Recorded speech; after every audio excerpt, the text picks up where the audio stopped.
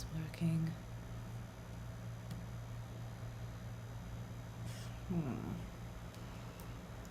Hello? Can you guys see and hear me? YouTube was just telling me live streaming is not available, but now it looks like it's connected. So hopefully it was just being a butt for 5 seconds. What's up? Okay, good. That freaked me out. Because I clicked go live and it was like, no. And I was like, excuse me? Don't tell me no. Good. I'm glad. Okay. Hi. Hi again. It's been so long. I missed you. No. If you were here for the live last night or for the live on Flow State last night, then it was good times. And if not, you can go check it out. But hi, guys. Okay, so welcome to Moon Sun. It is Lisa, your girl, here in the hot, hot heat of the Calgary weather. We have a heat warning today, and it's hot. It's hot out there. Hi, Kat. How's it going? Hey, Danielle. How are you? Good. I'm glad you guys are here. I tried to put it up a little bit in advance so that you guys would know. What's up, Keith?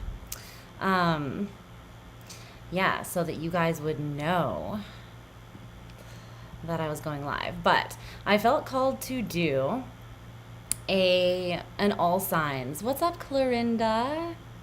Aw, thank you. I'm receiving your love from Australia.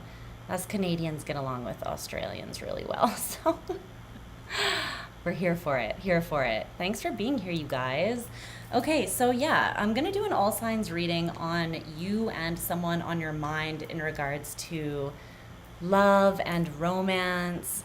We're just gonna look at the connection energy and their feelings and intentions regarding you, get you some advice, that sort of thing.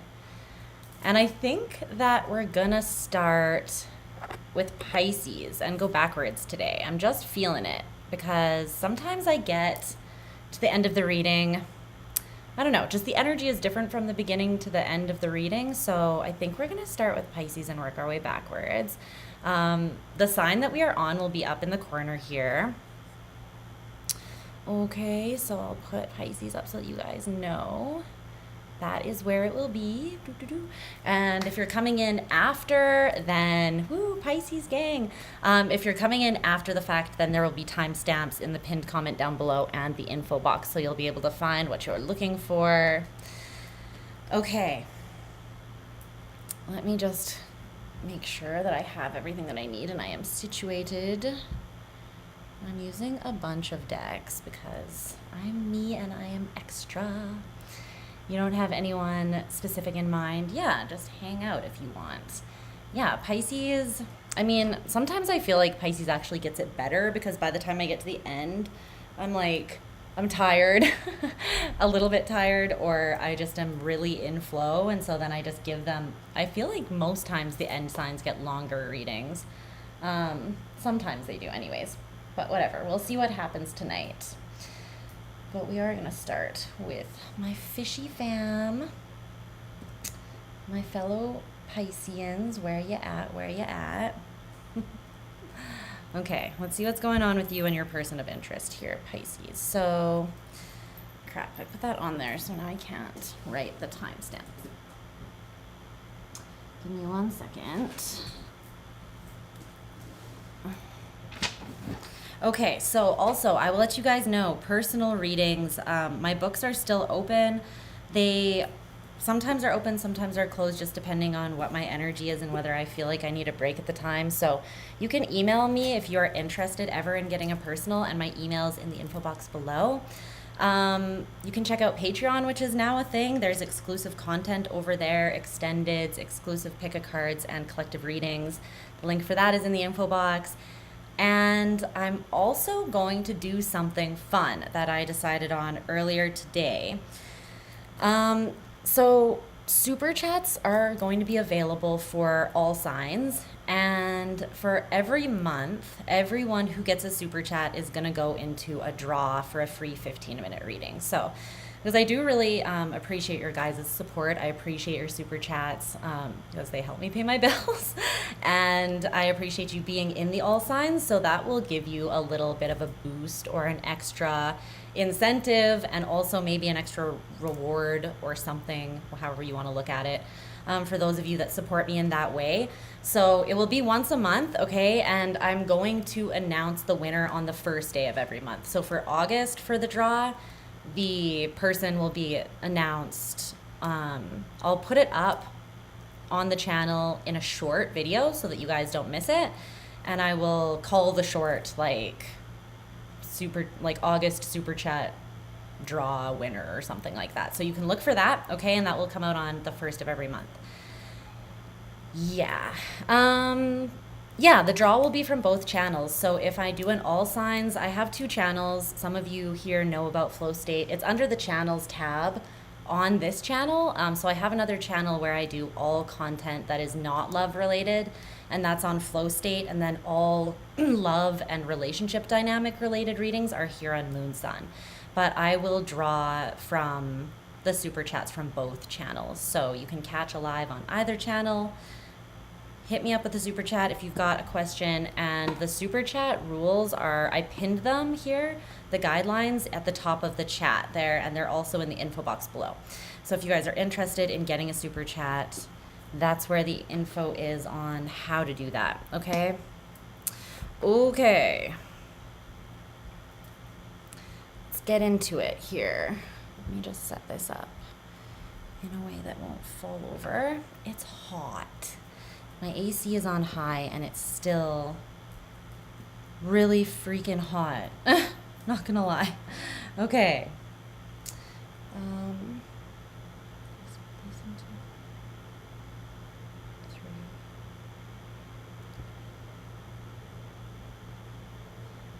Okay.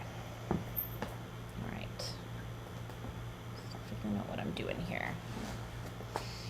So let's see. Let me just drink a lot of water during this live so that I do not melt. Okay. Good. I'm situated. So let's get started with Pisces here.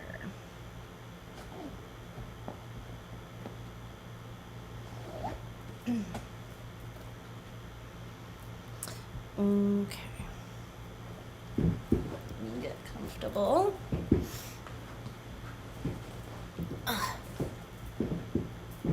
All right. Let's see what we got for Pisces.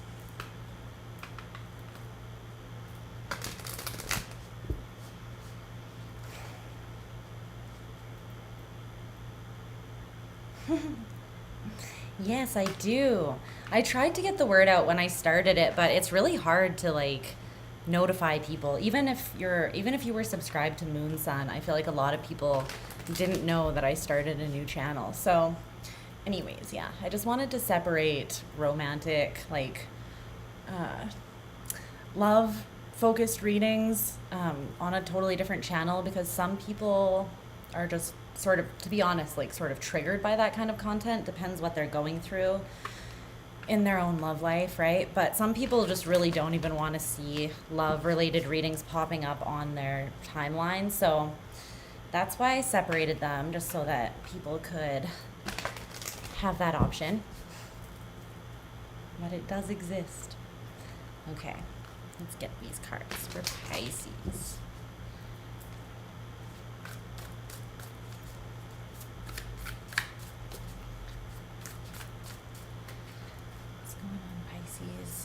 You and the person that you are thinking about in regards to love.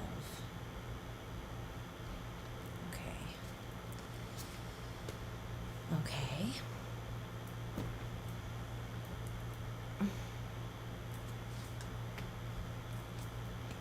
What's this? What is this? Also, keep in mind that the readings could be reversed. So anytime that there is more than one person included in a reading, so if it's about you and someone else, the reading could always be reversed. So just keep that in mind, you guys. If it sounds reversed, then take it as such. Okay?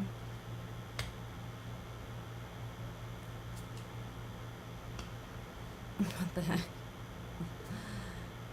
Okay.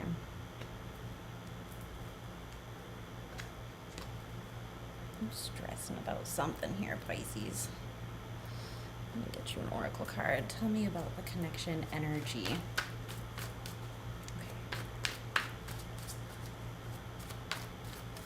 Pisces.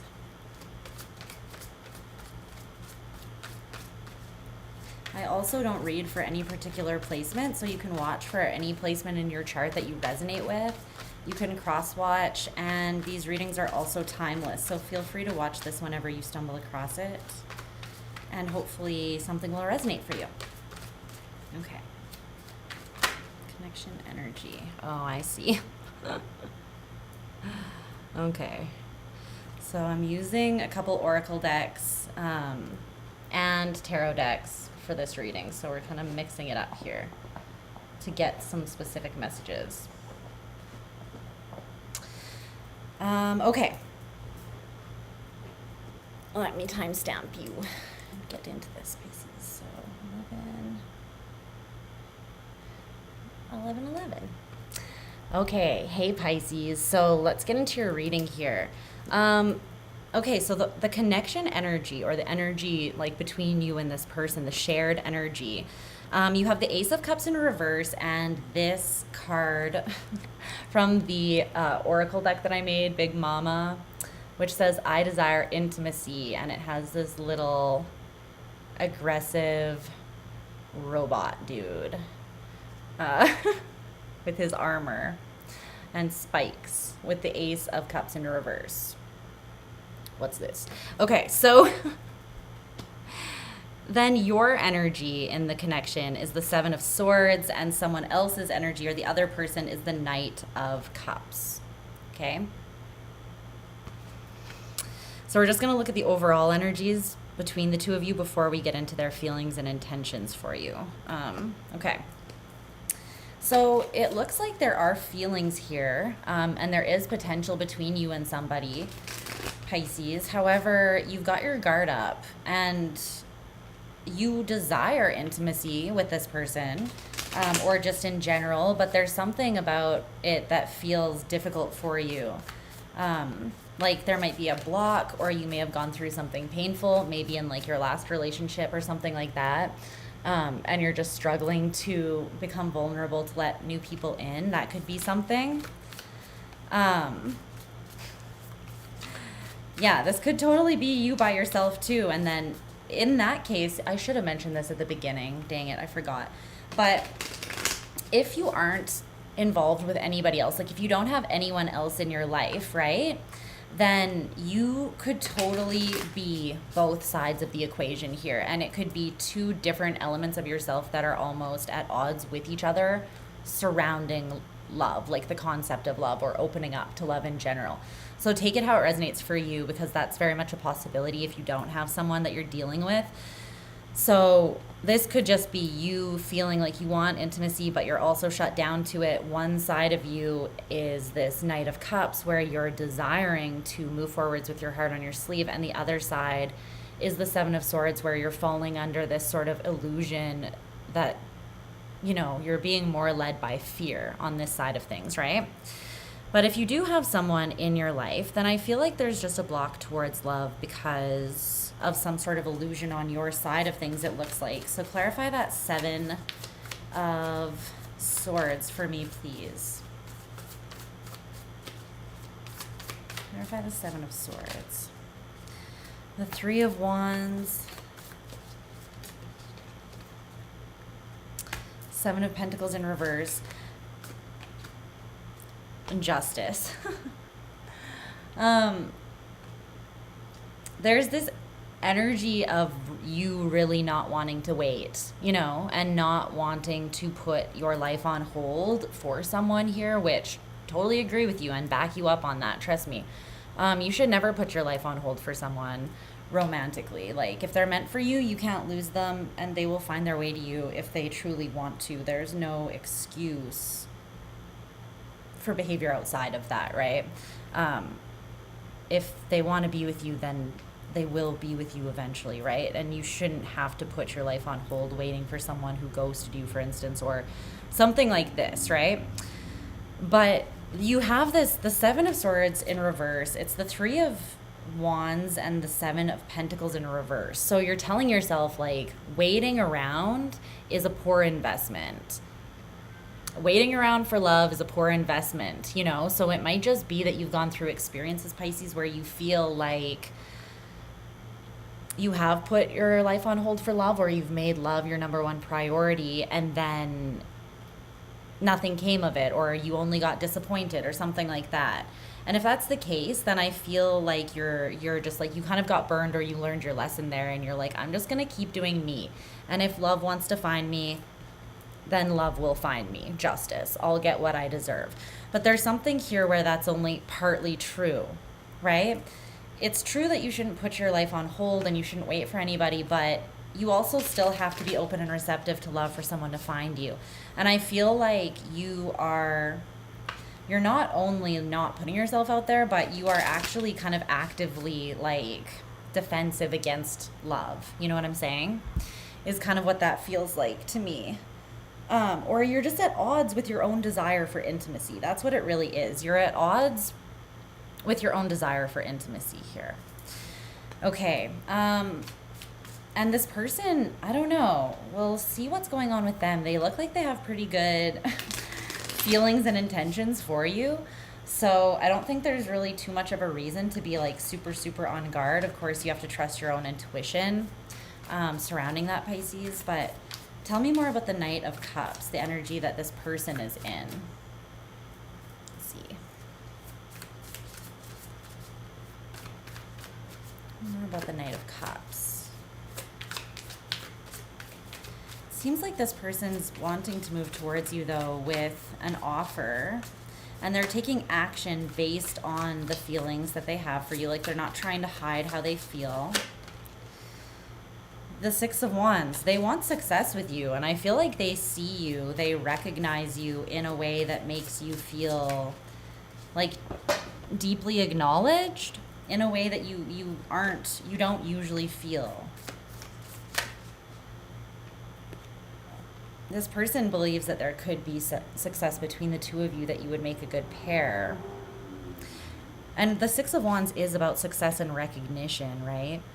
The recognition that makes you feel good on a soul level, like someone noticing you for how far you've come, or just noticing the beauty of your soul. But someone is looking at you and they're seeing you beyond the superficial here, and they're truly grateful for you, I feel like. Okay, so this person's feelings and intentions surrounding you. Their feelings is the Lovers, and their intentions is the Empress. Okay. So that's pretty beautiful. This person's definitely head over heels for you with the Lovers. And they feel like there's balance between you. And with the Empress here, this is Venusian energy, Venus energy, right? That's their intentions. They want growth and expansion related to the heart with you, like a relationship, love. They see that with the Six of Wands and the Empress, it's like they feel like this, you're really abundant. You're on the track to being very successful, that you deserve more acknowledgement, more recognition. Tell me more about the Lovers and the Empress. But they have very deep feelings for you. And with the Lovers, they feel also like there's an element of, it's like you understand one another on a deeper level without having to try super, super hard. It's almost effortless, like you're just kind of reflecting each other back at one another. I'm not necessarily getting mirroring, but I'm getting like you might share energies or placements with this person, or like you just have a lot in common, like you have a lot of hobbies or interests in common, or you had a similar upbringing, or there's something that you bond over here with this person, and you feel like they kind of get you, they feel like they get you. But I almost feel like that freaks you out a little bit, to be honest, Pisces, because you have this, like, I desire intimacy, however, like, but at the end of it. Your advice is the Nine of Wands in reverse. Let down your guard. Tell me more about the Nine of Wands in reverse.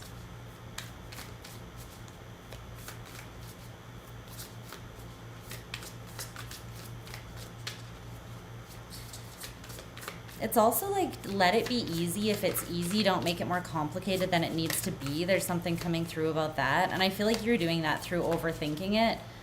When you overthink, you disconnect from your heart. So you gotta, yeah, let yourself in from out of the cold here. Be vulnerable. Be vulnerable. The Five of Pentacles and the Nine of Wands in reverse. This is like laying your armor down so that you can see that it's not dangerous, it's actually safe, and more than just safe, it's actually very healing for you. Like there's something deeply abundant that could come from this connection if you sort of let it in a little bit more. Okay, let's get one more card for advice from this other oracle deck that I created by just like writing on playing cards. We're going to get one last piece of advice from this deck before we move on to Aqua. Okay, so one last piece of advice for Pisces surrounding this. This looks good, though, I mean, honestly.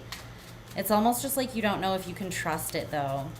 You could have been lonely for a while, like desiring intimacy, and you're almost scared that you're letting someone in that's dangerous or not good for you. Maybe like your spidey senses are off because you haven't dated in a while, or you haven't let anyone really close to you in a while. So you could be at this place where you're kind of like, I don't know, I don't really trust my judgment surrounding love, especially if the last experience you had with love was difficult or painful. You know what I'm saying? One last piece.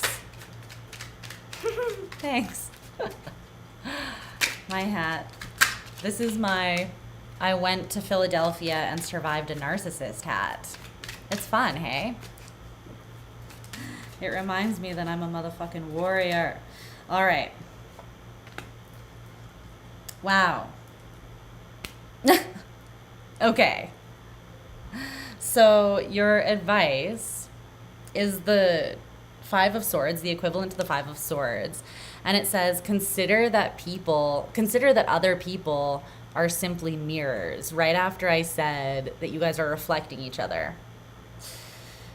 And I did say that you weren't mirroring each other, but people are apparently just, you know, well, not apparently, people are really just kind of mirrors back at us, right? So this is something that talks about, like, you might be assuming something or projecting your own views onto someone, or they might be mirroring something back that about you that makes you uncomfortable, Pisces, if that makes sense. So it's kind of like, because with the Five of Swords, it's an energy where you're kind of pinball machining, like, in your brain. Nothing's really going anywhere, getting anywhere. No one's really winning the situation. You're kind of just playing mental gymnastics with yourself here. And there's something about this person, what they're reflecting back to you, that's important for your own healing. That's what I feel. Okay? So consider that this person, you know, with your fear here and your overthinking, that maybe this person is also freaking out as well, slightly internally, but they're still choosing to move towards you with their heart on their sleeve. And you can too. You can get past this. Because the love is there, the potential is there, the Ace of Cups is present. It's just reversed because you're not allowing anything to pour into your cup, right? There also could be, though, something about self-worth here that you need to look at, because oftentimes, right, the Ace of Cups will be in reverse if you're not giving yourself the love and attention and the acceptance that you need and deserve from yourself, right? Usually when you're giving it to yourself, you're able to accept it more easily from other people as well. So keep that in mind and take a look at that if that's something that you feel like you kind of need to reassess, Pisces, because there could be something where you're not feeling good enough for the kind of love and like attention and affection that someone is giving you. And that is not true. You are absolutely worthy and you deserve to be loved, okay? So we are going to move on. Yeah, don't get me started on all the stupid things that YouTube is doing lately. I get mad. I will get mad.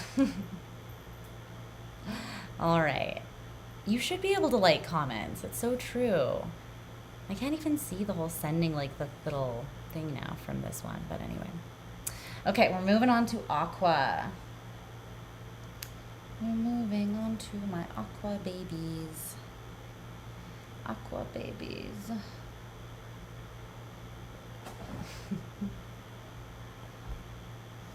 YouTube, for the amount of money they make and the amount of people they have on this platform, they could be doing such a better job, but they refuse. They refuse. And it makes me angry. Okay.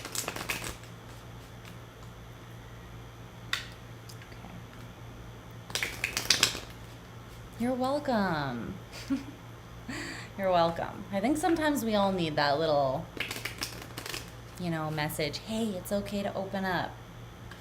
You deserve love, and the present or the future doesn't have to be the past, Although I totally understand going through hell and then being like, I'm good surrounding love for a fucking while, Definitely understand that concept. Yeah, Pisces has got some loving. I need some real good loving. That's what Pisces is saying. Give me some real good loving. All right, we're going backwards tonight, Sherry. So we started with Pisces. So you are just in time. Soon we will be going. We're just starting Aquarius now. Hermit mode, yeah. I feel that. All right. Tell me about Aquarius.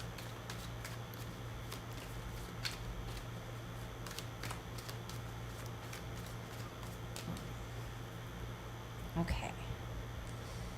Let's see. Aquarius.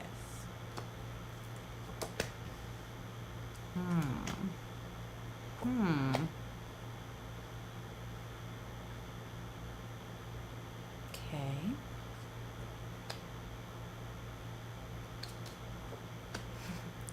Aw, thank you. Thank you. When I first started doing YouTube, everyone would comment and tell me that I sounded like Selena Gomez. And I'd never even heard Selena Gomez talk before. I'd only heard her sing, so I had to look up like an interview. And I'm pretty sure that all we have in common is that we're both nasally, but a lot of people were like, I love your voice. You sound like Selena Gomez. I'm like, thank you, I think. Thank you, I think. Okay, let's see. Let's get you an oracle card.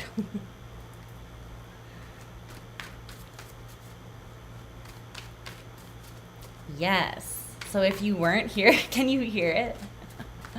That's funny. You can hear this? Can you? See, I don't know Selena Gomez well enough, like her talking voice, to know. I had to go listen to it, and that was like a couple years ago. But apparently it's a thing. Okay. Tell me about the connection energy between Aqua and their person. Tell me. And yes, a promotion for anyone who wasn't here at the beginning. Super chats will be available on all of my all sign readings on this channel and on Flow State, which is my other channel, which is linked in the channels tab on this, on Moon Sun, if you want to check it out.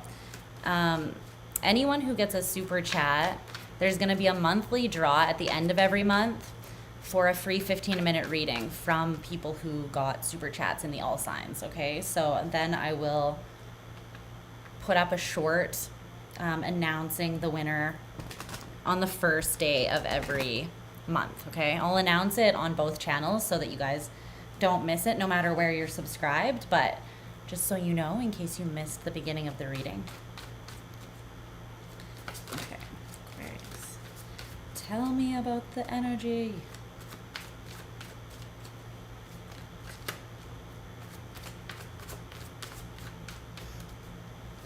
Yeah. Let's see.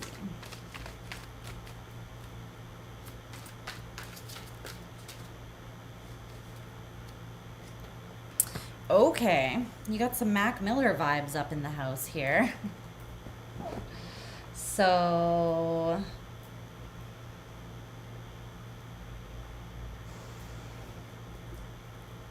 let's see what's going on for you, Aqua. So it's 30. These are, you can, okay, so one of my subscribers did these, and they're dope. Her name is Shawna, and there's a link to her Instagram store. You can buy these prints if you're interested in them. She has a bunch of other cool stuff. It's in the info box below, her information. So check it out if you dig cool stuff, because this is her. She's from Seattle, and she is dope. Okay, so Aqua's timestamp 31:10. Okay, Aqua. So the connection between you and, thanks, Yair, between you and your person, Aquarius, is the Ten of Pentacles in reverse. And you also got this card from Big Mama with Mac Miller on it. And he looks like he's seen better days. Or like he's just reached the ends of his fucks that he has to give. God bless Mac. Rest in peace, homie. We love Mac. Yes, definitely look at them because they're really, really awesome. Okay, so the Ten of Pentacles in reverse with frustrated Mac.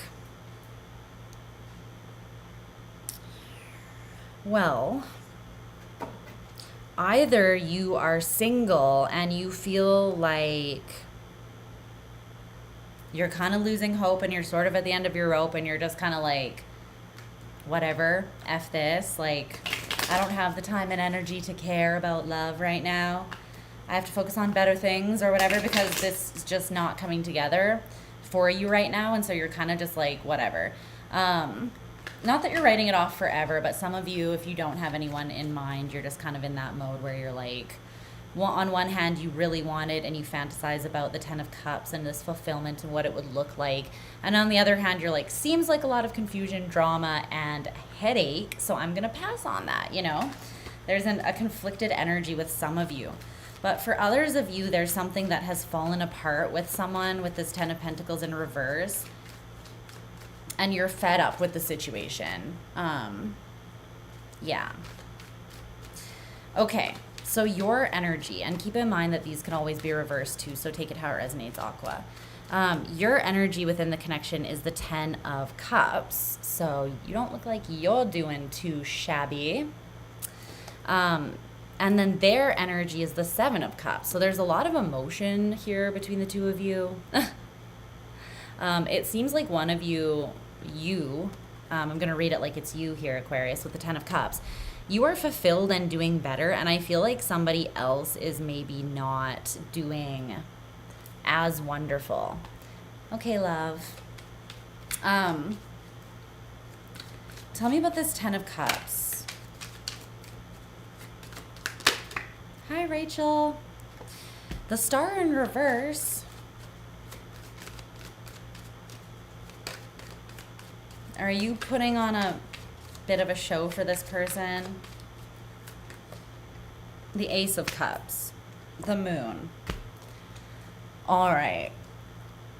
Aquarius, so for some of you, you are playing like you're just perfectly great, like you're unaffected, like you're like, look, I don't need no man, I don't need no woman. This is the Ten of Cups card, and yet here I am, fulfilled, all by myself.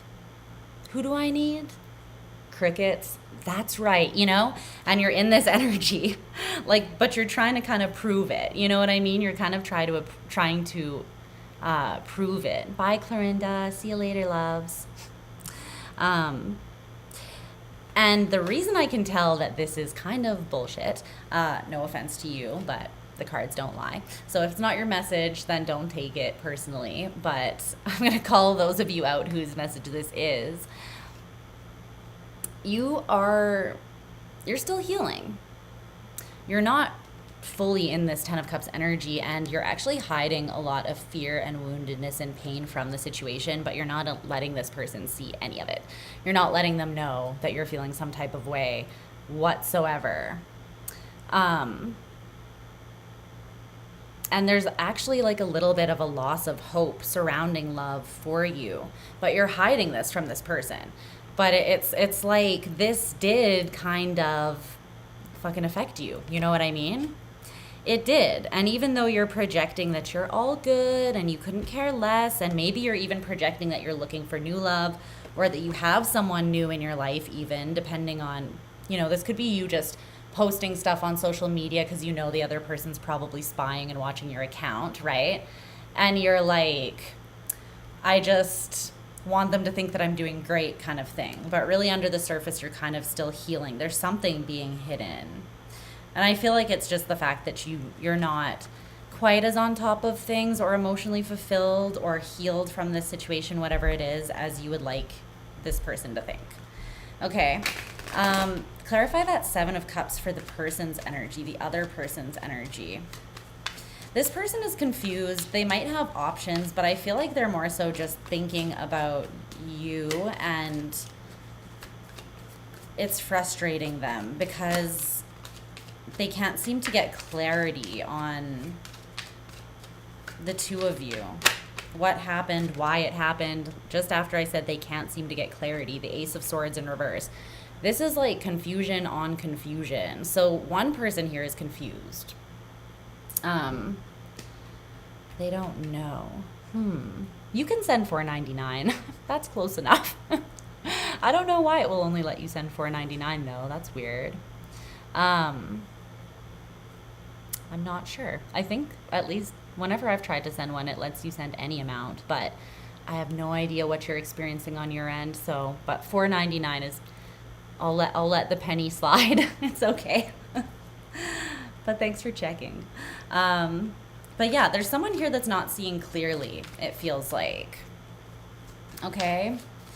I actually forgot to open up another tab with the super chat things in it, so let me just do that quickly so I don't forget when I get to the end. I'll do this really quickly. Someone almost feels blindsided and confused, and ironically, they might even be the one with message or with like options, but yet they're over here being confused about the situation. So I'm not entirely sure what's going on with that. Okay. It only lets you send whole dollar amounts. I have no idea what YouTube is up to, you guys. I do not take responsibility for the shenanigans of YouTube. The Page of Wands in reverse, the Tower in reverse, whoever this other person is, they still have a lot of love for you, but they also have like a somewhat pessimistic energy. It could be because they're looking at you and buying like this sort of facade that you're putting up about being great. Hold on. Luna wants in from off of the patio. Just give me 1 second. Want to come in, buddy? Yeah, it's hot as hell out there. Guys, you lasted as long as you did. All right. She's like covered in the longest hair ever. I was like, how are you out there in like 30-degree weather right now? Okay. So it's like they're starting to lose hope. They're starting to feel pessimistic, but they're also not ready to. It's like they're not avoiding, or they're trying to avoid the ending of this, even though they may have been the one that caused the ending of it, you know? They're not really able to come to terms with the closure of this. So this person's feelings and intentions towards you, their feelings, the Hierophant in reverse, their intentions, the Six of Pentacles in reverse. Why? Why? So,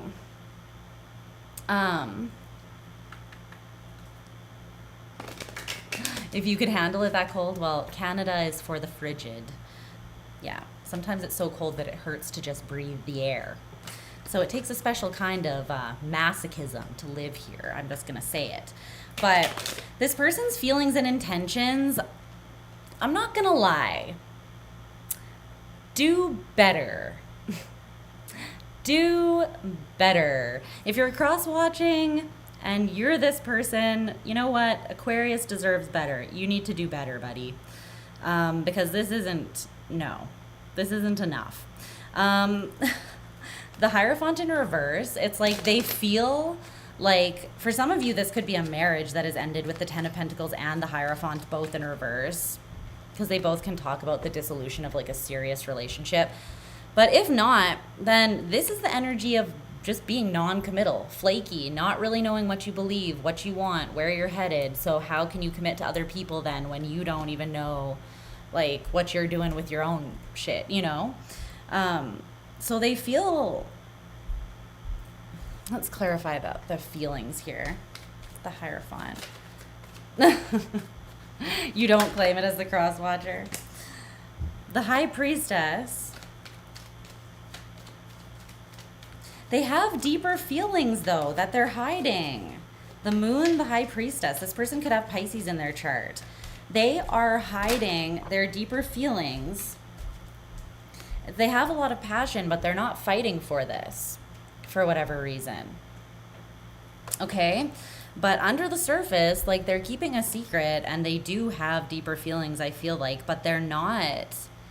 For some reason, they are, like, set on not committing, because the Six of Pentacles in reverse as their intentions towards you, this is like not giving you what is fair. This is like, I intend to give you scraps or breadcrumb you. That's literally what that is. So I can see why that would be frustrating and why someone may have gotten fed up with that, because it's like, you're gonna need to do better, you know? Clarify that Six of Pentacles in reverse. And you can't force people to be somewhere where they're not, right? But then sometimes that's just a sign that that person's not for you. Because you can't like wait your entire life for someone to step up and decide they're not going to breadcrumb you if they ever do decide that, right? Like you can't put your life on hold for someone else's healing that they may or may not ever get around to doing, right? And this person, their intentions are, I feel like, to continue on the way that they have treated you in the past here. It's the Six of Pentacles in reverse.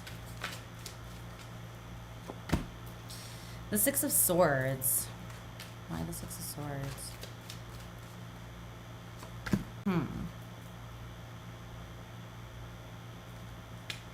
Knight of Swords.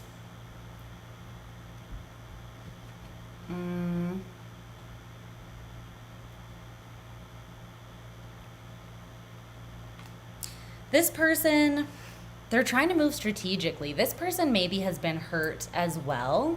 You know what I mean? And now they're afraid to open up and to give too much, because one time they did that and the person just took it for granted or hurt them, right? So this person is someone who's also been hurt. And now they are holding on to their independence, like white-knuckled, like, you know, they're like, I want to love you, but I can only give you so much, because last time I gave more than that, I got hurt. So I'm going to keep on not committing and not giving you what you deserve, because I think that that is what it means to be in my power. But it's not, obviously, because they're moving from a triggered and wounded place still. They haven't done the work to heal, so that's why that's happening. The advice is the Seven of Pentacles. Let's clarify this with a final card to close this off for Aqua.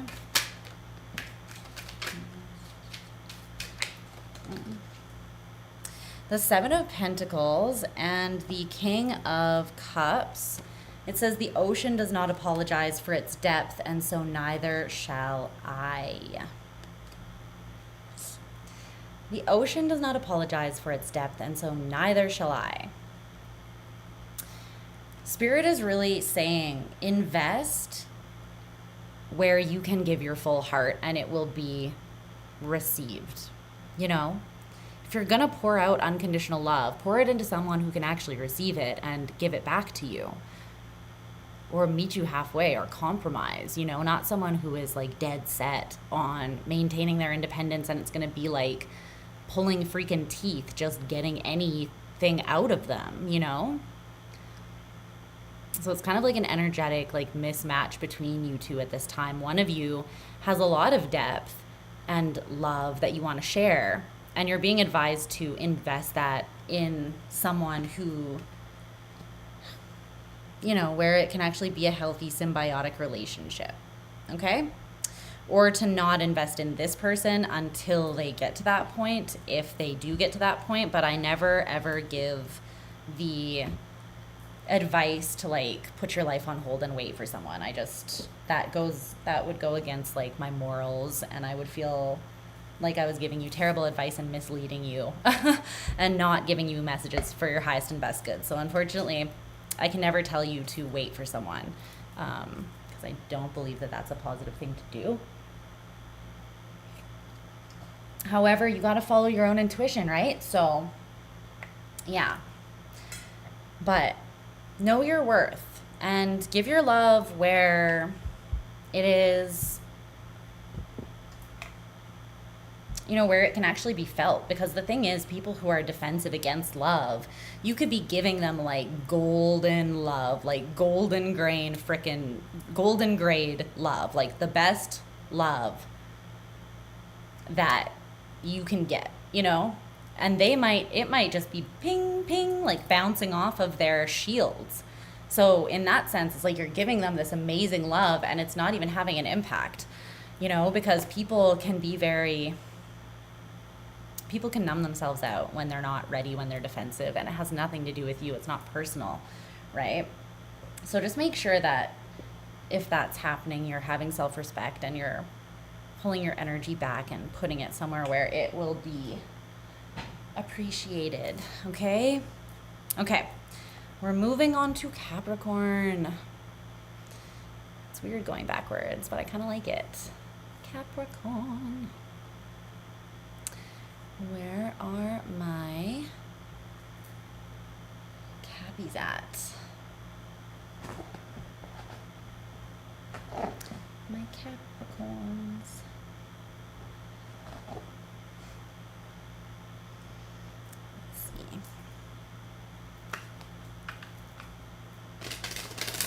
Into Capricorn's energy, spirit, the energy between them and their romantic interest. Yeah, see, like, there are lots of people that most of their placements are near the end, so I was like, let's throw them a bone, you know? Let them get me while I'm fresh for once. Okay, Capricorn and their person.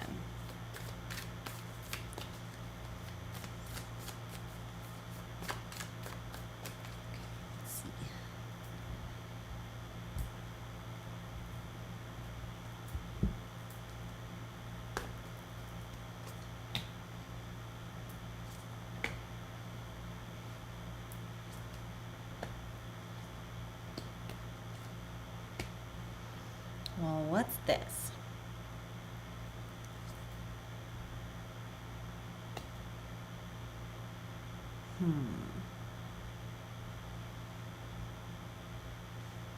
All right. Let's see. Speaking of not waiting, the King of Wands with the Three of Wands in reverse.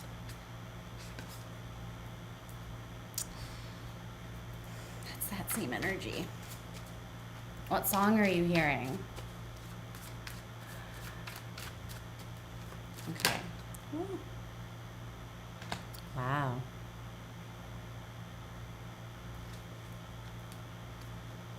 Okay.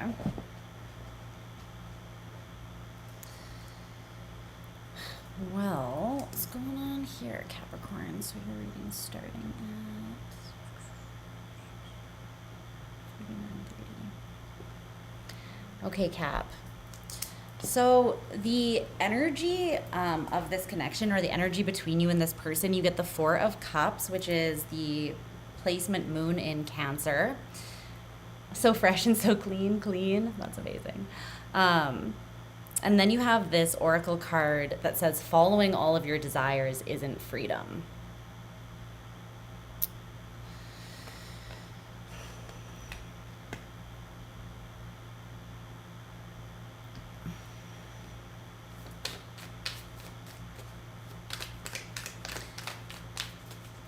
There's a sense of almost like wildness to this connection. Like maybe there's a lot of passion, maybe there's a lot of sexual tension or energy between you and this person, perhaps Capricorn.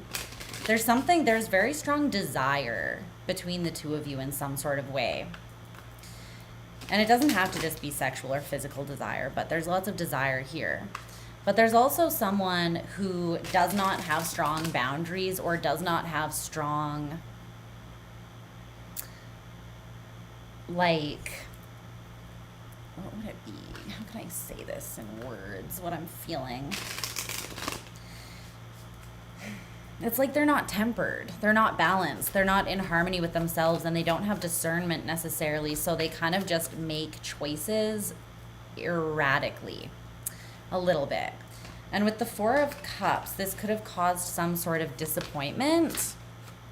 It could have caused some sort of disappointment here. It's like maybe they followed their desire towards you, but they also follow all their other desires as well, which makes you confused about like, okay, well, do you actually care about me, or am I just someone else that, you know, another desire that you just flippantly sort of ran off and followed today, right? There's a lack of fulfillment here, or there's like a boredom or an ambivalence starting to form because you're just like, it's not enough really, you know. It's not enough for someone wants more, but they're getting just like, they feel like they're almost just on the same level as all of this person's other desires. Like they're not made a priority over someone else's desires, their other desires. They're just kind of like one of the many desires that someone indulges in is kind of what I'm feeling here. So your energy is the Page of Cups in reverse, and their energy is the Six of Pentacles. So again, keep in mind that the roles could be reversed anytime that we're talking about more than one person in a reading. Okay.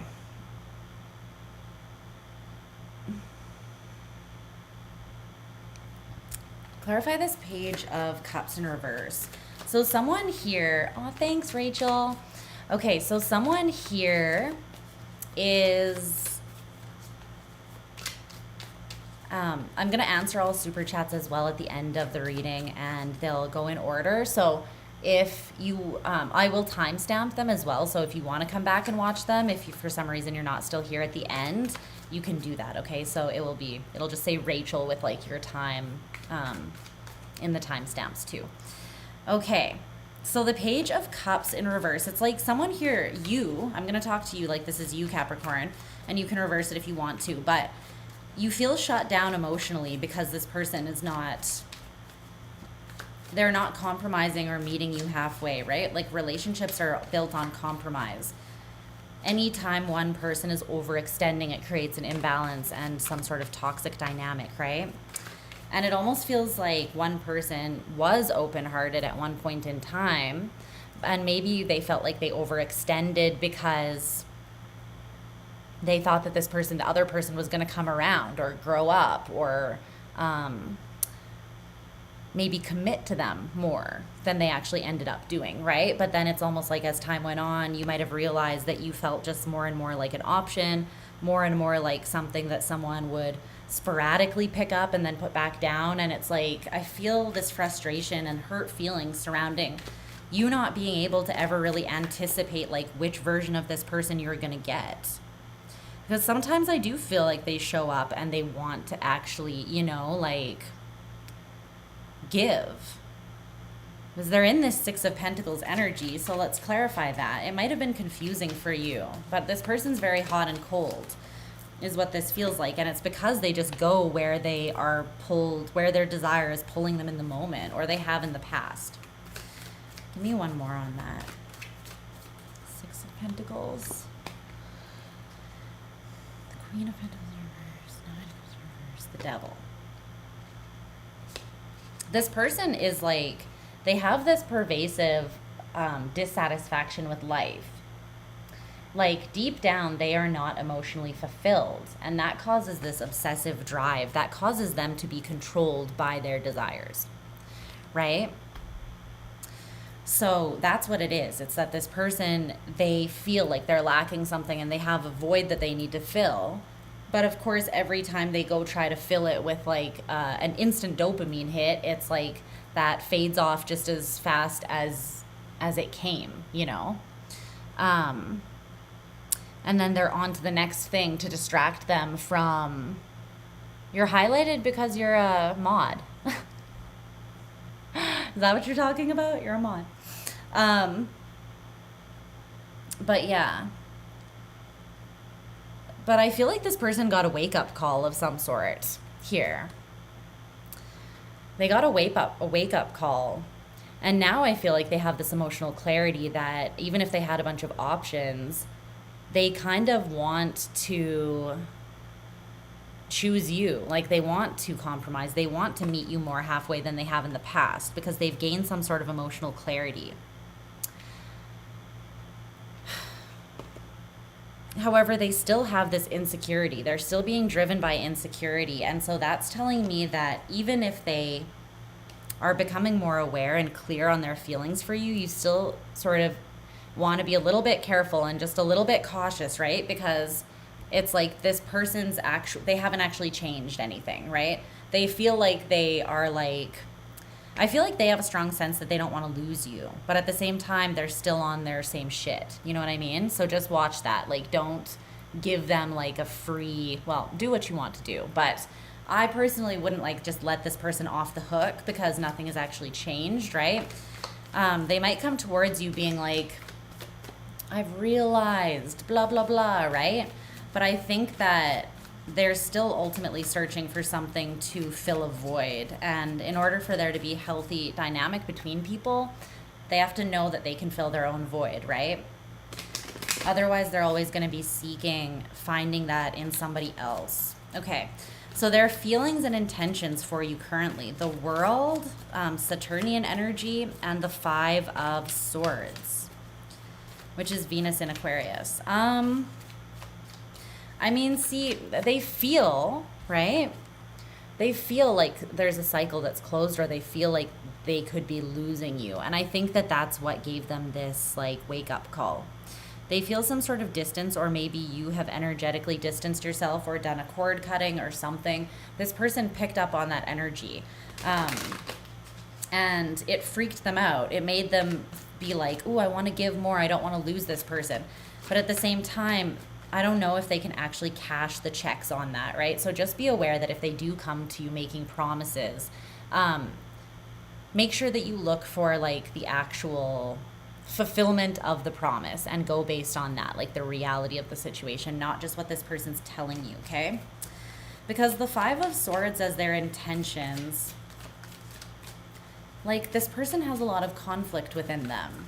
And it's due to their own insecurities, right? So their intentions, again, it's like they're going to play the same games that they've always played because that's all that they know right now.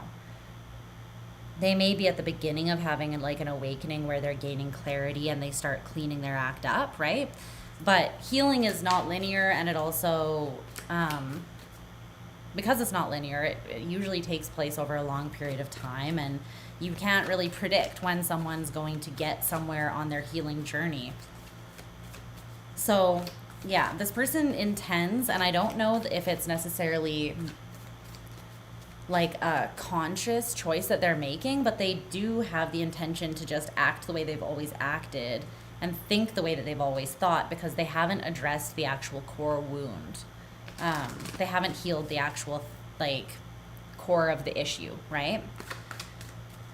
So they're going to keep on playing games, and this is also like an untrustworthy energy where with the Five of Swords, you can't really trust what someone is telling you because ultimately they are trying to protect themselves or win. Okay? Your advice is the King of Pentacles. Like that.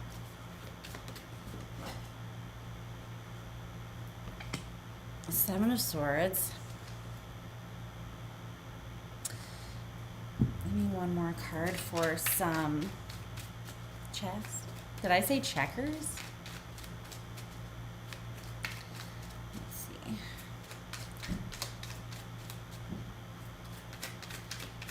see. Give me one more card for the advice for Capricorn, please. For some of you, there's something here about money. I just got to say it because it's coming up really strong in these two cards for your advice. Like they both have a big emphasis on money here. See? For some of you, there's an illusion and you're being sort of blinded. Like you either think that this person has a lot more than they have. You think that they've got it all together and that they're like well off, but they're not. Oh, okay. Got you. There's an illusion here about this person maybe being something that they're not. Or maybe you're being, and this isn't for all of you, but maybe some of you are enticed by like the status level of someone or just like their success. You're a Capricorn. I don't even mean that in a negative way, right? Like you guys have very strong, strong will, strong, like big goals. You're independent. You go for what you want. You're very driven. You're often very successful, right? That's no surprise. So you could be thinking that this person is kind of on your level in regards to that sort of thing, but I feel like there's something there that is hidden, okay? So just watch that. One more piece of advice here. It's the Ace of Swords.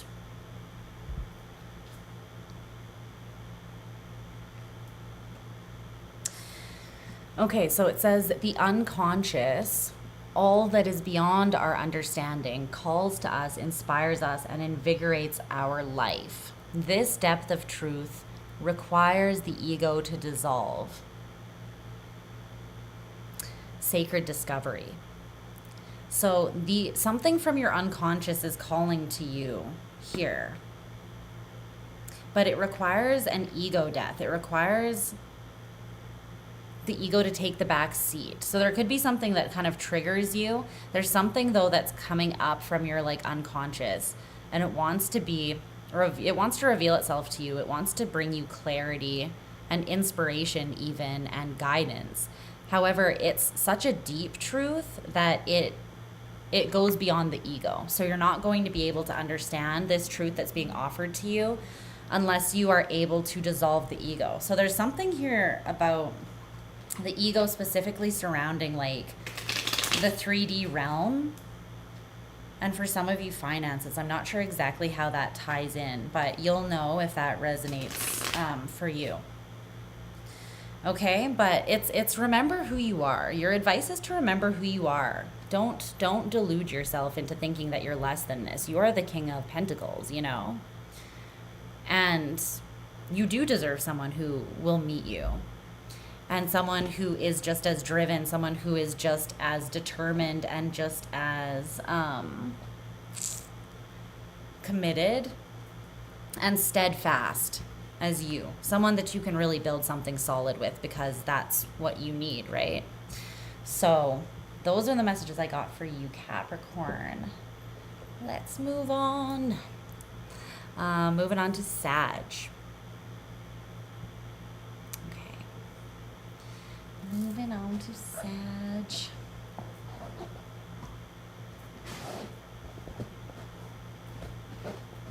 Let's see what's going on with Sagittarius. Oh, this is the one.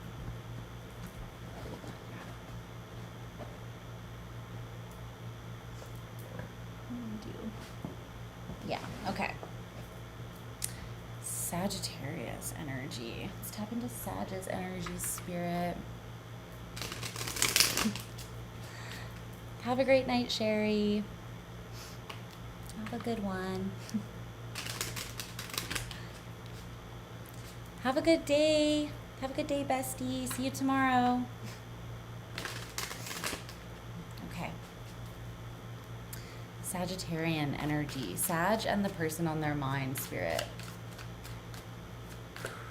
I'm gonna pull the curtains here a little bit to not let so much heat in because it's toasty in here. So hold on 1 second, Sag. I don't think this will make it too dark because I have the ring light, but I am freaking hot. It's hot, it's hot, it's hot. Is that still okay? Yeah, it's still good. Sorry. All right, drink water. Okay.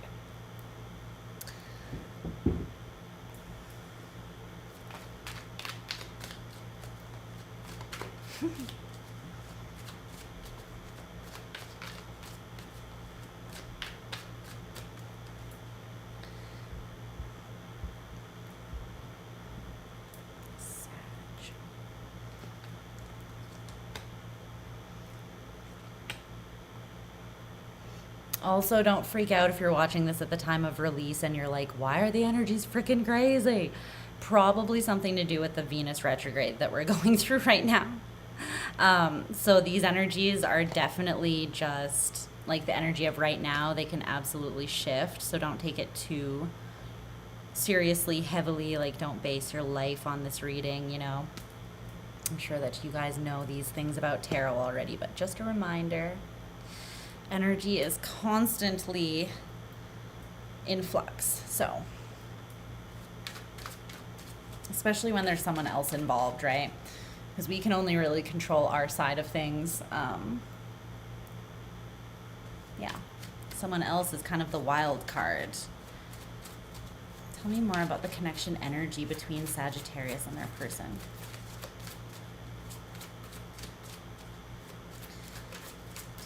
More.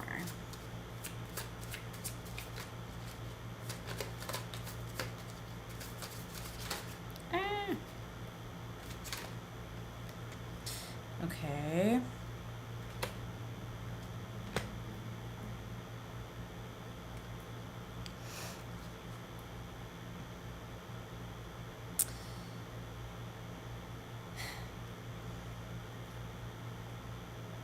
Okay.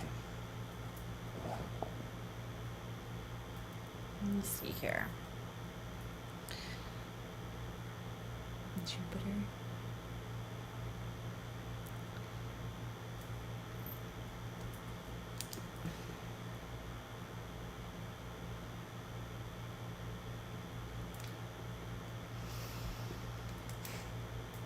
Okay, Sag. So, your connection with this person that's on your mind. The connection energy is the Two of Swords, with this quote by Christopher Poindexter, which says, "The thing about chaos is that while it disturbs us, it too forces our hearts to roar in a way we secretly find magnificent." So, Venus can definitely kick ass, as we're all currently realizing. So the Two of Swords, there's a choice here that needs to be made, a decision that's still up in the air between the two of you. So this could be a situation where there was no closure, where there's still a choice that needs to be made and things are still somewhat up in the air. That's what the Two of Swords talks about, being kind of between a rock and a hard place, not knowing what direction you want to go with something, because there are sort of like pros and cons to both, right? So it's like there's no clear answer here with the Two of Swords, but you still have this choice that needs to be made. With this quote about chaos as well, it's like what might be pulling you back and forth, Sagittarius, about whether you should pursue someone or back away from them, is because there's a chaotic nature to this connection. There's like an unknown nature to this connection. And I feel like it throws you off because sometimes you're disturbed by the chaos and you want more balance, you want more like consistency. You want to be able to understand what's coming and anticipate things. But on the other hand, it kind of excites you. So you're kind of trying to figure out, it feels like both you and this person, maybe just the nature of your connection is slightly chaotic or wild or intense, something that both of you can't fully like understand or control. And so it makes you feel like sometimes you're excited about it and you're turned on by it. And then other times you're kind of disturbed or freaked out or triggered by the chaos. Your energy is the Page of Wands, and this person's energy is the Three of Swords in reverse. So it feels like you are quite open, and keep in mind that you can reverse the roles if you need to for love readings whenever there's another person involved in the reading. Okay, so take the side that resonates with you, and check all of your placements. But tell me more about this Page of Wands for Sag's energy. I mean, this is very much your energy. That fiery openness, adventurous attitude. It feels like you're more in the energy of finding this chaos a little bit magnificent, or like it's inspiring you or turning you on. Temperance, because here you are, right? Because you're balanced. Because you, maybe better than any sign in the zodiac, you know how to handle the chaos. You know, you're mutable fire. You're a wildfire. What's more chaotic than that? And yet your card is Temperance. That's power, right? That's power. You can take something chaotic and you can push it into like this expansive, harmonized energy, which is absolutely beautiful. So I feel like you're kind of approaching it more from the side of being excited by this because you know that you can handle it. You're not as overwhelmed by the chaotic nature maybe as this other person is.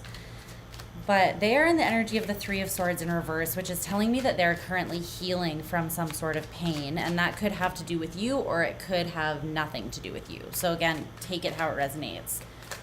Tell me more about this Three of Swords in reverse, this person's energy.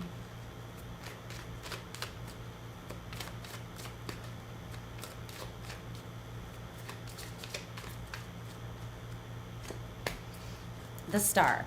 They're very much healing from something right now. The Eight of Cups. They're healing from walking away from something else, okay?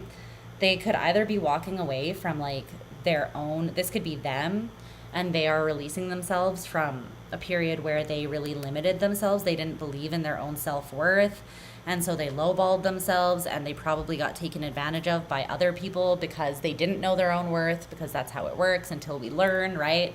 And it's painful. So they're either healing from that or they are walking away from someone else that didn't fulfill them. And their connection with that person was, it's like a bittersweet closure. So they're healing from either just their own scarcity or lack-based mentality, or they're healing from another relationship that didn't work.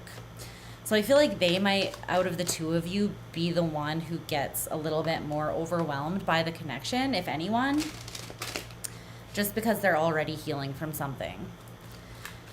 Okay, so their feelings and intentions towards you, the Fool and the Five of Cups in reverse. I actually like this a lot, you know. I think that there needs to be like radical acceptance and understanding of where this person is at, and you need to kind of, if you want this to work, right, you don't need to do anything. Don't let me tell you what you need to do.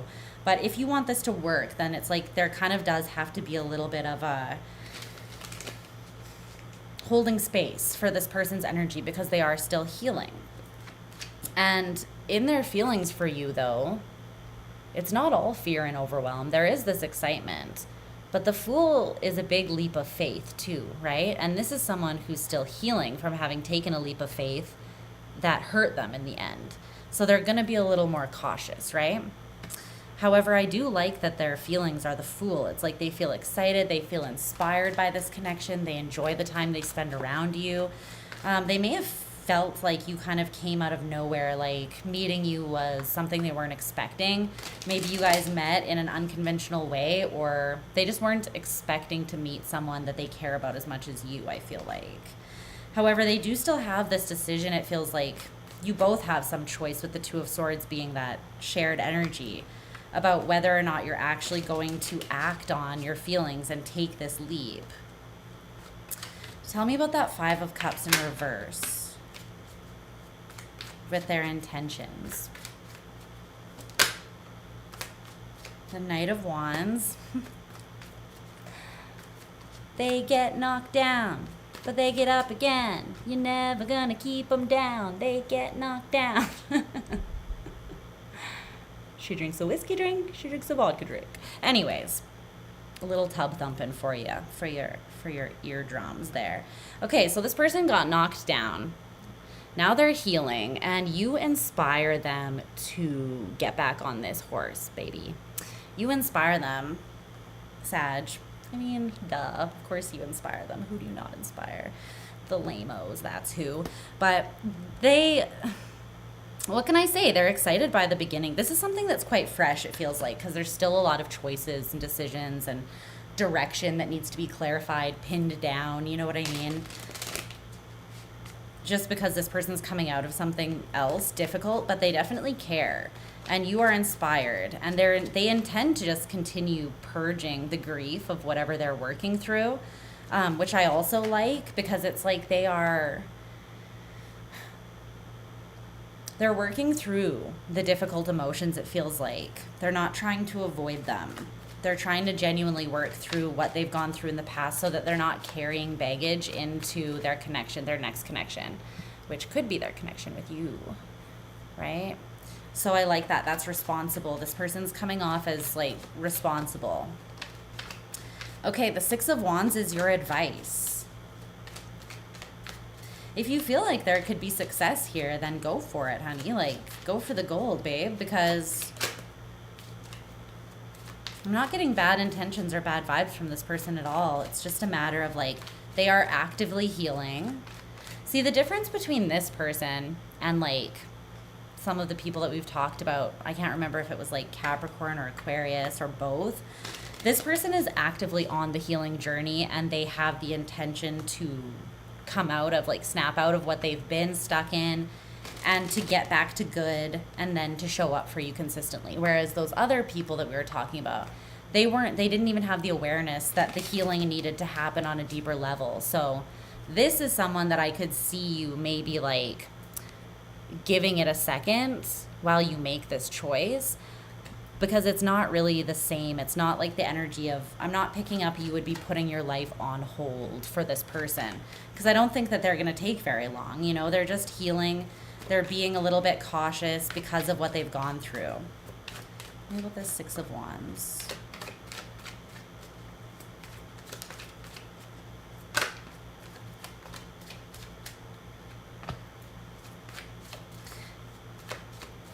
One more.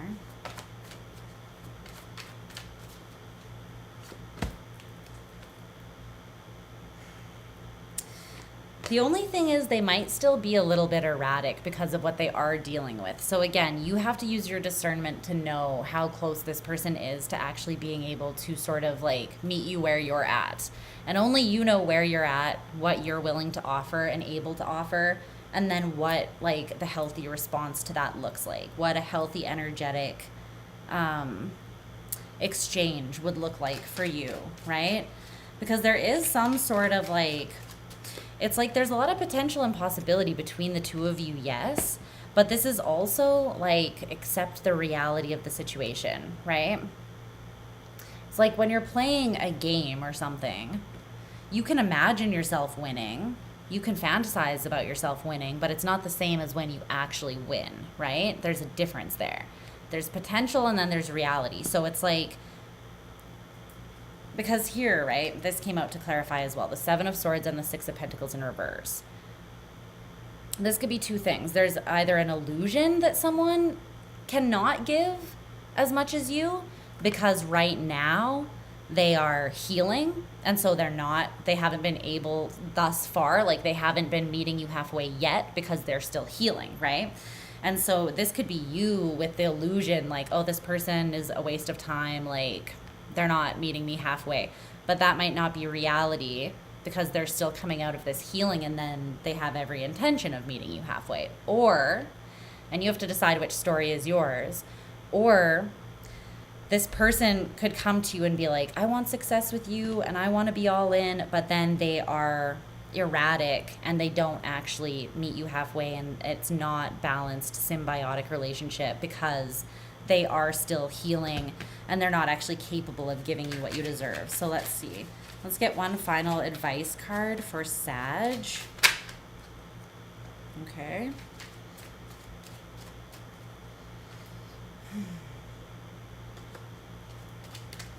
Just one card of advice for Sagittarius, please. Just one.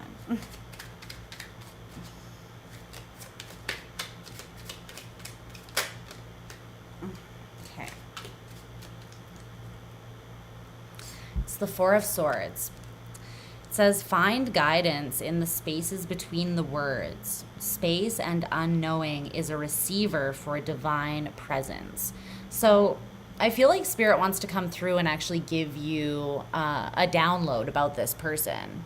There's some divine presence that wants to come through, but it's going to require you to be quiet long enough to actually connect to and hear it and receive it, right?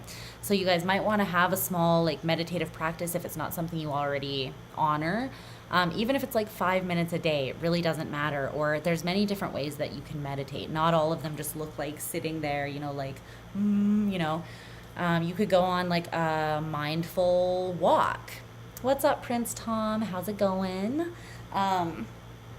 So, you know, like maybe you want to just go for a walk and be mindful. Like, don't bring your phone.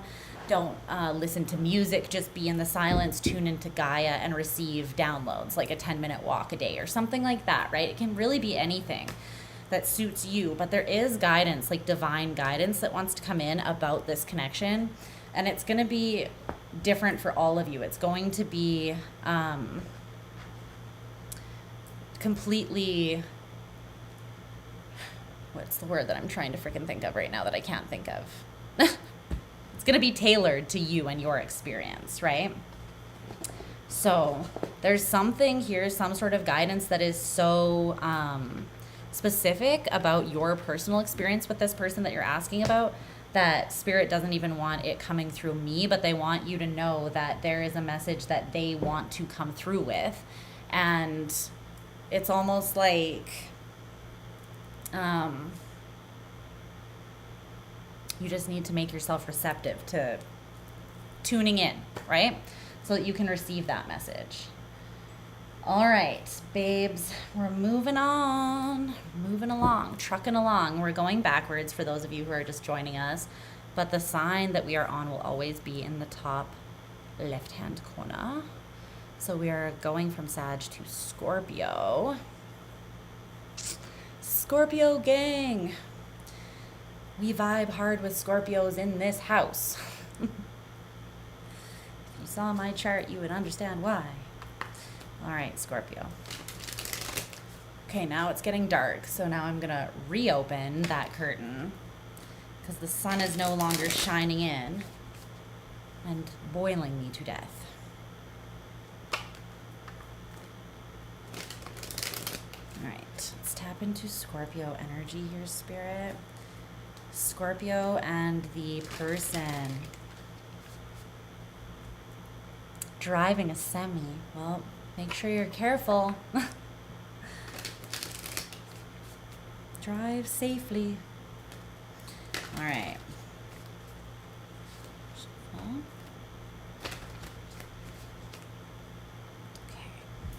Okay. 1 second, Scorp.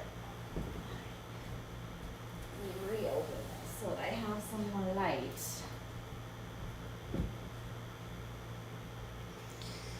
Okay.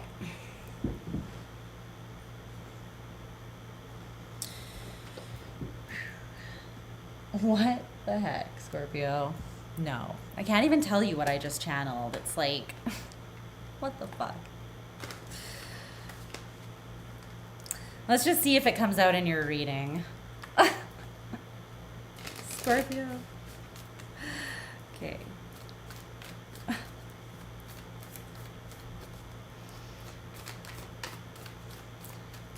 Dirty little buggers, you. I'm on to you and your dirty mind.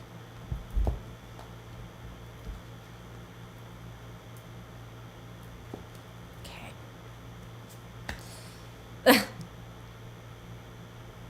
Oh, God.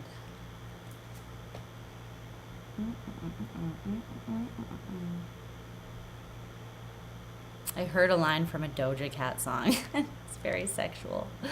Okay. Oh, frick. Okay. Let me just see here. Let's get you an oracle card.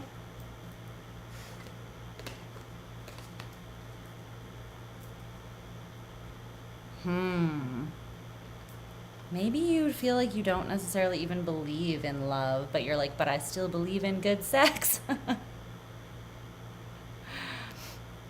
What the hell? Yeah. I don't know, Scorpio. Let's run into this. Or let's run into this. What? Let's, I read that comment and I was like, running. Let's see what's going on here. Let's see what is happening. One more card for Scorpio. The connection energy. Clarify the connection energy between Scorp and this person.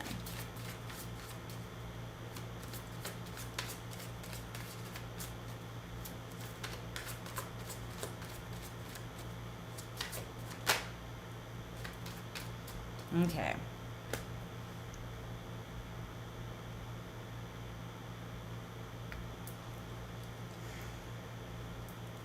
Is there another one? You're saying one more, but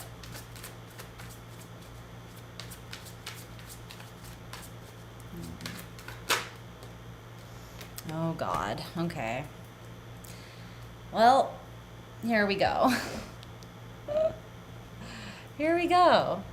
Spirit had some semblance of chill until we got to Scorpio, so hey, at least there's that.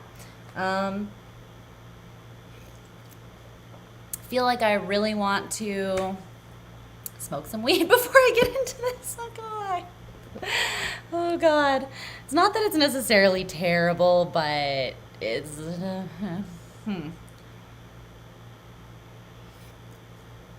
We're gonna unpack it, okay?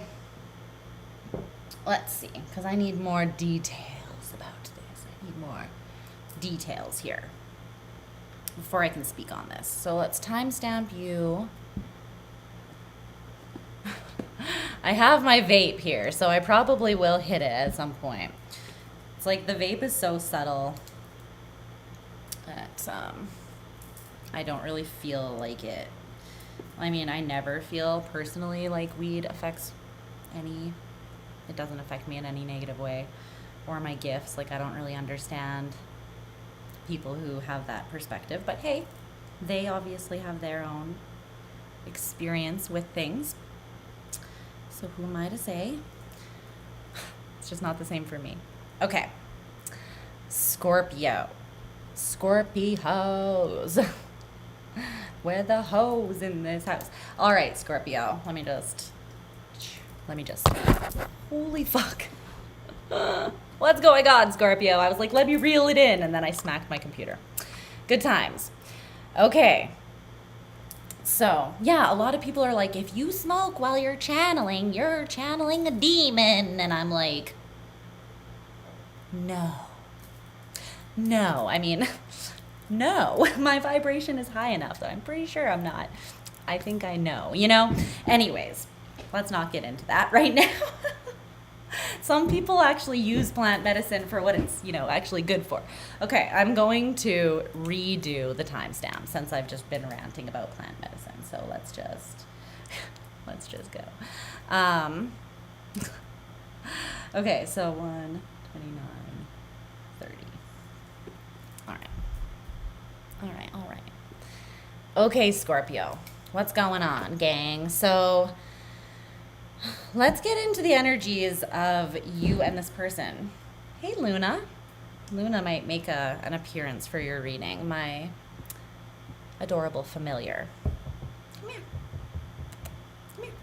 Okay, so the energy of this connection. Spirit wanted me to pull 2 oracle cards. So at first what came out, I'm using the Moonchild Tarot for you guys, and there are extra cards in this deck, so you might see of some of them in the reading. And this Shadow Work card is one of them. Very scorpionic, I must say. So this card came out from the oracle deck with this Shadow Work card from the tarot. And then Spirit was like, one more oracle card. So I pulled another oracle card, and this card came out.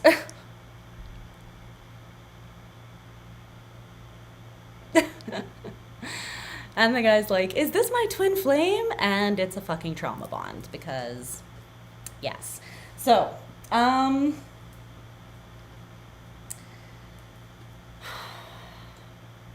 okay, if you're gonna get triggered, I'm just gonna say right now, I'm not here for the yelling and the meanness, and if it's not your message, then it's just not your message, okay? So don't take it personally.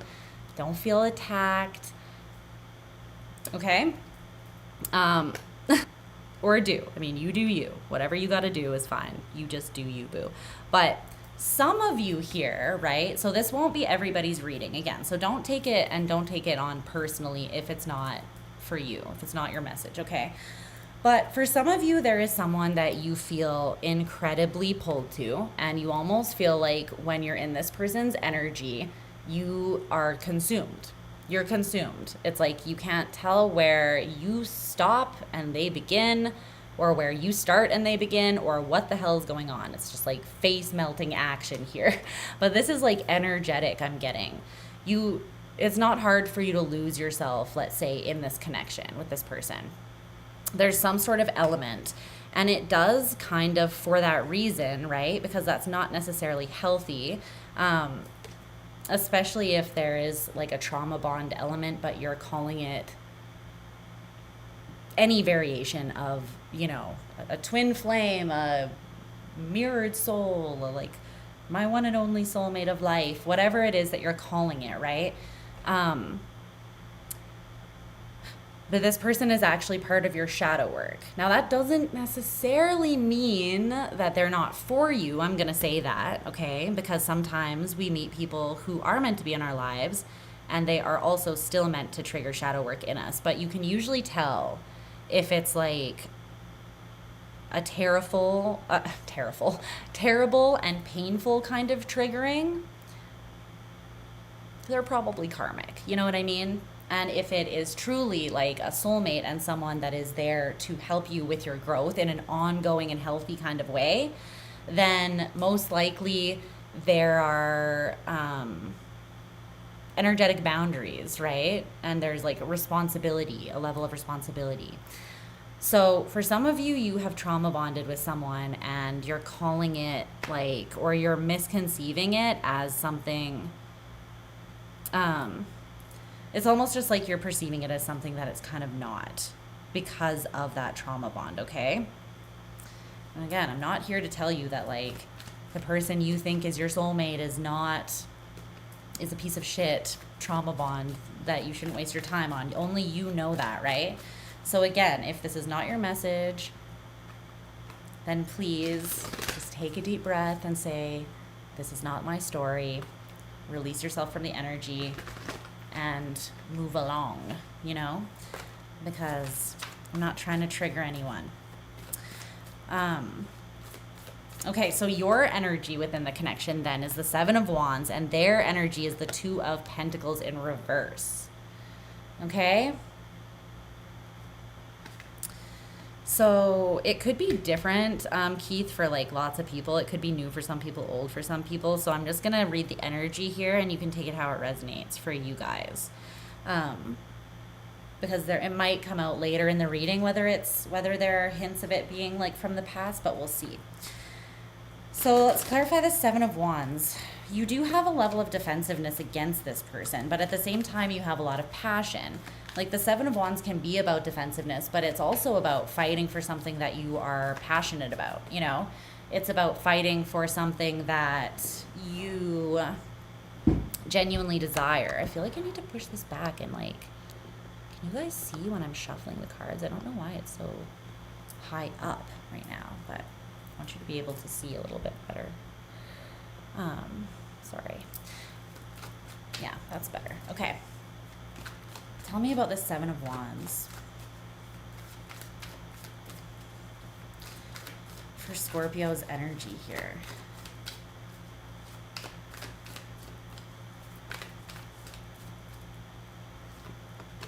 Okay.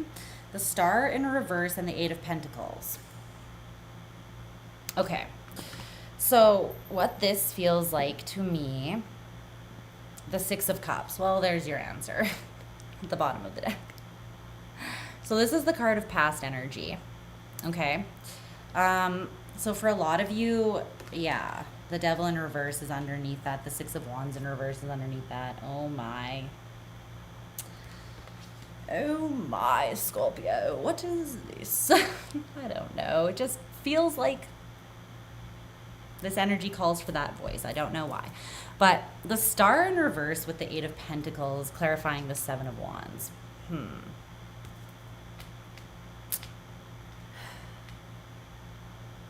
For some of you, you are like, this is Scorpio. This is a Scorpionic sort of energy, right? When you're in, you're all in, right? The fixed signs don't really know like half measures. They don't really know. That's the thing. It's like, it's either all in or nothing, mostly for the fixed signs, for the most part, right? Because there's not that same mutability. It's like when we commit, we are fully fucking in. And so I feel like there's something that you have been putting all this work into with the Eight of Pentacles, and you've been fighting for it quite like ferociously.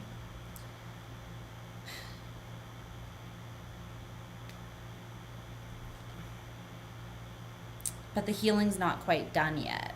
And keep in mind, so there's a message that this is coming through. For some of you, this person's not in your life anymore. You're healing, right? You're healing. And so this, for some of you, is you just doing the shadow work from, okay, yeah, this is coming through. So for a lot of you, Scorpio, you don't actually have someone romantic in your life at this moment necessarily, or not in a serious kind of way. You're doing shadow work based on woundedness that happened from a past relationship that was either karmic, or it was a trauma bond or something. You may have thought getting into it that this person was a soulmate or a twin flame, if you believe in that. But you ended up losing yourself in someone to the point that you didn't see clearly that this was not what you thought it was. And you're now in the midst of working through like the trauma or just the healing that needs to happen. And you're defending yourself while you do that work, and you're fighting for yourself to bring yourself out of potentially a pretty dark place. But you have to go out. Like the only way out is through, right? So for some of you, you're aware that you have to put this work in. There's no other way. Otherwise, you'll just stay stuck in this unhealed rut. And so you're doing the hard work. You're doing the shadow work. And some of you, that is the narrative. If there's another person, though, that is in your life, then I feel like it's like you are fighting for something here that you might not be seeing clearly just because you're all in and you're committed, right? Clarify the Two of Pentacles in reverse for this person's energy. And you can reverse the roles if you need to. Always, when there's more than one person involved in a reading, the roles could always be reversed, right? So this person has made up their mind about something, and they're moving in accordance with the decision that they've made. So tell me more about that. Tell me more about that.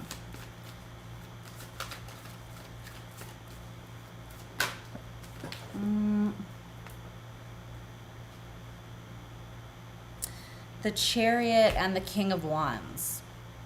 Okay, well, this person is moving with a lot of confidence, whoever you're dealing with.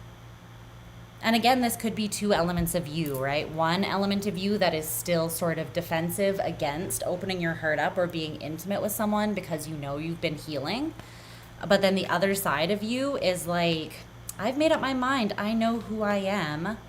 I'm the freaking King of Wands, and I can propel myself forwards, and I can, you know, I've healed enough to put myself out there again. So for some of you, this is like two sides of the same coin.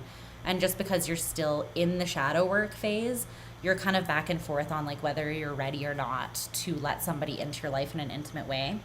But for those of you who this is another person and not just you, there's someone here with a lot of confidence, and they know what they want, and they have emotional clarity and very strong will, and they're pushing forwards for what they want, right? And I feel like that could be towards you. Okay? So this person's feelings and intentions towards you, the Eight of Wands and the Two of Cups in reverse. Tell me about the Eight of Wands. This person's feelings move very fast. It's like there's a lot of energy. It's like a highly charged energy, I want to say. The King of Wands and the Eight of Wands. That's just a lot of energy, you know? A lot of masculine energy. This person could be coming through very like clear and direct in how they express their feelings for you. So in other words, if they're into you, there's probably not a lot of like questioning of whether or not they're into you. You know, it's like they're making it pretty clear. Tell me about this Eight of Wands. They could also be talking to you a lot. Like they enjoy conversing with you and sharing your energy. This Eight of Wands. The Ace of Wands in reverse, the Seven of Pentacles in reverse. There could be something here that would only disappoint you unless it was transformed between you and this person in their dynamic, or your dynamic with them. It could be that it's like a sexual thing that needs to be sorted out. Ace of Wands in reverse, Seven of Pentacles in reverse. It's almost like, for some of you, just be careful because this energy could move really fast and you could regret jumping into something that is only physical or sexual. That would be a poor investment, I feel like. But there's something with this person where they're trying to get the energy moving. They're interested. They're definitely interested, and they're not hiding it, I don't think. But this could also be, if it's not something sexual, then it's like there's almost a lack of hope or inspiration. This person's inspired to move towards you. It's almost like they're not sure if they're good enough. Like I'm getting like they don't know if their investment is enough, if what they have to offer is enough. And so they're almost like they're flowing with the energy with the Eight of Wands, and they are making it clear which direction they hope the energy moves in. But there's an underlying insecurity for some of them that they don't feel like what they have to give is enough. So take it how it resonates for you. Clarify that Two of Cups in reverse for their intentions.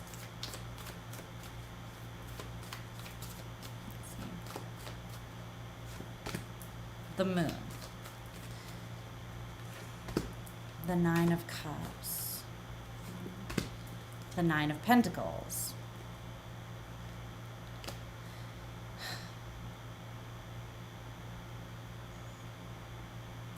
This person is kind of like,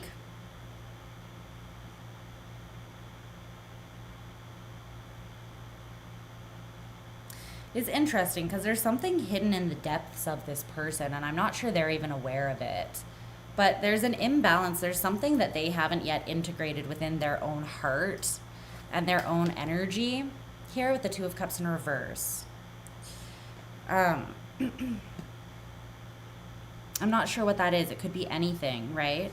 Lots of us have unintegrated parts that we're not aware of. Oftentimes we are our own biggest like blind spot, right? So this isn't necessarily like terrible or like they're absolutely leading you on or hiding something from you or misleading you on purpose, although it could be. So keep that in mind. Because the moon does talk about what is hidden or only partially illuminated or shared.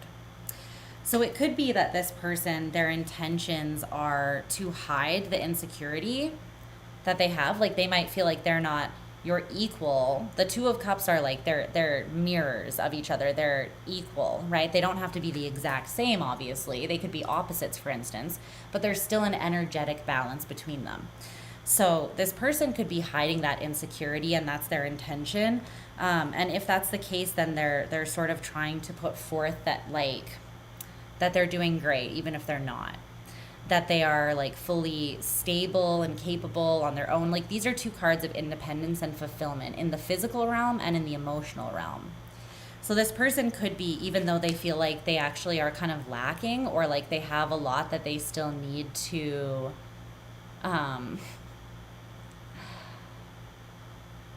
balance that out, right? And the only thing is that, like, I don't think this person necessarily has poor intentions, but they might be trying to kind of bypass the fact that there is some work that needs to happen here, or else they're just unaware of it. So they're either trying to bypass it because they don't know how to do the work, or they're unaware of how to do the work. So they need to do a little bit of work on themselves, right, for it to be balanced. And it seems like right now they're kind of hiding their insecurities, which a lot of us do. So your advice is the Ten of Pentacles. Tell me more about this Ten of Pentacles. Sometimes there can be strong sexual attraction and you can not act on it and be like really value a connection with someone, you know? But it depends. Tell me about this Ten of Pentacles. It really depends on the people. Okay. Death and the Empress. Damn. Okay, so the Ace of Pentacles with the Magician in reverse is at the bottom of the deck. So I don't know if anything more will manifest between you and this person. At least maybe not like the Ten of Pentacles necessarily. Let me get one more card of advice from this Oracle deck to close off for you. But with the Empress and Death there, clarifying that Ten of Pentacles, there's a huge evolution shift sort of thing that's happening in you at this time. And you're leveling up. You're realizing what you're worth. And I feel like you're not meant to settle. I mean, you're never meant to settle. So... but this is you really just embodying the energy of abundance. It's like there's some sort of evolution or transformation that's happening here with you, Scorpio. And what's transforming is your own self-worth. And you are radiating a very expansive, abundant, wealthy energy. And keep in mind that wealth comes to us in many different ways, not just financial. It comes in love. It comes in wealth of wisdom, peace of mind, like all of these things that we value, right? And I feel like whatever transformation is happening here, you're stepping into, yeah, just a much more fertile and abundant space where you're going to attract the Ten of Pentacles and someone who could share that with you. Whether that's this person or not, I'm not sure. This could be a trauma bond, though, so just keep that in mind. They could be part of your shadow work. They could be like a temptation, but not someone that you're necessarily meant to go further with romantically, but someone that can still teach you a lot, you know? So I would say just have strong energetic boundaries and trust your discernment with like each step of the way here.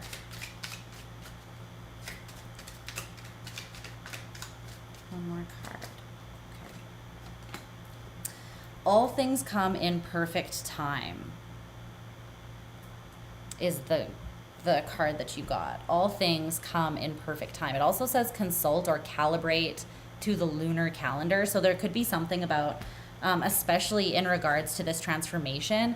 We have a new moon that's happening on the 6th in Leo. So maybe you want to calibrate or set intentions surrounding something that you're releasing or something that you're wanting to manifest with the Empress and Death, some shift in your life that you want to take place, an energetic shift. I feel like this is sort of validating that you could have strong manifestation power to call that in. So maybe what you really want to do is just take this time whether it has to do with the moon or not, doesn't really matter. But take this time to reevaluate what success and fulfillment looks like to you. What does the Ten of Pentacles and the Empress look like for you? Do you want someone that you can grow with? Can you grow with this person?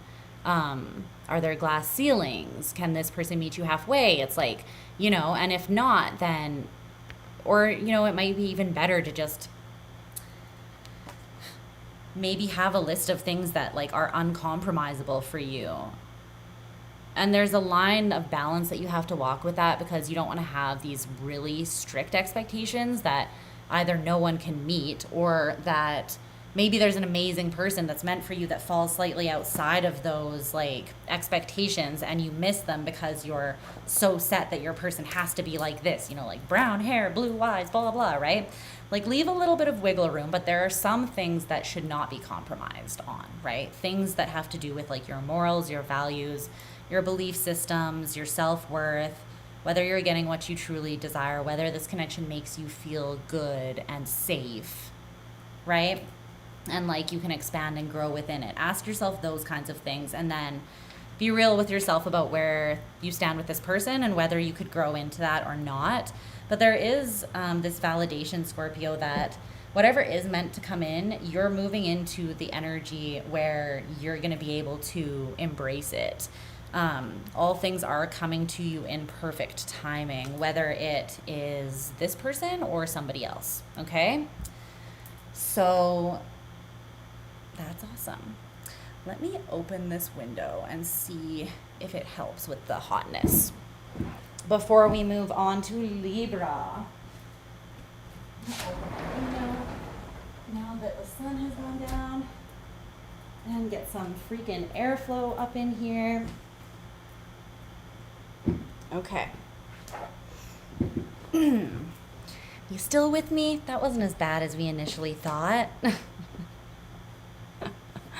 Oh, God.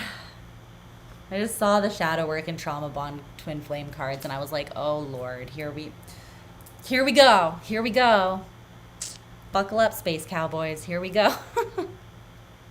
But it wasn't that bad. Okay. We are moving on to Libra. Where are my Libras at? Where are my Libras at? It was pretty good. It seems very realistic. I mean, I do think that because of the energy of right now, there's a lot of signs that are dealing with revision surrounding love, right? We're in the middle of Venus retrograde. So if you're watching this at the time of release, there's a very good chance that you're dealing with some of those themes of having to look at where things are not working in your relationships, right? And so I'm not trying to single you out or pick on anyone here. It's a theme for a lot of us, honestly. So, yeah. More lumbar support, please, pillow. Do a better job than you are doing. Where did Luna go? Whenever she's not in the room, I'm like, I miss Luna. Where is she? I'm one of those people. In case you were curious. Yes, I'm obnoxious like that. Actually, she might need water because she came in off of that hot ass deck. So she drinks water from the sink because she's bougie. So she might be in the washroom waiting for me to turn that on. So I'm just gonna actually go use the washroom quickly before I dive into Libra and turn the water on for her. Yeah, I'm gonna do that because she was out there in the hot, hot heat and she probably does need some water. Okay. Can I lay your cards down? No. I'll shuffle and lay them down when I get back, okay? So just hold tight. Give me one hot second or just a few momentos here. Yeah, I'm going backwards, so I've done Capricorn, but I've had these things in the corner the whole time, so if you go back, you can just go to where, like when I put Capricorn up, and you should be able to find it. And if you wait until the end of the stream, then it will be time-stamped, so you can just find it more easily. But I have gone backwards today, starting with Pisces, okay? I'm going to be right back, Libra, and then we're going to get into your reading. Just let me go get my cat some freaking water. Okay, I'll be right back.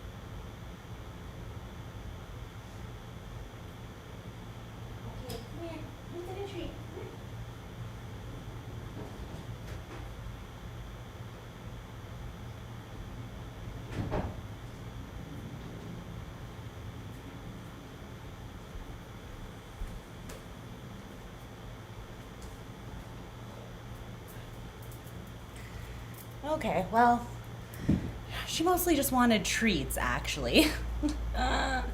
So, anyway, yeah, good stuff.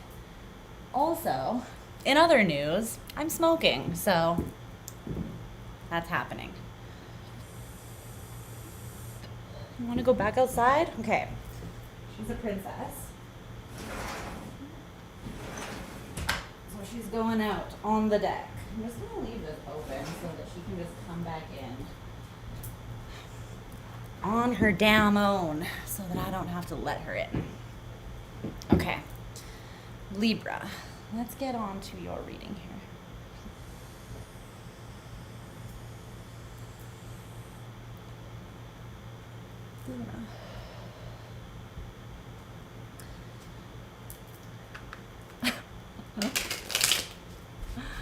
He's such a creep. Just staring at me through the window of the patio.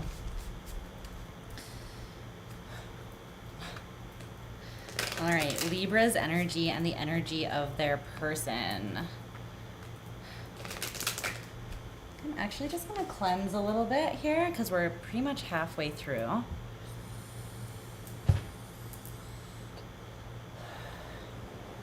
Let me light a little incense here. Yeah, let's cleanse. Let's get some clear, fresh energy for the remaining signs. There.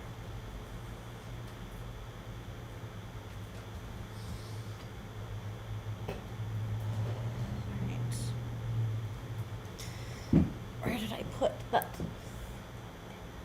What did I say? Okay.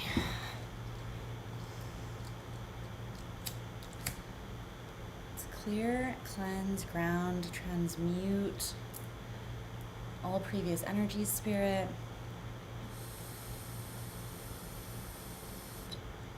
All right.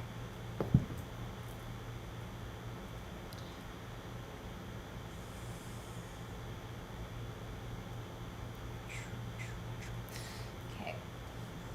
Keep that going.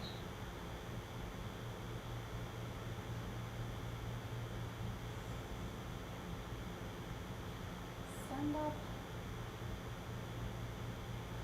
Okay. Good.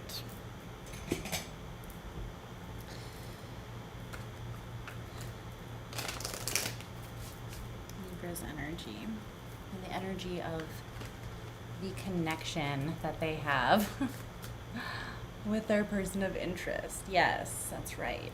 Bonus Reiki. A little bonus cleanse there.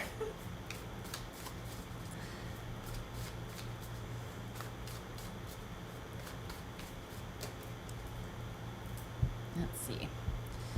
What is happening for Libra? Okay. Ooh. Come on here. Okay. Let's see.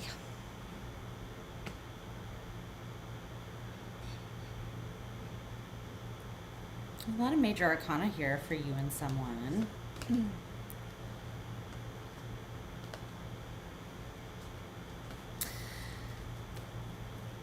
Okay, there's a message coming through. Let me get your other cards down first. Tell me more about the connection energy between Libra and their person.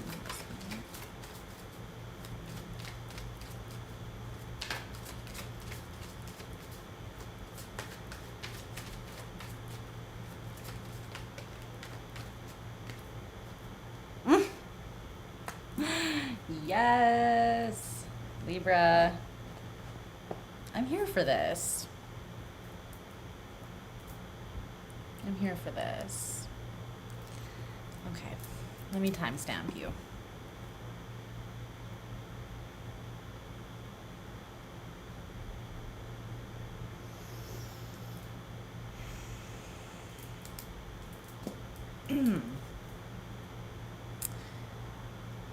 Okay, so Libra.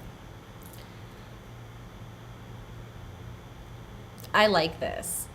I'm just gonna lead with the connection energy and let it speak for itself, okay? Because you got the Emperor and the Oracle card that you got.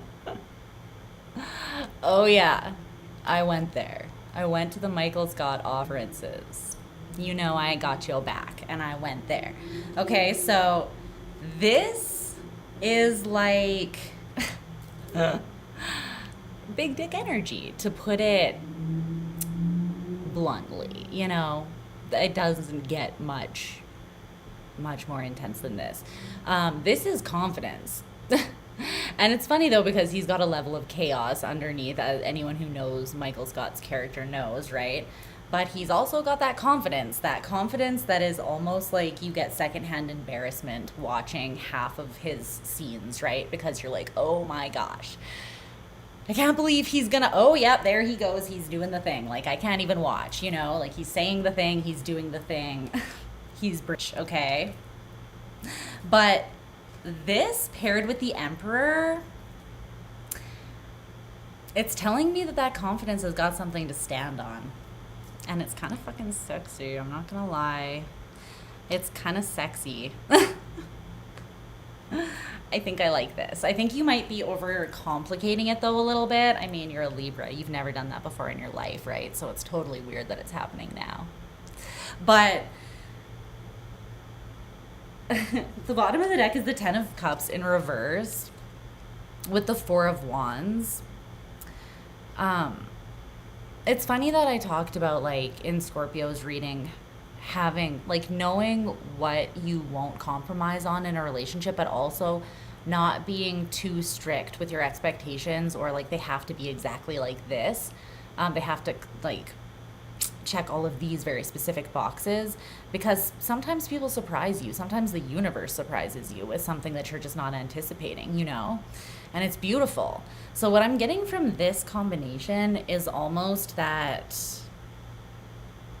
something might not look exactly like your white picket fence like you expected it to be, but there's this liberation, there's this unconditional love, there's joy, there's excitement, there's freedom, but yet there's still stability. It just doesn't look exactly how you thought it was going to look initially, or how you've always thought it was going to look.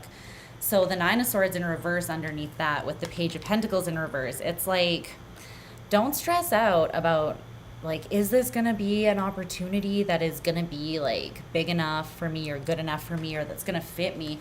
This is something that you kind of just want to trust the energy and allow it to reveal itself to you and allow it to unfold rather than thinking of, like, overthinking about it.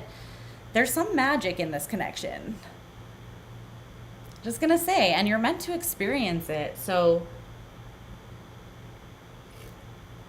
there's always an element of mystery when it comes to magic, right? Like the arcana, the literally means mystery. Big mysteries and small mysteries, the major and minor arcana, that's what tarot is made up of. And that's really like esoteric knowledge. There's always mystery, right? It's its very nature. And there's magic in this connection. There's some sort of magic between the two of you. And it's not what you expected, which is maybe magic, is that there's something surprising about this. Okay? The energy that you are in within this connection is the Magician, and the energy that they are in is the Eight of Wands. There's a lot of energy here, and there's a lot of movement. Speaking of magic as well. Keep in mind, too, that the roles can be reversed because there's more than one person included in this reading. So take it how it resonates for you, okay? Tell me more about the Magician. I'm going to talk to you like the Magician is your energy, though, Libra, okay? Tell me more about Libra's energy within this connection, please. Death, Scorpionic energy. You've been manifesting evolution or a change in this area of your life, like in your relationships or in your love life for a while. And it's almost like manifestations on steroids because it's like all the elements are there to make it happen. Like you are innately powerful because you're standing in your power, you know, with the Emperor. It's like you're in dominion over your life as much as an imperfect human can be, right? But it's like, you know that you have all the tools to make it happen with the Magician energy. You have this faith in yourself, and then you have the strong will, the strong sense of self and confidence and assuredness to actually back up that, to take action. And if there is something that needs to evolve or shift, I feel like you're not in your ego. I feel like you're aware that if there are changes that need to take place, you're going to put in the effort to evolve in those areas. So this is really just like the recipe for getting everything that you want, honestly. It's beautiful. It is truly, it's Britney bitch energy, and not many things can honestly say that they reach that status. So I bow to you, my friends. It's kind of impressive, I'm not gonna lie. Plus 3 major arcanas in your energy right off the bat. Again, I say big dick energy. Okay, so their energy being the Eight of Wands. Tell me more about that. Tell me more about this person's energy being the Eight of Wands. 10 of Wands in reverse. This person has offloaded something that felt oppressive or heavy. And now their energy, they've freed up their energy. The Lovers. One more. This person could have purged. Yeah. There's someone that they were... I'm hearing that song. It's called Leave the Door Open by... who's it by? Bruno Mars, I think. And... what's his name? Anderson. I don't remember his name. Pac Anderson. P-A-A-K Anderson.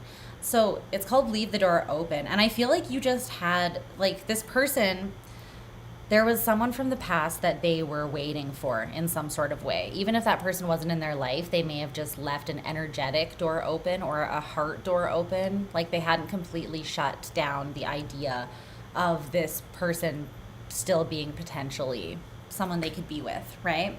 There was a part of them that was waiting. And I feel like they're not waiting anymore. They've released that Three of Wands in reverse and the Ten of Wands in reverse. And by doing that, they have freed up a whole lot of energy, movement in their life. You could be coming into their life or manifesting them as a response to that. This could be someone you're currently manifesting that you actually haven't even come into contact with yet. For some of you, it does sort of have that vibe. And for some of you, it's your freaking soulmate, buddy, or one of them. Because this is almost like you casting the spell, putting all of the ingredients in your pot and then stirring it with your big dick. And sorry, Libra, I'm me. What can I say? No apologies.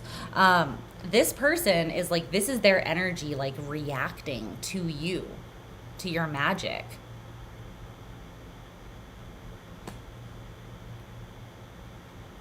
Some of you are manifesting the person you're supposed to like be with. Okay. So their feelings and intentions for you, the High Priestess and the Two of Swords. Okay. Tell me about the High Priestess. I feel like their feelings for you are hidden. Either you haven't met them yet, and so they can only feel you intuitively. They can feel you intuitively, though, if that's the case. They feel like an opportunity, a romantic opportunity is going to be coming in soon. It's almost like they're just trusting their intuition at this point in time.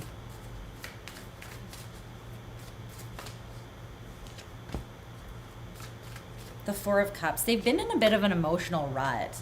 They've been looking for a solution, and I feel like it just hit them. That this person they were holding out for, there's not going to be a fresh beginning with them. It was dead and gone. And so they finally put the final nail in a coffin and laid this thing to rest. Even if this is something that's been over for like a decade, this person finally just really laid it to rest. It's almost like they didn't realize that by holding that door open, they were blocking themselves and they were stagnating their energy in their life because they were holding on to hope for something that was already dead, right? So they've released whatever this is, and it's beautiful. They've got this like new life, and they're just flowing now.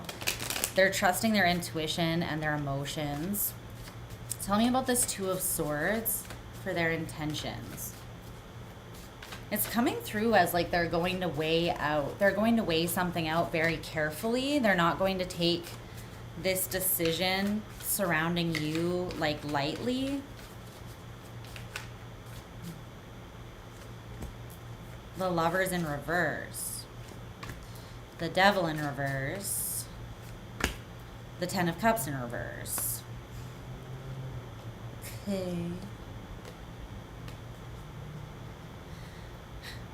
For some of you, you know of this person, but you're not meant to come together with them just yet, or at least not in a romantic way, because this person is still healing. They've literally, I feel like, just really, they're tying up these loose ends, right? With this person, they're liberating themselves from the energy of this, like the remnants of energy of this other person, whatever all this was. Whatever all this was, right? It was something toxic and unfulfilling emotionally. Something that was like a false soulmate or just like a karmic, really. I mean, every connection is karmic in nature. It's just whether it's like good karma or heavier karma that we're sorting out with that person, right? Ultimately. So this person they're weighing things out very carefully because they're releasing something, and that I feel like has been a lot for them. It's been heavy for them. So they're not rushing into any choices here. They're definitely going to be weighing out their decisions, and they might kind of be just in a bit of an unavailable energy at this time, but you are manifesting them. It's something that's happening actively, right? It's not something that has already happened, I don't feel like. Or not fully. Even if you've manifested this person into your life and you already know who they are, you haven't manifested like the full blossoming of whatever this connection is meant to be in your life, if that makes sense. Okay, so your advice is the Moon. I'm hearing Tom Petty. I'm hearing into the great wide open. Yeah.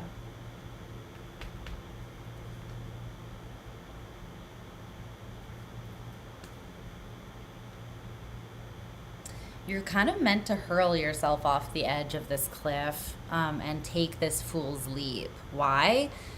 Because you're more equipped than ever to take it. You don't have anything to lose because you contain all of your strength and abundance within you, so it can never be lost.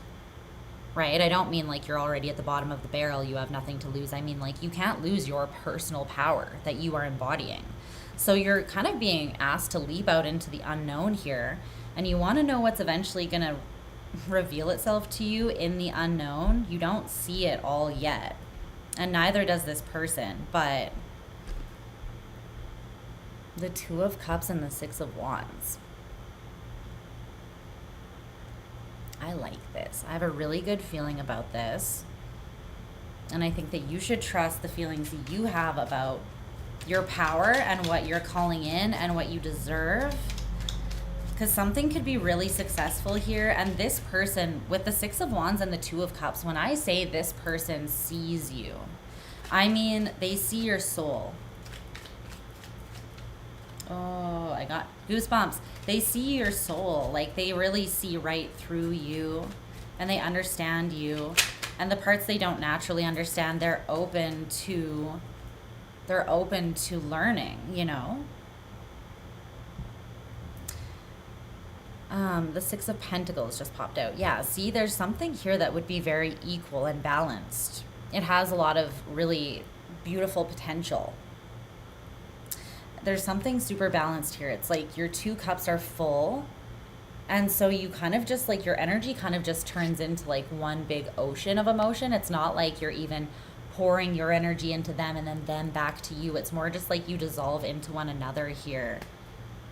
You recognize and respect one another. You hold space for one another, but you do have to take a leap out into.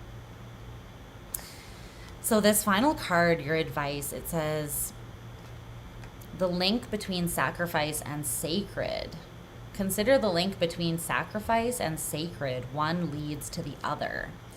Consider what must be offered and who is to receive it.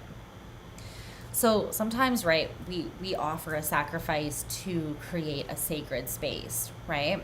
We make an offering, or we might like, you know, cleanse or light sage or incense or whatever kind of sacrifice here. And the whole process is that it leads to a state of sacred being, sacred space, or a safe space, right? So there's something that does need to be offered. And you're meant to think about what needs to be offered and who is meant to receive it. And are you ready to give it? This could be your heart. This could be you just really knowing beyond the shadow of a doubt, Libra, that something beautiful is coming in for you soon. And preparing. Like, prepare like you're gonna meet the person of your freaking dreams next week, because you might, you know? And I'm not a tarot reader that says that. I'm not one of those sensationalist tarot readers, you know? I'm not like that. I read what comes out. But this is coming out. It's like, if you knew you were gonna win the freaking lottery next week, you would do some abundance planning. You would get your shit in order. You would make sure that you were prepared to welcome in that magnitude of blessing, right? And to honor it. So whatever that work that you need to do to just check in on yourself here and make sure that you are in alignment fully with this. But I see you being, I mean, the Magician and the Emperor. It's Brittany, bitch. Like, I just don't even know what else to say. It's beautiful, okay? So I feel like you can trust that. And I feel like this is something really good that's coming in. And it is something that you've manifested and you are manifesting. You guys might be in different places along the timeline, but it's coming. It's coming, baby. So prepare for the glory that is that. And we're moving on to Virgo. Okay, Virgo. That was really positive. That was the most positive reading, I think, of the night. But we only halfway done. Okay. Let's see what's going on with Virgo. What does Virgo need to know about the person on their mind romantically, Spirit, and the connection between them?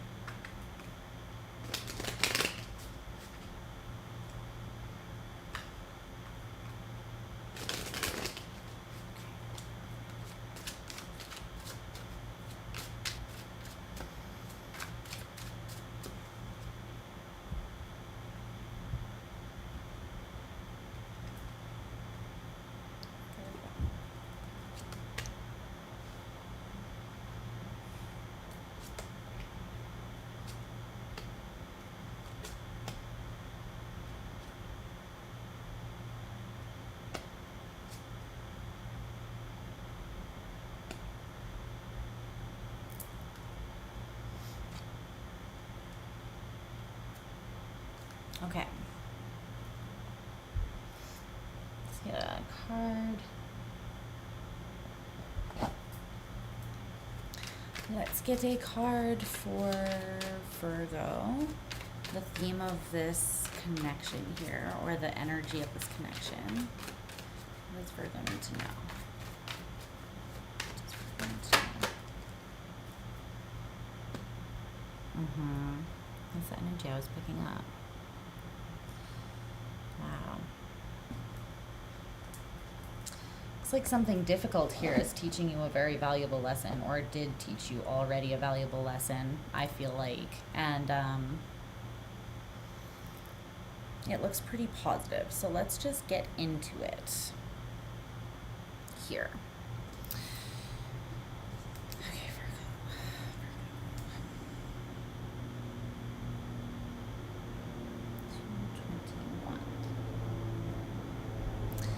All right, babes. So the connection energy between you and this person, you get Justice in reverse, but wait for it before you cast your judgment. With this oracle card that says, so maybe I'm divine, so maybe I'm celestial. There's something that just straight up wasn't fair, okay? With this connection, I'm not gonna sugarcoat it for you because you already know what you've felt and endured and gone through. And if you haven't, then this isn't your reading, and that's totally fine, right? Every general reading on YouTube can't resonate, so just check your other placements. It's all good. But a lot of you, Virgo, you went through something. It was difficult, but it taught you so much about yourself and the divinity within you and your own self-worth, your true self-worth. Because I feel like this is a situation where either you sold yourself short or someone else just didn't honor you, you know? But ironically, it showed you your own, like, the worth and, like, the spark of divinity within you. It's almost like it was the catalyst for deeper healing journey for you or something like that. Okay, so your energy within this connection is the Three of Cups, and theirs is the Queen of Cups in reverse. Okay. Well,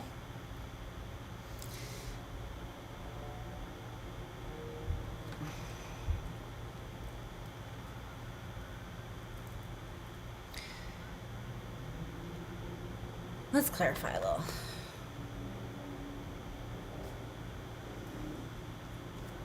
We have the Three of Cups. This was a really significant relationship in your life and for your personal growth, Virgo. Like, all the sirens going on outside, the loud cars driving by, there's a plane passing overhead. Like, there's a lot of noise that's sort of validating or highlighting that this was something that was big and important, and it was always meant to be. So you probably had a soul contract with whoever we're talking about right now. My hair is driving me nuts. I want it out of my face, man. Okay. Tell me more about this Three of Cups. I feel like the Knight of Wands. It's like you're taking it somewhat easy at this time, Virgo. You're trying to just chill a little bit. You might be spending time with friends or just people who you know get you and validate you, not just because you want people to blow smoke up your butt, but like,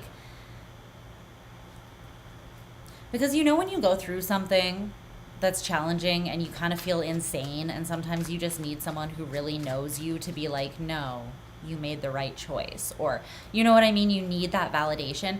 It's not that like you're constantly seeking validation, but in some certain situations it's just so helpful, right? And I feel like you're surrounding yourself with people that understand you, that are in your corner, and you're trying to just have a somewhat good time here, despite, I feel like, having been disappointed, or just an unjust situation took place between you and someone. But it's almost like you're putting yourself back out there again. You might be going out and just kind of hanging out with cool people, like I said before.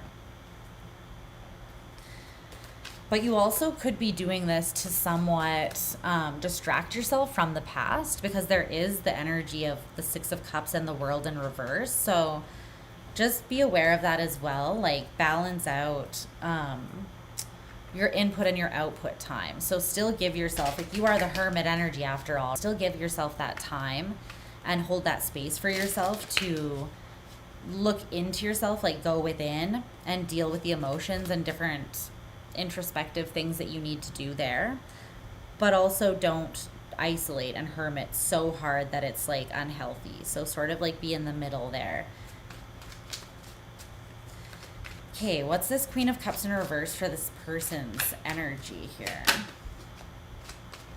The Knight of Cups in reverse. What else? It's my unimpressed face.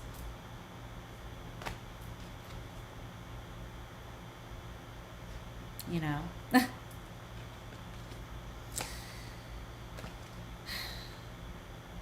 I feel like this is someone that feels somewhat entitled to your energy, and they're like, yeah, it's over for now. You know what I mean? They do feel like some sort of cycle is closed off with you, or they're telling themselves that it's over. But I do feel like they could have closed this out with you, or they're very shut down and blocked emotionally, like incredibly so, with the Knight and Queen of Cups both in reverse here. This is someone who is... they're emotionally unavailable entirely. Maybe they're not always going to be that way, but right now, that's what they are. And it's clear. So they could just be like, that's over. It didn't mean anything to me anyways, whatever, because they're numb, or they're not tapped into the genuine feelings that they have, okay? But this person at the bottom of the deck at the same time, they have the Two of Swords in reverse and the Ace of Pentacles. They're like, if I wanted to, I could have another chance with Virgo anyways. So it's almost like they're okay with it being over for now again, for some of you, because they have this level of like confidence and entitlement to your energy where they're like, I could come back around. I could have as many like opportunities as I want ultimately. So I didn't really lose anything, you know, that I couldn't have another chance at if I wanted. So just watch that. Their feelings and intentions towards you. The Eight of Pentacles and the Page of Cups.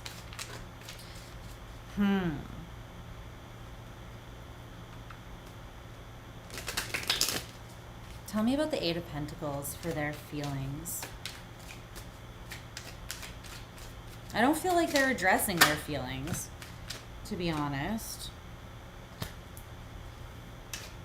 The Fool.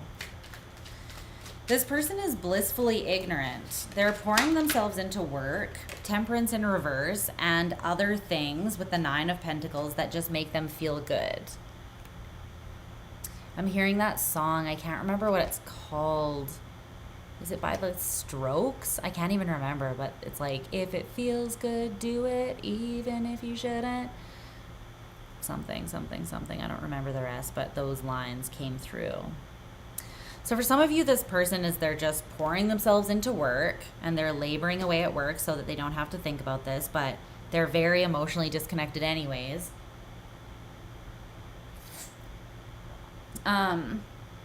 They are in a state of this blissful ignorance that they've created for themselves through a lack of balance, and just essentially like these short-term dopamine hits, right? It's like they do things that make them feel good for the moment, even if they shouldn't, and then it's like they need their next hit to distract themselves again, right?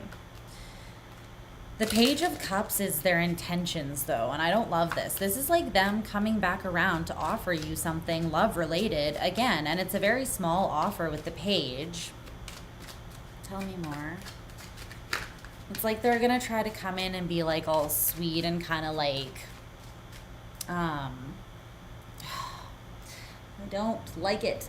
Because I feel like this person could have a very charming way about them where they're like, you know, they send you that text with like the sheepish face and they're like, hey babe, you know, like, I'm sorry I was an idiot, that I'm like that, you know what I mean? And then you're like, whatever, and then you forgive them again, that kind of thing. It's not that you can't forgive this person, but it's like, are they just still on the same shit? You know what I mean? Are they still on their same shit?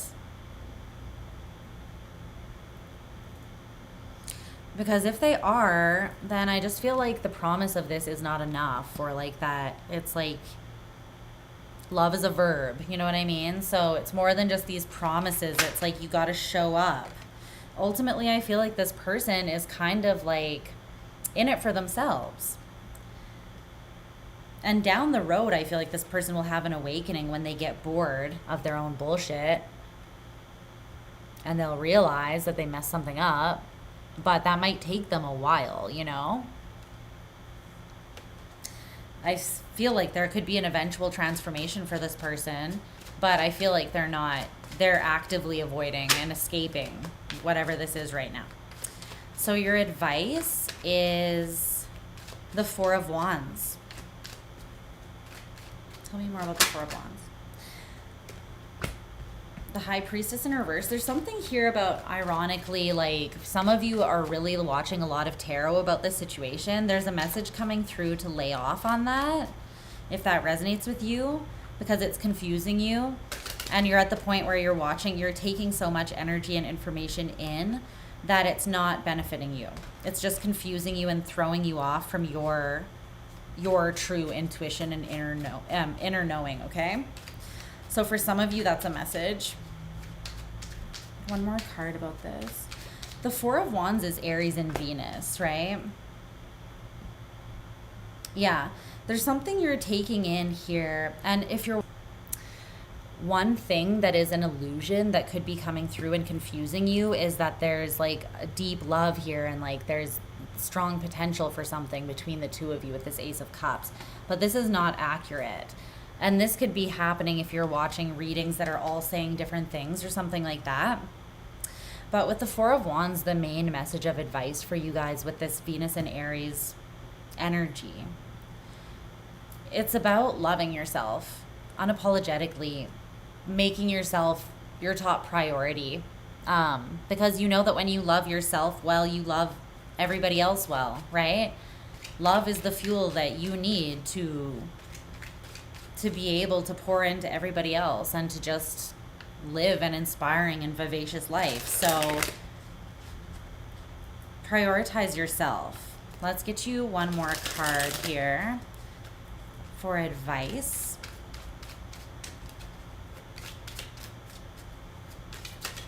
Advice for Virgo surrounding this person.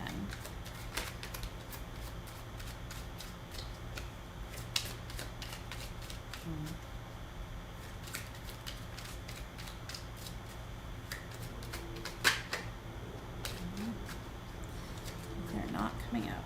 There we go. It's the Ten of Pentacles energy. It says, open, surrendered, generous, and grateful heart is the key to accepting abundance. You have it with the Four of Wands. An open, surrendered, generous, and grateful heart is the key to accepting abundance. So if you're trying to manifest abundance, or if you're trying to manifest a partner that is going to actually be on par with you, right? Then this is kind of the energy you want to embody. You want to open your heart, surrender what you don't have control over, love and give generously, be in a space of gratitude as much as possible. because that is cultivating abundance from the inside out. And when you're radiating that, it's almost like a magnetic force field that then calls back something that is in the same vibration or frequency, right? So put yourself in this energy of unbridled joy and of liberated freedom, unconditional love.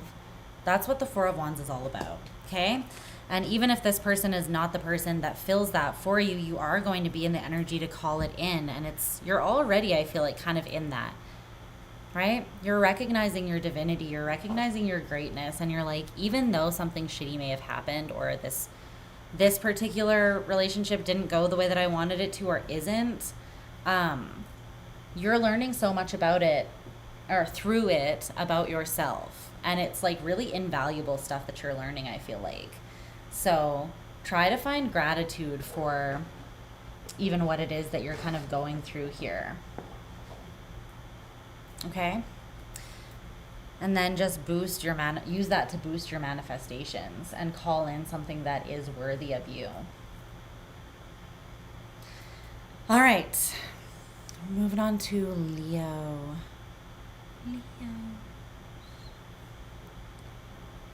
How are my Leos doing? Okay.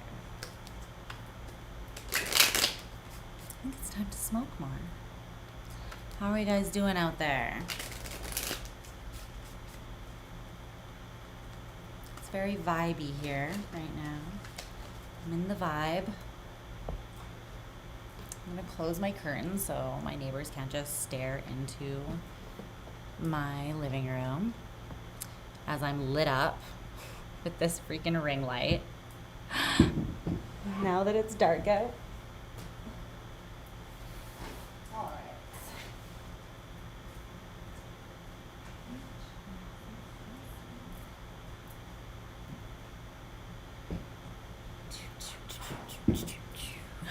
You're about to smoke. I'ma join you. It's helping my muscles. My muscles have been so sore. It's because I was helping my mom. My mom has like a bakery and coffee shop, and she's super short-staffed right now. So I was helping her. And I have not run around doing that kind of work for like 11-hour shift in a long time. So my body was like, why did you just do to me? So yeah, I've been achy. A little bit achy.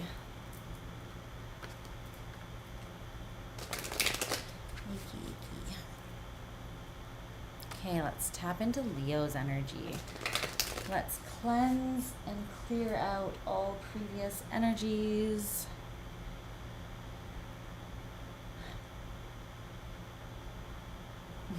Now it's dark. I can't see. Don't you fucking look at me. I like that, actually. That kind of is like deeply reflective of how, right, when we're going through it as humans, we're like, don't look at me, don't perceive me. Like, if I can't see, then I don't want to be perceived. You know what I mean?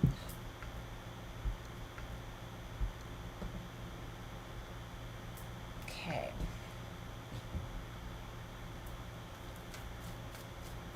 I'm blocking light that I need. My water bottle. I need light.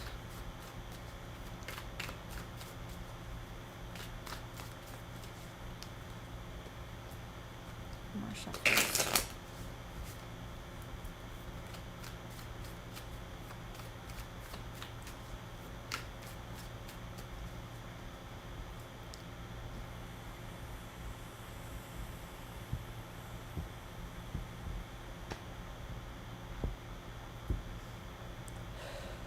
Let's see.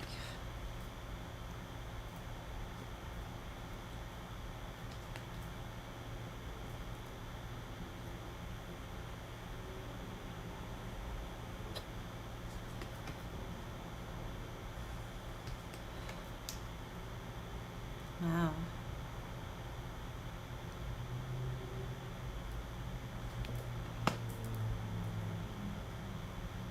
All right.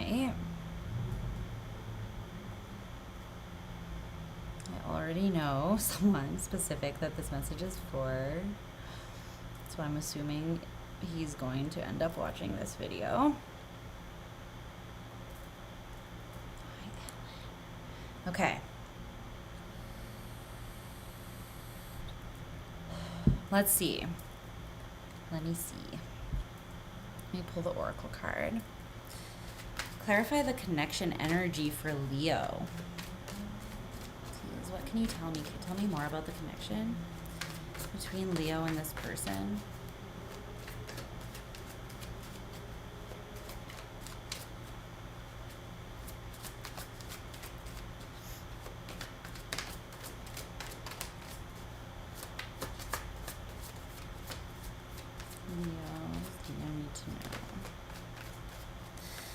Okay, yeah.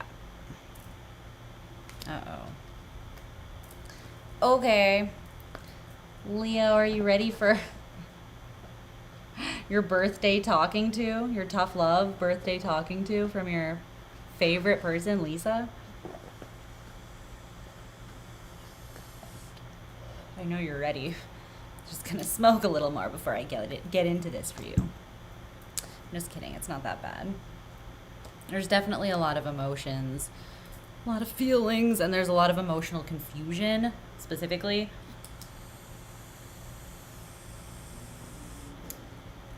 So yeah, okay. Leo, let's do this thing.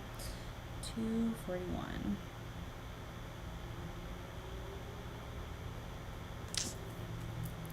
All right.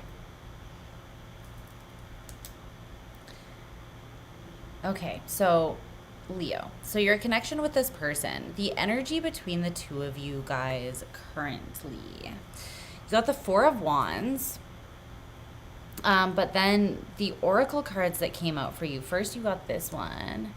It's like, we know, and it's back and forth from yes and no, right?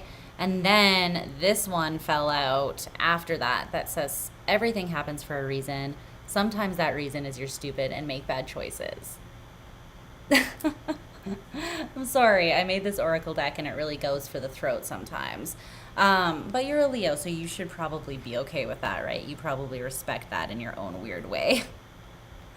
There's something here that you're back and forth about.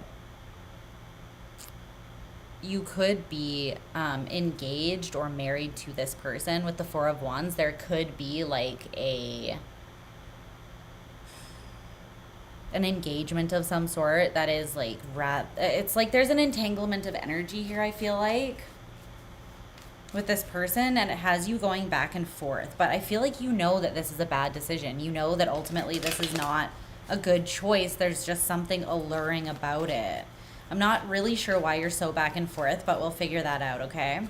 There is something deeply karmic about this, though. Like, half of the cards are major arcana, so that means that there's a big element of this that is involves an energy that is even bigger than the two of you, right? It could be your souls working out karma, learning lessons, your higher selves, different things like that. Fate, destiny, call it what you will. But your energy within this connection is judgment in reverse, and theirs is the Lovers in reverse. I mean, you're really going for the birthday bang here, huh? Could have thought of funner ways to do it, but you know, you do you, Leo. I'm just kidding. I'm just making light of something. But I don't want you to think that I don't understand how intense this probably is. Sometimes I use humor as a coping mechanism. It's okay. But tell me about judgment in reverse. It's almost like there's a judgment call here that you need to make on this person, but you're not. It feels like they're your kryptonite, your Achilles heel. There's something about them that this person is your weakness, or they play on a weakness. Or you make each other weak or something. It's like, you know, it's like that choice that you know is bad, but you're still like, I'm going to do it, you know? And it's almost like those moments where you're like, you're so aware, you know, the moments that I'm freaking talking about too. Don't even act like you don't, because I know I'm not the only person who's done this. And you're like, I am fully aware that this is a bad choice overall, but you know, and you're like, yeah, anyways, here I go to make this bad choice because I'm stupid idiot, and I know I'm gonna regret it, but I'm gonna do it anyways because he looks so good in those gray sweatpants, or whatever the case is for you, right? You're like, I don't even care. I'll go get me some demon dick. Hey, we've all been there. So anyways, Leo, that's the energy, but you're not making a judgment call here. And unfortunately, I think it's pretty clear one that you know you need to make. Like, this is in your conscious awareness. You're like, I'm aware that this is a bad choice. I am actively avoiding the judgment that I know, right? It's like you know something that you don't want to know, and you're trying to convince yourself that energy. But this person is literally in the energy of the Lovers in reverse within this connection.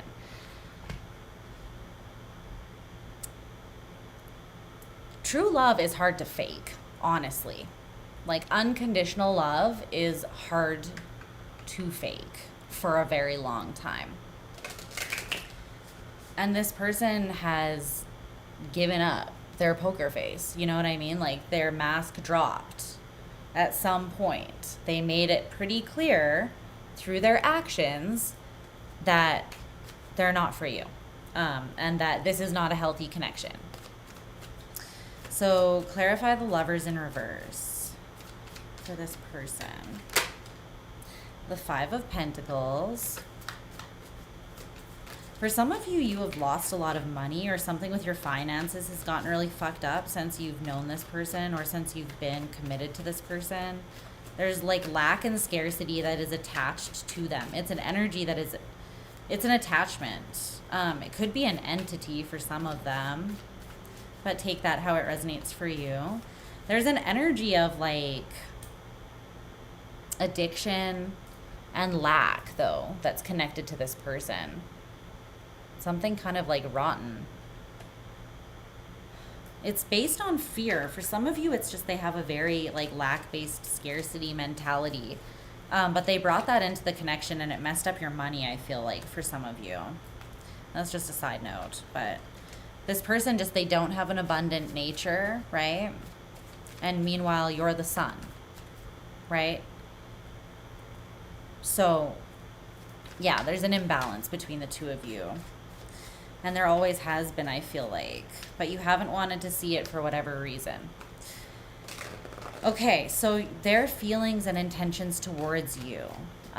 Strength in reverse and the Two of Wands in reverse.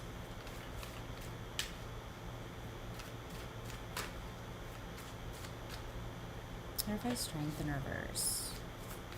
This person feels, they know that they are your kryptonite. And you're also their weakness. It's like the two of you are just like, should we check and see if we're still bad for each other? Let's do it. You know what I mean? It's like knowing full well that you're bad for each other. And I've had this kind of person in my life. And I still have this kind of person in my freaking life. You know what I mean? And it's like, you don't want to go there. Trust me. Trust me, the juice is not worth the squeeze.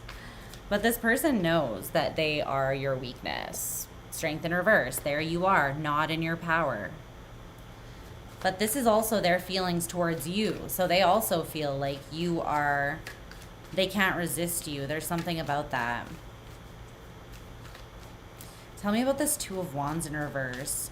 Their intentions, they have like a very clear path that they, I heard, have dictated for the two of you. This person might have just very strong will and very like, they're like, this is how it's going to be. I'm calling the shots, and it may have sort of put you in a disempowered energy. They might have very strong masculine energy, whether they're a man or a woman, that kind of like overpowered you. Like they were like, I call the shots, you know? They want another opportunity with you, and they want to release the pain of the past. Yeah, the World in reverse. But this person hasn't learned any lessons. They're the same. as they've always been. There's still going to be conflict because they are insecure. And they're actually shut down emotionally as well. It's about control for them. It's about control. But they're going to come and they're going to be like, there's an open cycle between us. You don't feel like it's over. It's never over. You know what I mean? Something like that. Boombox in the rain outside your window. But they haven't learned the lesson. They haven't learned the lesson. And they're going to beg you. They're going to play innocent and charming. The Page of Pentacles, they're going to ask for another opportunity and to have, it almost looks like she's praying or making a wish. Like they're going to beg you here. They're going to try to appeal to you any way that they can. But they're going to act innocent, which I feel like is not the approach they normally take. So they're kind of switching it up. They may use normally like a very sexual approach with you. Or just very aggressive or masculine. But this is almost like disarmed and like kind of like a victim almost. Fake innocence kind of. It's strategic though. They want you to overlook some sort of deception or betrayal or just pain and trauma that has happened between you with the Ten of Swords. Okay? The Ace of Swords is your advice. There's a truth about the situation that is blatant. And the only reason you're not seeing it is because you don't want to. Okay? If it's not your message, then it's not your message. So don't be offended. But the most abundant card in the deck, and you, the Sun. Abundance on steroids. Why? Because you know who the hell you are. You have confidence. This person has fear and lack. And I feel like they are taking you down with them.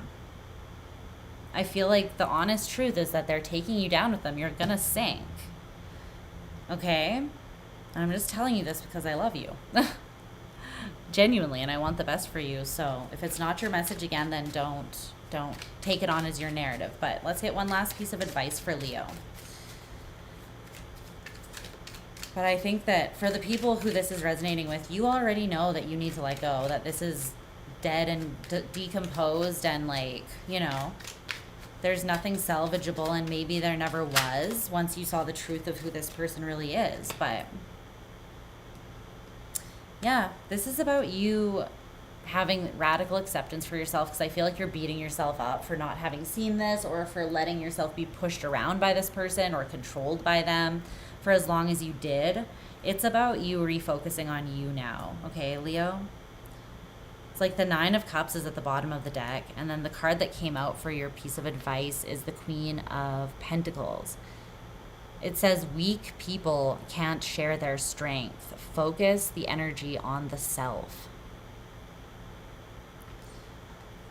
Weak people can't share their strength. And they'll drain you of yours. Because they don't have it, so they have to take from you.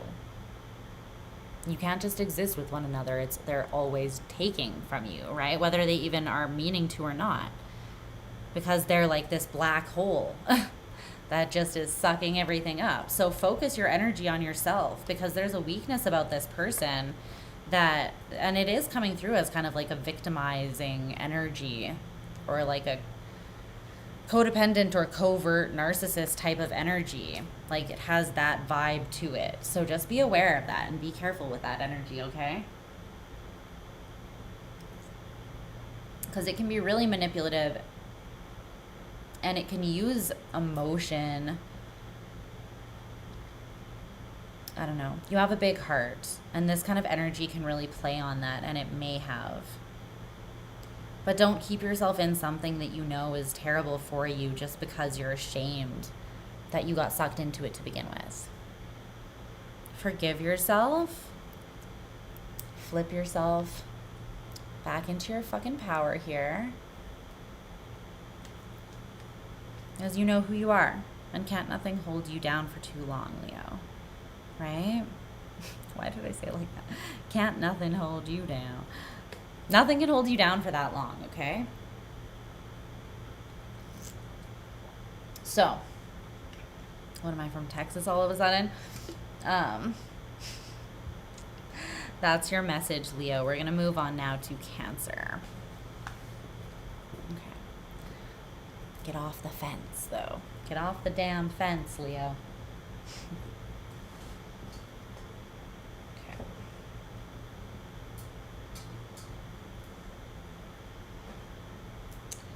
Cancer.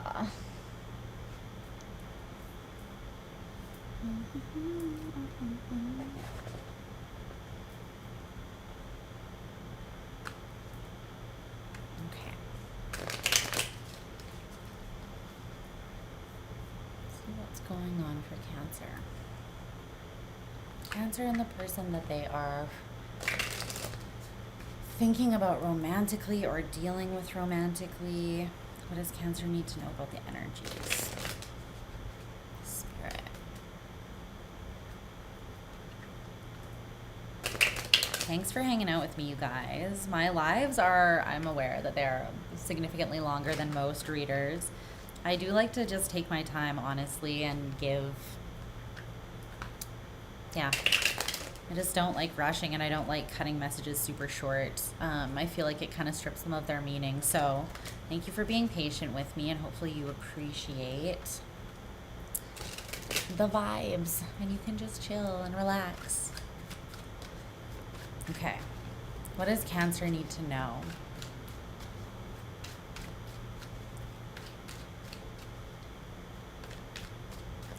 What does Cancer need to know?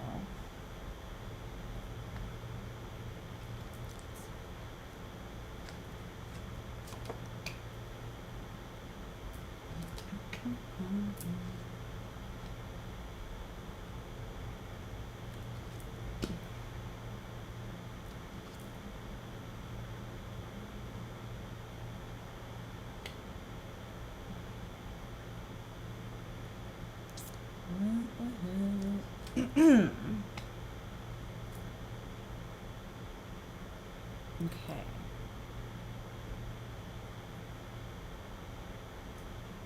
Let's see what's going on here.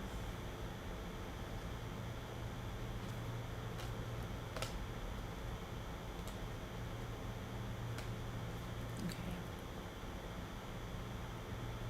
I don't see anything yet. Let me get some oracle cards. Okay, tell me more about the connection energy between Cancer and their person.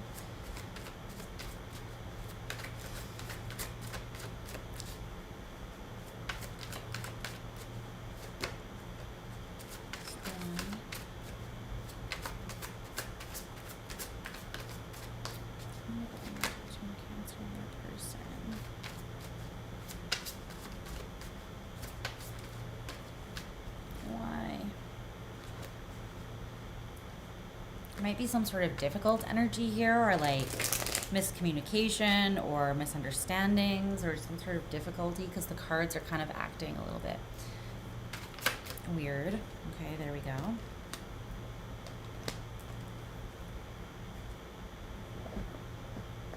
Okay, I feel like I want to pull your advice card now. I don't know why. I pulled all the other ones at the end. I feel like I want to pull it now, so we'll do that. Advice for Cancer.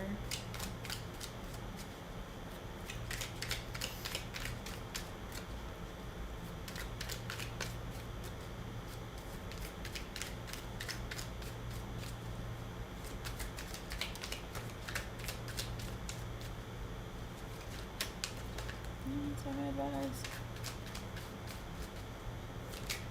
Advice for Cancer. All right.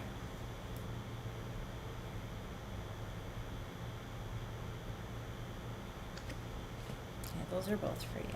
Okay. Let's see what's going on, Cancer. Let me just...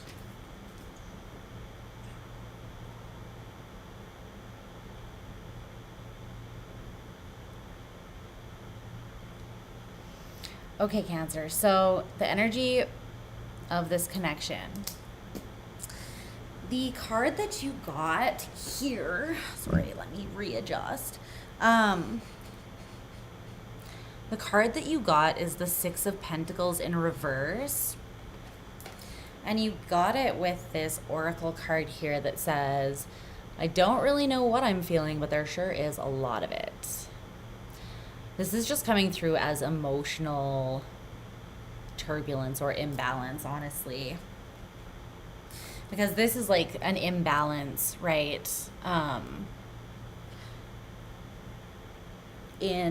It's an energetic imbalance, and emotion is still energy, right? So then this card talking about how you're feeling so much is coming through to validate that the energy imbalance is happening in your emotions, I feel like, here.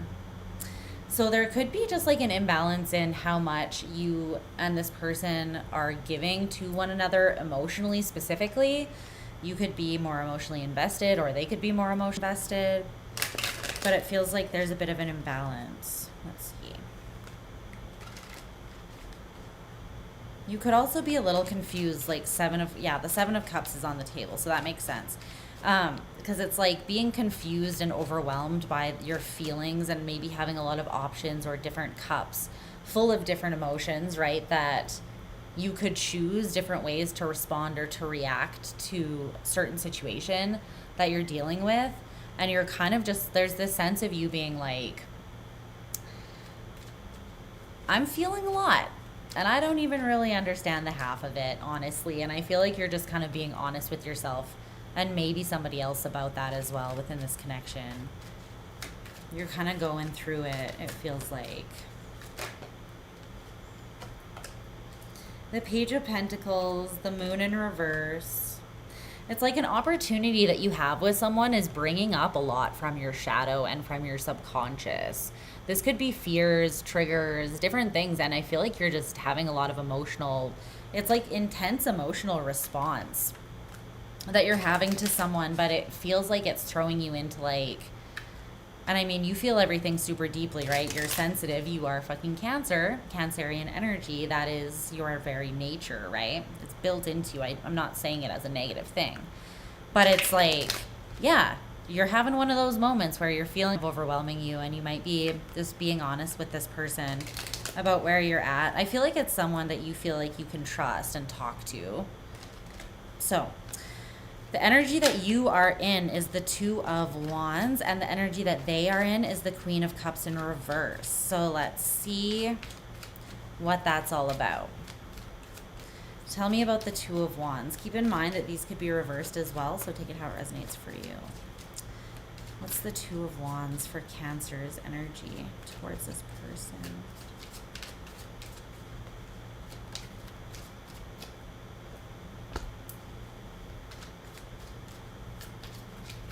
Clarify.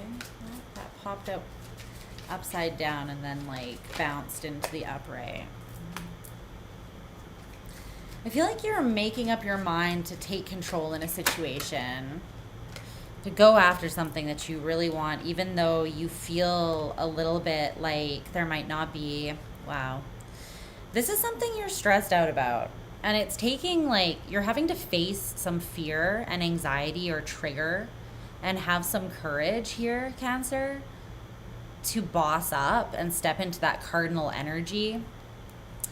Because under the surface, you actually feel a little deflated and a little bit like you don't have too much hope that there could be an opportunity with you and someone. But then it's weird because, like, on a deeper soul level, you do have a deep sort of hope, or it's a desire or longing. It's something deeper than just like in your mental, like it's something deeper than in your headspace. It's almost like you feel pulled to someone on a heart and soul level. And it's to the point that the connection, the energy is quite intense and almost, it's just making you feel a lot. It's bringing a lot up. And you're having to navigate that at this time. But it's like you're making up your mind. Because there's someone here with this particular Two of Wands that you could see yourself walking down a path with in life. You could see like your life path and theirs running parallel, almost. It's like you each have a hand on the world here. You each have your own wand. And you can it's kind of like, let's take over the world together energy. And so that's prompting you to like make this choice to stand in your energy and gather up the hope that you have, because you do have a strong desire for something, and it's almost, it's yeah, it's making you want to step up. It's making you want to take a risk.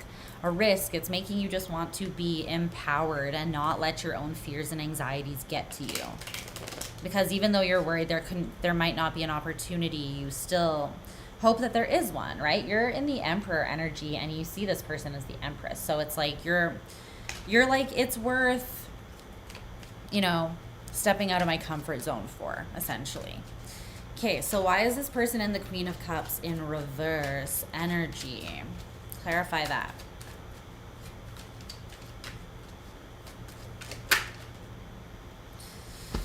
This is coming through as someone who's not caring for themselves. They're not taking proper care of themselves emotionally right now.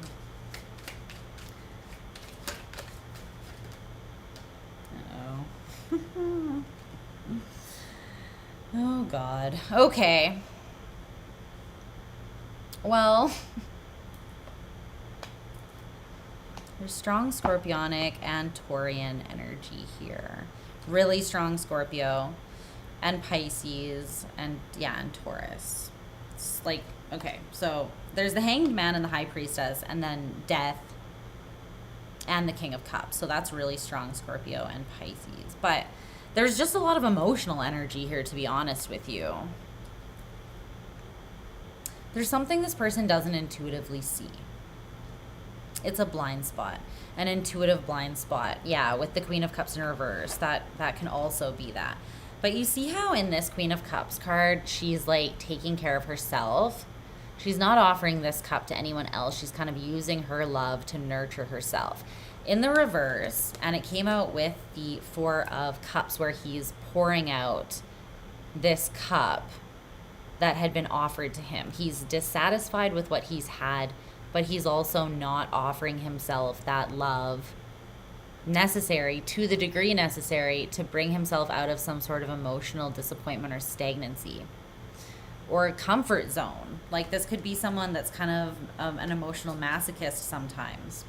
But it's kind of coming through mostly as they're going through a big emotional transformation, and they might be trying to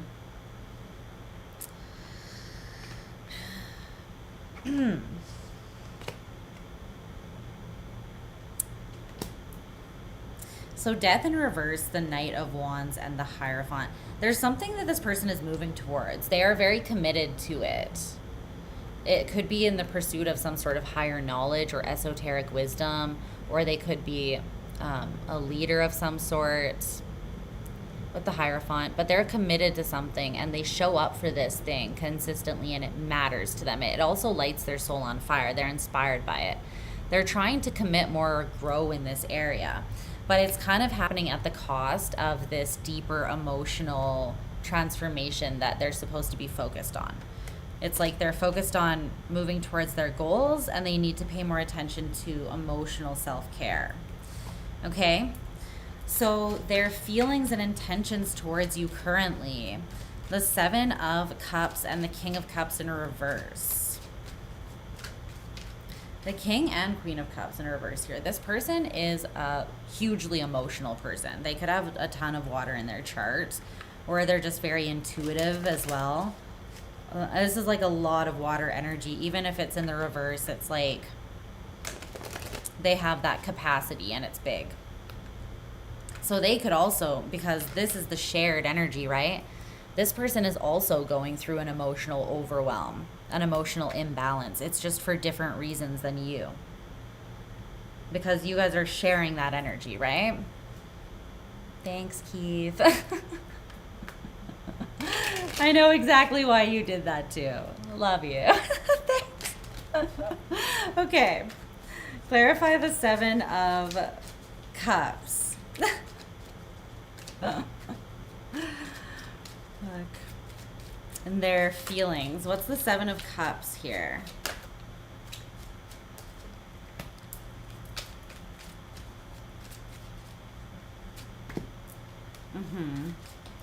Okay. So this person values you. A lot.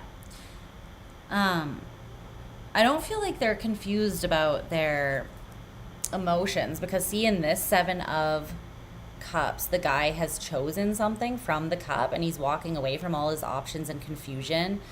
He's chosen, and what he chose is like all these jewels, right? And plus he has the wisdom of discernment with the snake around his waist going forward, because he had to use it to make this difficult decision, right?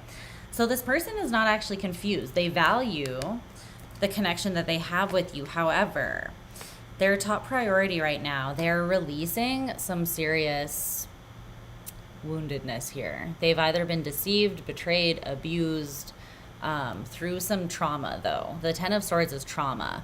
Like, they're literally laying an element of themselves to rest, but they're releasing something pretty heavy. And so they're focused on themselves right now. Like, they are their unapologetic number one priority, and it has to be that way, I feel like, for them to heal. So yeah, it's like I get the energy, but their feelings towards you are kind of like, I don't know how to explain it, because it's not that they're unimportant or irrelevant to this person, but their healing is like, they are like committed to their healing. But it's interesting because they think that they're committed to their healing, but there's also an element, because we already saw how this person is focused on their goals, right? And they're almost like missing an important element of their healing or their evolution emotionally right now, because they might be a little too focused in one direction. That something is still hidden from this person. Okay, I feel like clarity is being revealed to them at this time, but it's happening it's currently happening.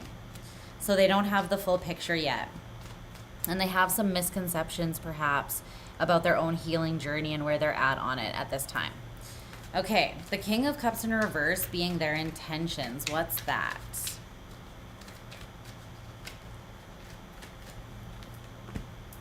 Strength. Yeah. I just heard a quote from Californication. Not the song, the TV show with like Hank Moody. Page of Pentacles. And he's like, I'm a vault, baby, locked down, about his heart. I'm a vault, baby, locked down.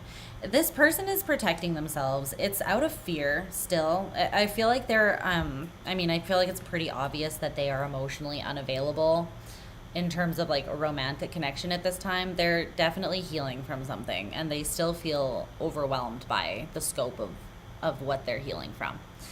I feel like something's shifting. Something's trying to further evolve in their healing journey, and it will eventually. Because this person is, they're actively trying on their journey, but there is still something they don't see. So they're still like traveling along that path, right?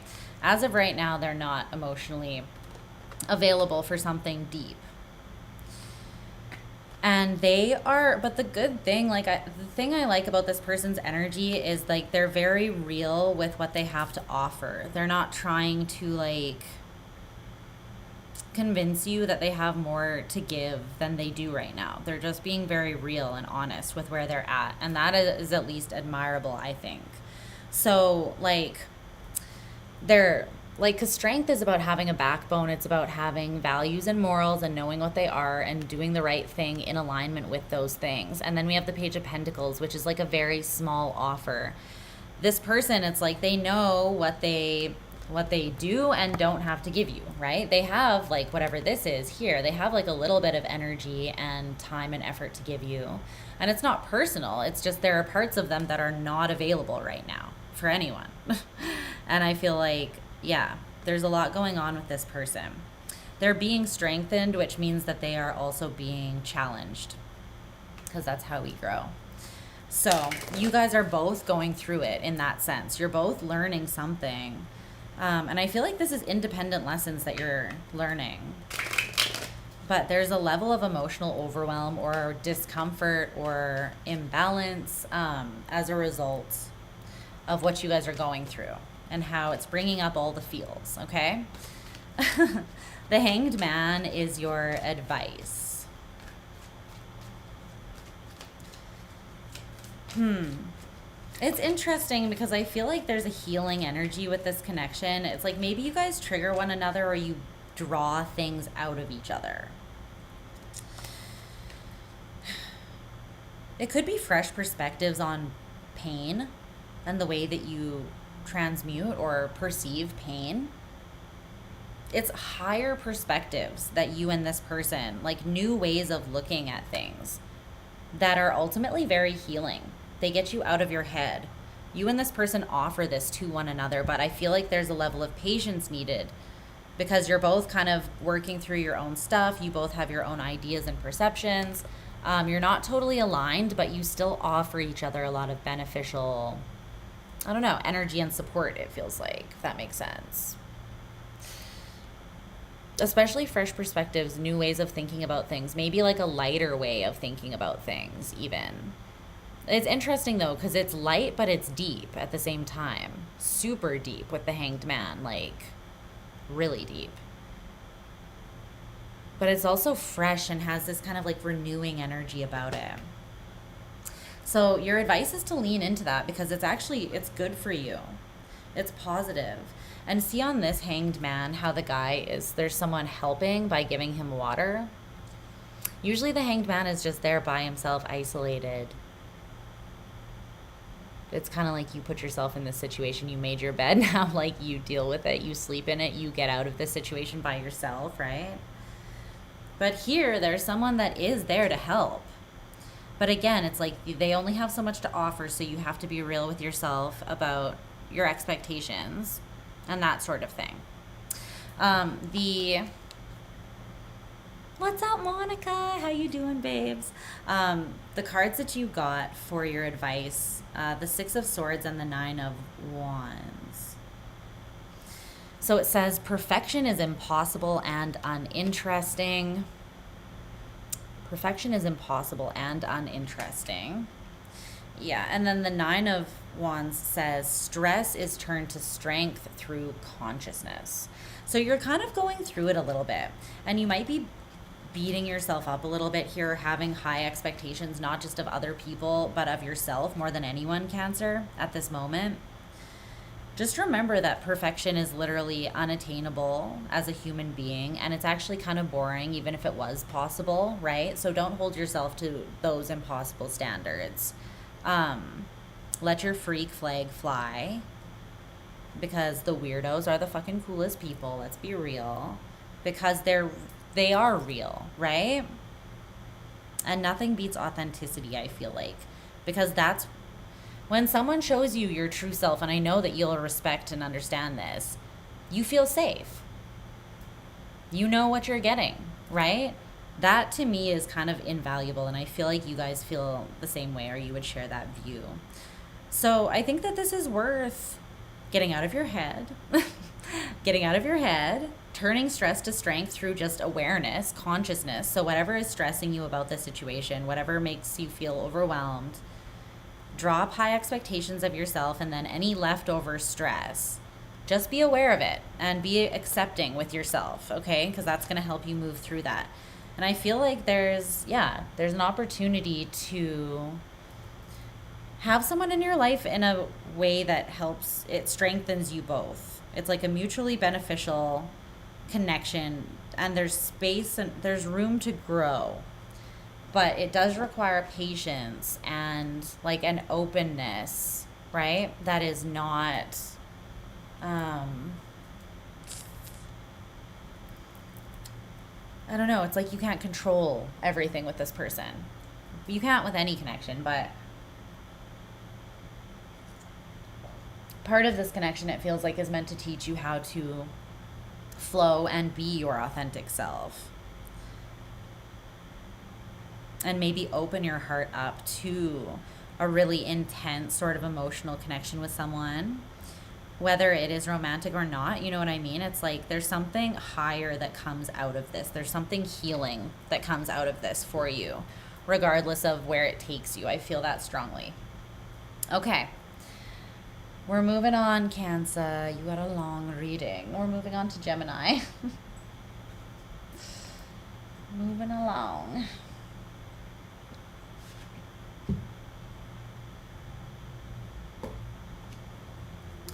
Moving along. Yes. We appreciate vulnerability here. We do, we do. All right, we're moving on here to Gemini. Where's my Gemini gang? Where you at? Where you at? Where you at?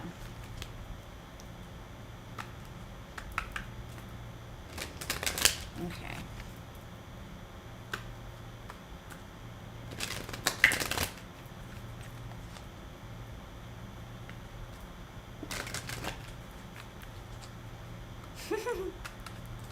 Speaking of attractive, Gemini.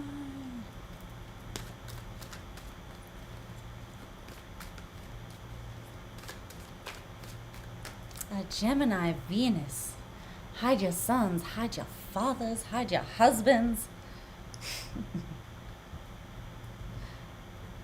All right, let's see. Gemini.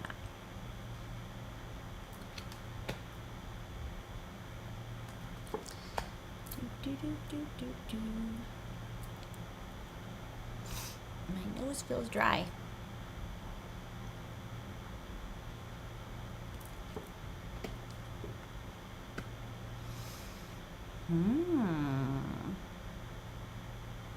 This looks compelling. There's something very healing about this too, coming up right away. You could have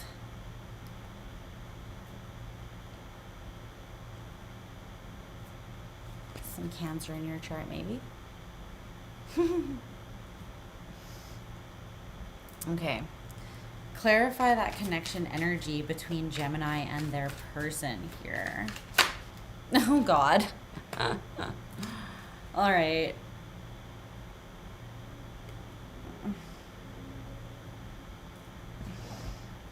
Let's see here, Gemini. Let me drink my tea. Let me finish that.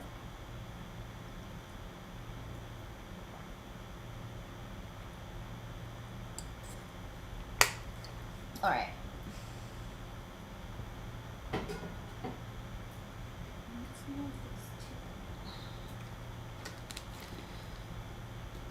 Just give me a second here. There's a lot of major arcana in your reading as well, half of the cards as well. So, yeah, there could be a tie between you and Cancer, because Cancer also had half. So...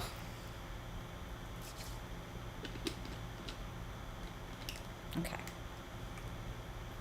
Let me timestamp and get into this for you. Gemini.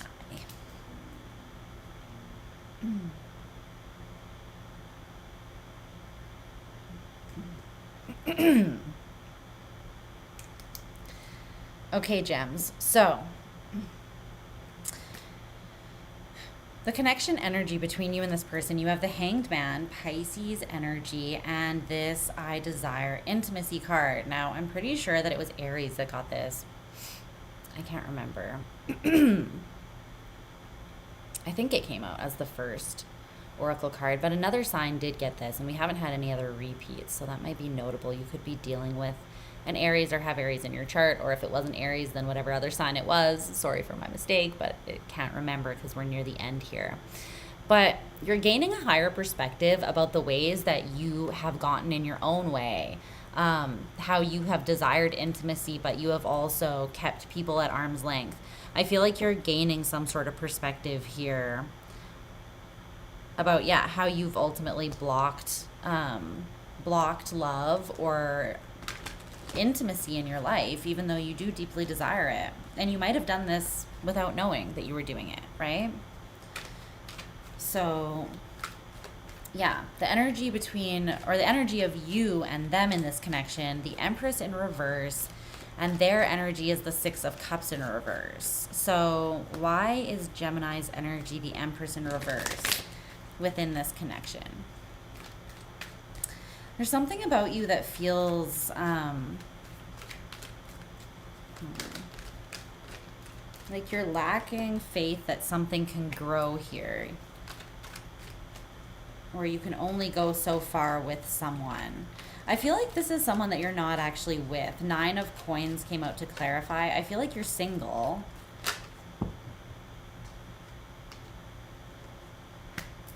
Judgment.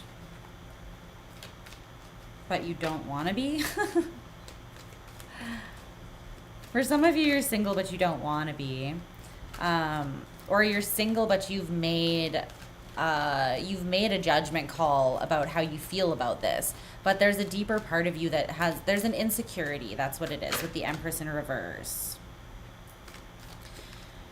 You could be being hard on yourself. Your reading could be tied to Cancer. Like I said before, right? The Ten of Wands and the King of Coins. It's like, this is like having very high expectations of yourself. But it's rooted in insecurity, like a deeper insecurity here. It's like you're pushing yourself. You might be judging yourself very harshly.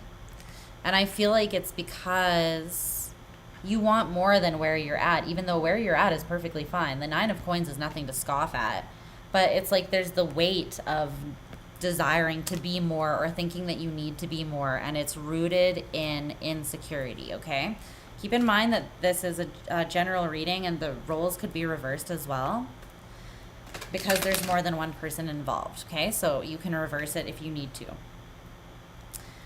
So the Six of Cups in reverse is this person's energy. So what is that all about? They're moving away from the past here. They have no desire to repeat old patterns or conditioning, I feel like. Something that they've experienced in the past, or maybe a lot of things that they've experienced in the past, they're like, that was cool. Or I barely survived that. However they feel about it, they know that they are not going back there again. They've like gone beyond something. They've experienced something, and now they're like, okay, that experience has been cemented in my brain. I'm not doing it again, you know? They're really ready to leave whatever this old energy is in the past. So tell me more about the Six of Cups in reverse. So this is someone that's evolving. They're in a state of evolution currently. Mostly emotional evolution. Wheel of Fortune in reverse. This could be someone that has had... Aw, no. I'm hearing that song by Jay-Z. It's a hard knock life for us. It's a hard knock life for us. This person's kind of been through the ringer. They might feel like their past has just been a whole bunch of shit that was not for them. And it was just karma and lessons. And they're like, I'm tired. You know what I mean? Like, this is the energy of someone that's like, I'm ready for what is mine. I'm ready for what is truly mine. Because I've been through it. And I've walked away from an array of things that were not mine. And now I just want to be fucking happy and at peace. You know, like they've run a very difficult race, and a lot of stuff that they've tried to manifest for themselves hasn't come into, it's like it hasn't manifested yet for whatever reason. And this person is ready to, they're done with where they've been and they're ready to create almost a new reality here. Very different from the way they've existed in the past. Their feelings and intentions surrounding you. Their feelings are the Seven of Wands in reverse. Their intentions, the Death card. Whoa. The Three of Wands. The Chariot in reverse. This person is not defensive towards you. The Knight of Wands. They're very go with the flow. This person is someone who's like, let's see how it goes, you know, like let's just let this unfold and be what it will be. No expectations. There's an openness. It's interesting though, because although there's like no expectation, like they don't want to, like, maybe this is someone that doesn't want labels, or they don't want to commit to something, or they just can't commit to something right now, because they're in this process of shifting gears or phasing out of some past cycle here, or past energy. It could even be past life or karmic energy that this person is working through and phasing out right now with the Six of Cups in reverse. But it's like they're not defensive against you, but they're also not trying to force something with the Chariot in reverse.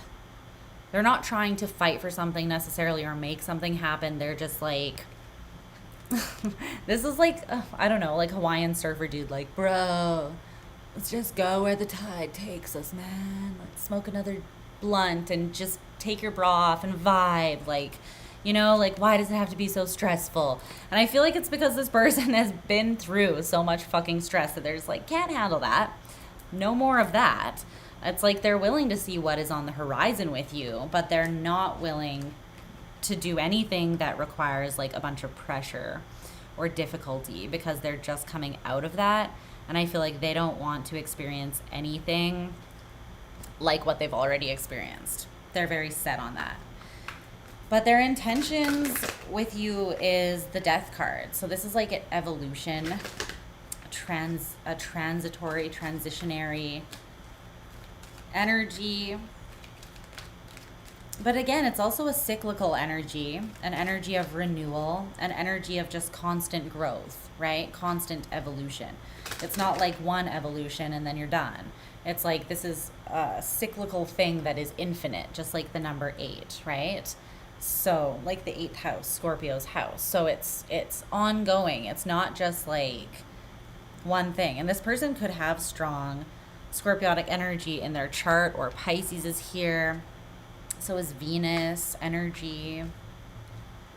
So there could be something significant about that. But it's like this person has felt loss, and they're now at a crossroads where they feel like this place that they're standing in their life right now is very definitive. It's a definitive place that they're standing at, this fork in the road. It's going to determine something very important, something that carries a lot of weight in their life. So they're open to kind of just riding the waves and just going through cycles, and sort of, it's like they're on an evolutionary journey, and it's like if you guys can manage to evolve alongside one another, then they're not going to kick you out of the journey with them, you know, like they're okay having you along, but they're just also not going to force anything, push anything, overcommit to something that they can't commit to. Like they're ultimately focused on their own growth here and movement away from a past way of being. You guys are both gaining higher perspective at this time, though, specifically surrounding how you might keep other people at a bit of a distance. So do be aware of that. This desiring intimacy card is ultimately the shared energy between you. So it's affecting both of you in a different way. Okay. Your advice is the 3 of Swords in reverse. Keep focusing on your own healing journey here, Gem, because there is this insecurity, or this like, it has to do with your self-worth, I think, and your ability to clearly see yourself. It's like you might be tying your worthiness to your achievements in the physical realm in some way. Like you don't feel like you're attractive enough, or you have enough money, or I don't know exactly what it is, but it's something along the lines of that. I feel like it could be, again, that this is someone that maybe you want to like impress because you care about them. But don't do it at the expense of yourself. Don't do it by like cutting yourself down. You know what I mean? Don't do that, because that's nonsense. You don't need to do that to bully yourself into a better version of yourself, and it's not even possible to go about it that way anyways, because those things very much contradict, right? But focus on healing whatever this is. Okay? Let's get some final advice here. Clarify that Three of Swords in reverse. Where did that go? It's the Six of Wands.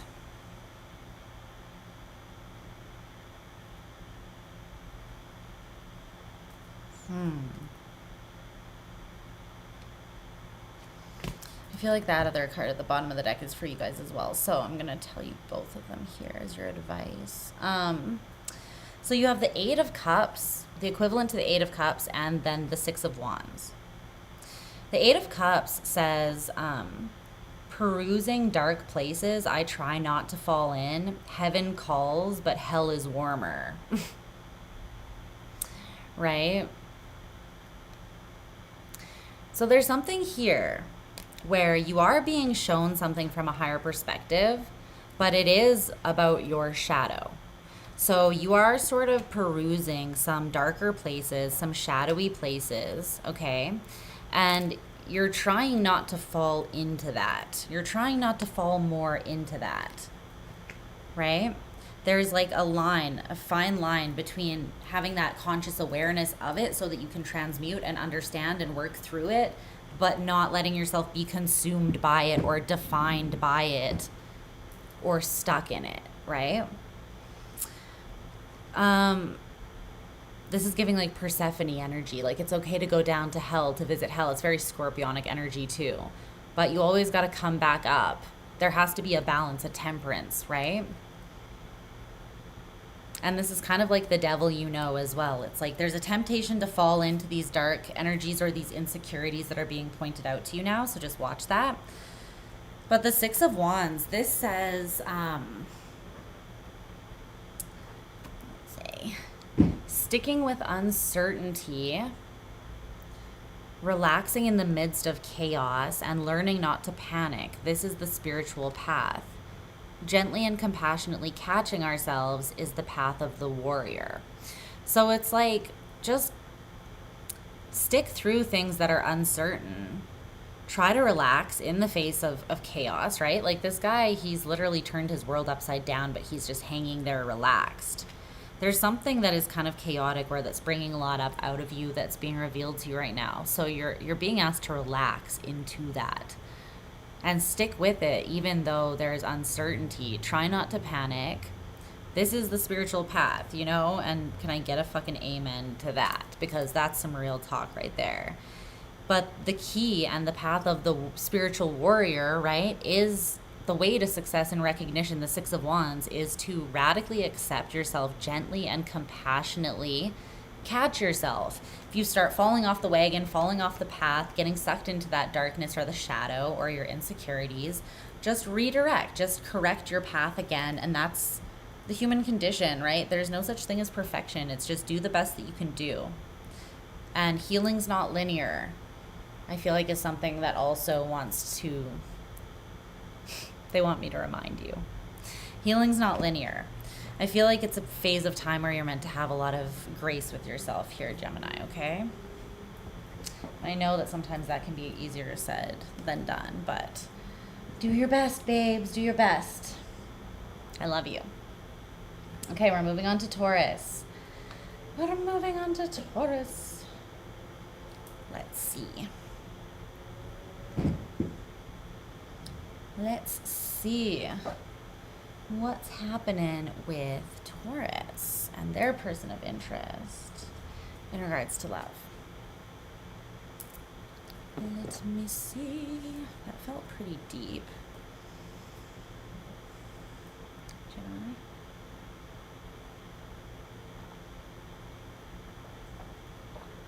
Okay.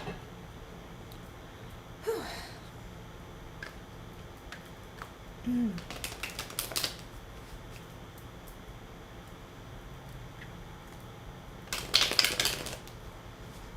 Taurus moon.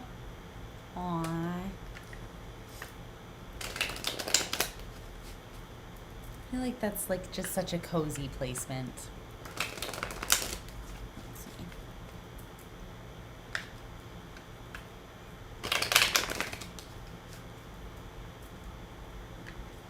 What does Taurus need to know here about their connection that they're inquiring about. What does Taurus need to know for their highest and best good?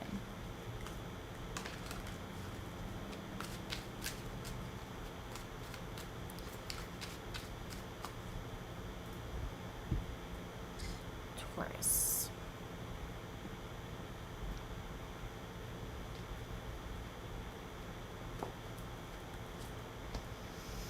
Who's that? Deuce.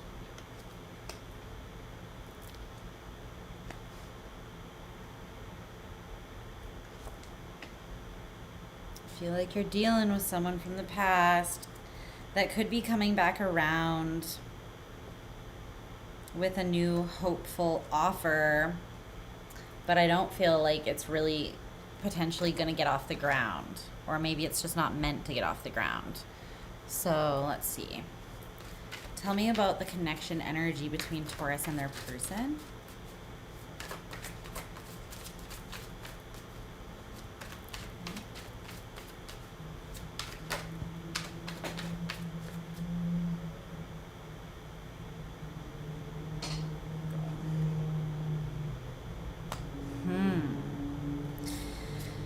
Wow.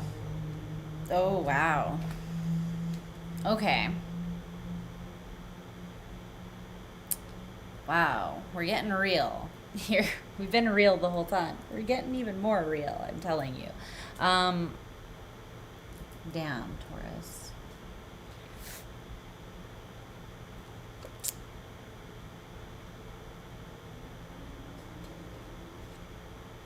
My God, I feel like the messages just go on and on for you.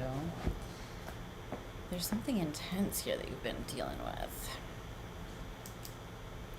Okay, Taurus. So 3,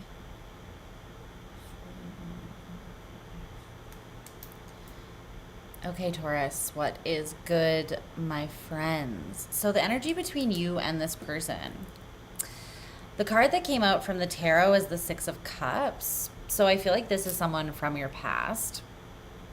And I'll tell you why that was validated, because 3 cards came out, or I felt called to 3 cards for you from the Oracle deck. And the one that came out first is this quote, which says, "The only way to deal with an unfree world is to become so absolutely free that your very existence is an act of rebellion." I can't remember if this is Albert Camus or someone else. But yeah, so there's something about like you feeling oppressed and needing to become so free that you just naturally rebel against anything that would try to oppress your soul. And then these cards came out. There is so much to unlearn, and no one should be taught that love is how much shit you can tolerate from someone. So I think it's pretty clear what you are unlearning at this time to liberate yourself. And it's a lesson about what love is and what love is not, you know. You may have been taught, like, let's say your parents, right? Let's say one of them just took and there was a codependent dynamic, right? And one of them was always overcompensating or overextending, handling or tolerating the shit of the other person, you know, and picking up the slack. So you learned that maybe that was programmed or conditioned in on a deep subconscious level, just for instance. It doesn't have to be that, right? But something influenced you here. And at one point, I feel like you were taught that love is just tolerating someone's nonsense. And now you're unlearning it. And you are freeing yourself, or you have the opportunity to free yourself from some sort of past experience, it feels like. This could be someone that you're not even in contact with that's coming up, that you are currently releasing yourself from energetically. For some of you. Okay. It's pretty intense. It's a big thing to unlearn. For sure. Okay, so your energy within this connection is the 8 of Pentacles in reverse, and theirs is the 7 of Cups. Yeah. You're like, I'm done with this shit. I'm not putting any more energy into this with the 8 of Pentacles in reverse. I'm going to call back my power. And it's because this person does not know what the hell they want. They might be someone who has a lot of options. They might be someone who likes to fantasize about you or lead you on and be like, make you think that something could happen.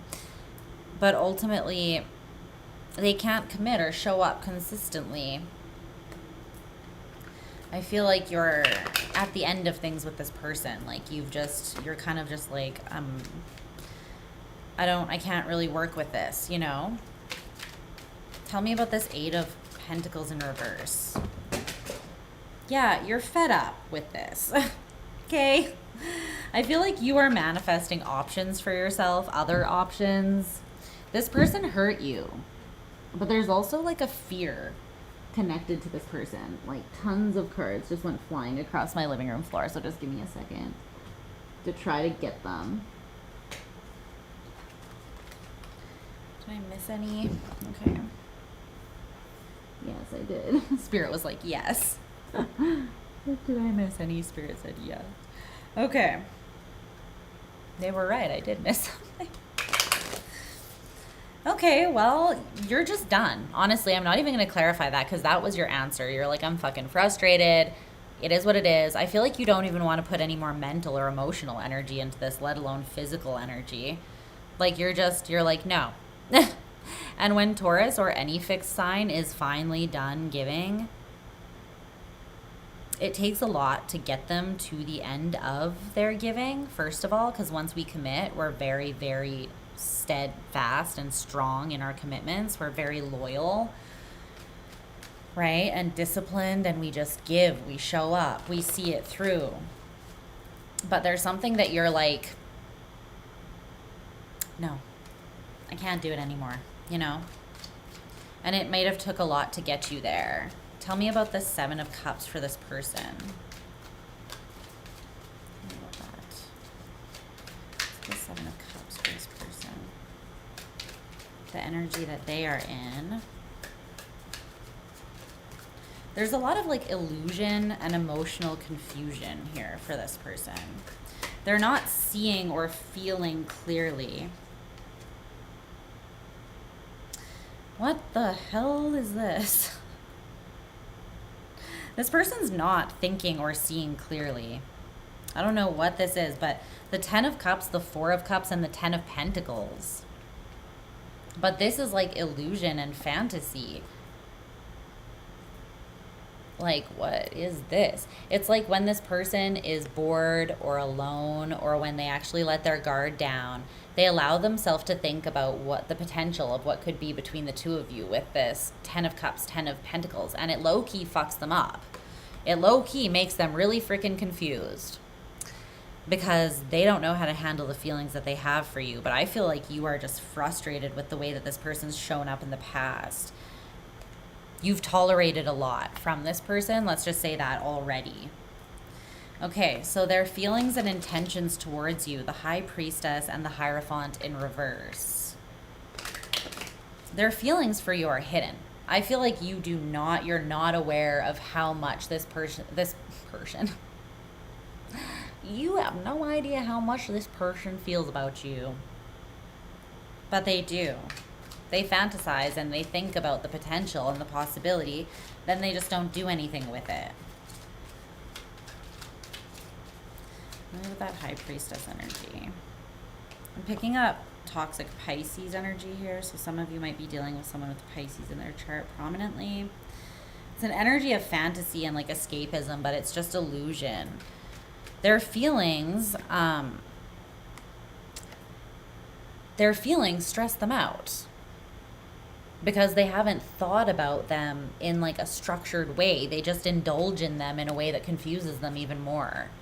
Right? They don't actually process through them or give them space and time or intuitively tap into them. They know that they're there, But again, it's like they have this abundance, but they're not doing anything with that feeling other than just stressing out, right? So they're hiding their emotions from you. And they're even not telling me how they truly feel about you. They're just telling me that sometimes they fantasize about what could be. But ultimately, their feelings are the high priestess. Like, that's like hidden, right? Secret. Their intentions, though, the Hierophant in reverse.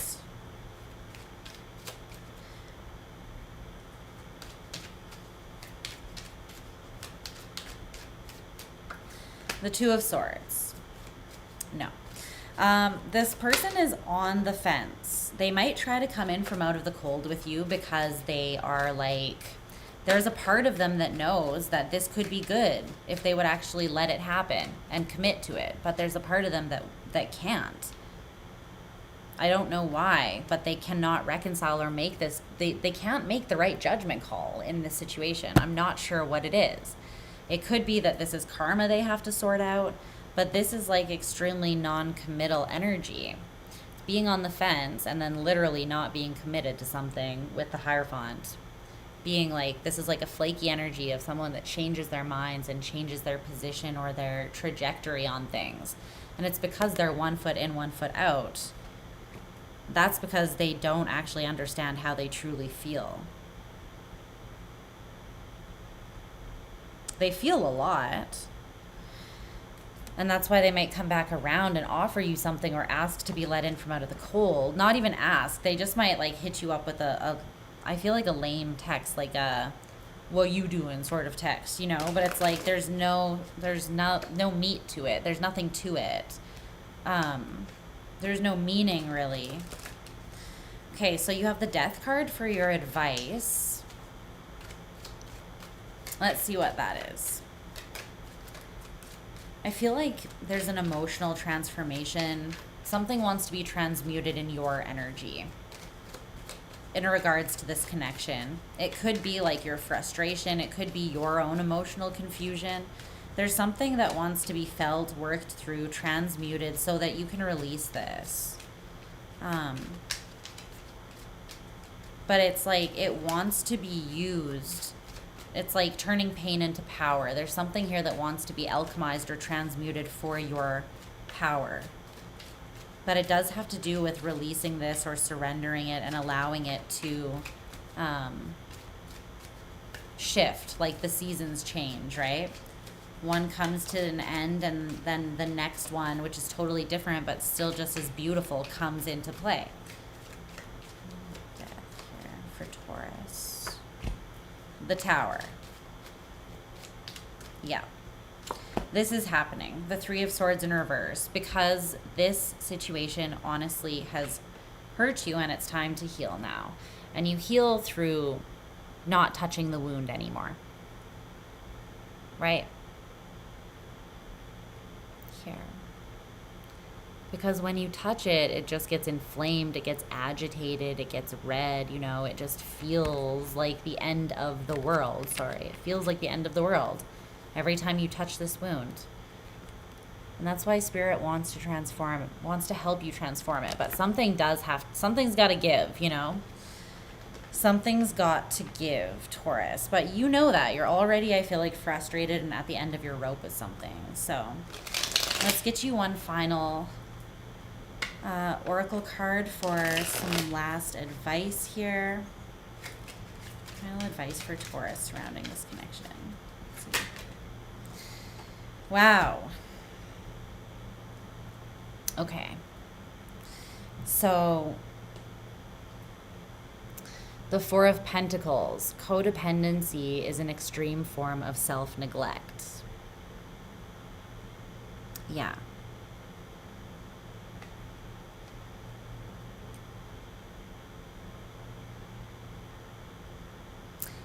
This is big for you, Taurus, and I know that it might be difficult.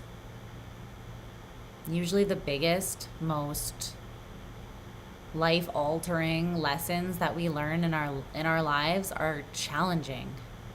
They're hard to look at, but then once you look at it and you actually acknowledge what you're seeing, and then you You know better, so you start doing better. You release yourself from the bonds of this self-neglect, of this, you know, it's really abandoning yourself. And nothing hurts more than self-neglect and self-abandonment. Nobody else's abandonment or neglect even stands up to when you neglect yourself. And that is what codependency is. So there's something that's being balanced out here. It's like, as much as this situation kind of hurts, it's showing you a lot and giving you an opportunity to get to the end of something. It took a while. You can't say that you didn't put your all into it, you know, but sometimes we put our all into stuff and it's not meant for us. And we can still learn from it and come out of it more empowered. And I feel like that is the ultimate, like, best case scenario for you. There's something that powerful that can be alchemized through this. You just have to let it go and then turn it, let it, or like allow it to turn into something else through releasing it, right? Okay. So we're moving on to Aries. Aries. How are you doing, Aries? How did it feel having to be patient and being last tonight? You're probably so mad at me. I love you. I can't even say that I won't make a habit of doing it, because it kind of changed the flow of the reading, doing it in reverse, which obviously it would. It's totally different energy, but I'm not mad at it. I'm not mad at it. Okay, let's clear the energy, cleanse, ground the energy, and then connect to Aries and the energy of the person that they have in mind. Person that Aries has in mind. Okay. There's some things around here so that I have no space. Put this back in here. An Aries moon. God help you. No, that's okay. I'm an Aries Venus, so you know, we can just take our crazy Aries placements and just party hard together and just live our best lives, because what else can you do with those placements other than to be like, YOLO? I mean, that's not necessarily true, but you know.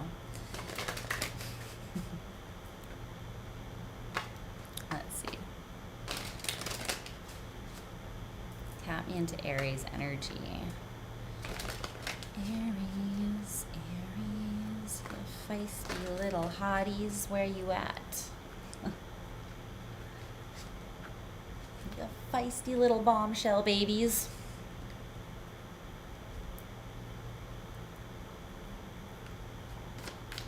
Aries, let's do another shuffle.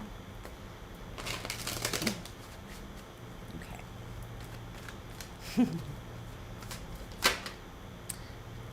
Okay. That was the 8 of Cups. I'm not going to say anything about that. I'm just going to pull the spread and see what happens.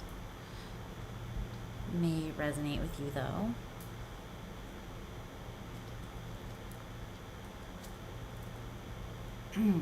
Okay.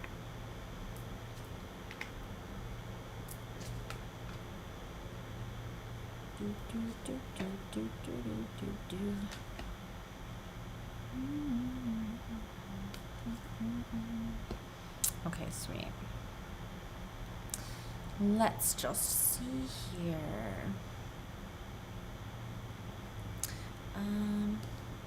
The World. Okay, yeah, something's ending. The Devil in reverse, Death in reverse. Wow, Major Arcana much? Okay. So with the 8 of Cups that did fall out, yeah, I do sort of feel like you're releasing yourself from something maybe that wasn't changing, or something that wasn't changing has just naturally come to a close, or is coming to a close here.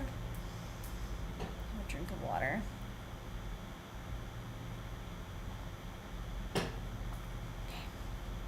Tell me more about the connection energy between Aries and this person. Let's just gonna see if Luna's still out on the deck, and if not, I'm going to close that door so that mosquitoes don't get in and annoy me all throughout the night. Let's just see. Oh my, need this. Oh, we're still so cute. Oh my god, I love her so much. She's so cute. I made this cute little, like, adorable bed space for her out there, and it's fucking cute. And she's just all curled in under there. I pop my head around the door, and she's just like, what? I'm just moonbathing. No, don't mind me.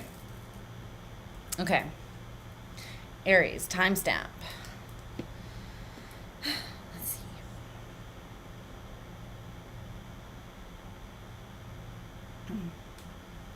Okay, hey Aries, what's up, my loves? My loves. Let's see what's going on with you and this person, shall we? There's a freaking mosquito. It's the first one I've seen too, right after I freaking said that. I will kill them. Oh, your dog? Aw. Luna's a cat, but yes. That's adorable. That's adorable. I love that name, personally. Luna looks like the moon, too. Like, she's white with, like, these black craters or spots. So it's super cute. Okay. So, Aries. The energy between you and this person is the Seven of Cups with buffering. This oracle card that says buffering here. So, yeah. Definitely there's some emotional overwhelm or confusion, or even like an intuitive I want to say like overload. Just like when your computer is buffering. Again, it's almost like an energetic overload here. It's either emotionally or spiritually, I feel like. So you could just be processing a lot right now in one of those areas. Let's see.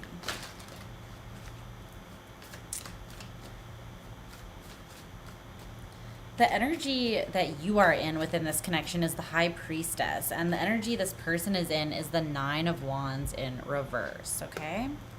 But yeah, this is the shared energy between the two of you. It's the connection energy overall. Yeah, I dare you to come try to suck my blood, bitch. I dare you. I'll squash your ass so fast. Anyways, don't mind me. I'm just an Aries Venus smack talking a mosquito. It's all good. I'm fine, guys. I promise. It's 11:11 too, so everybody. Okay, the High Priestess. You might be keeping your cards very close to your chest.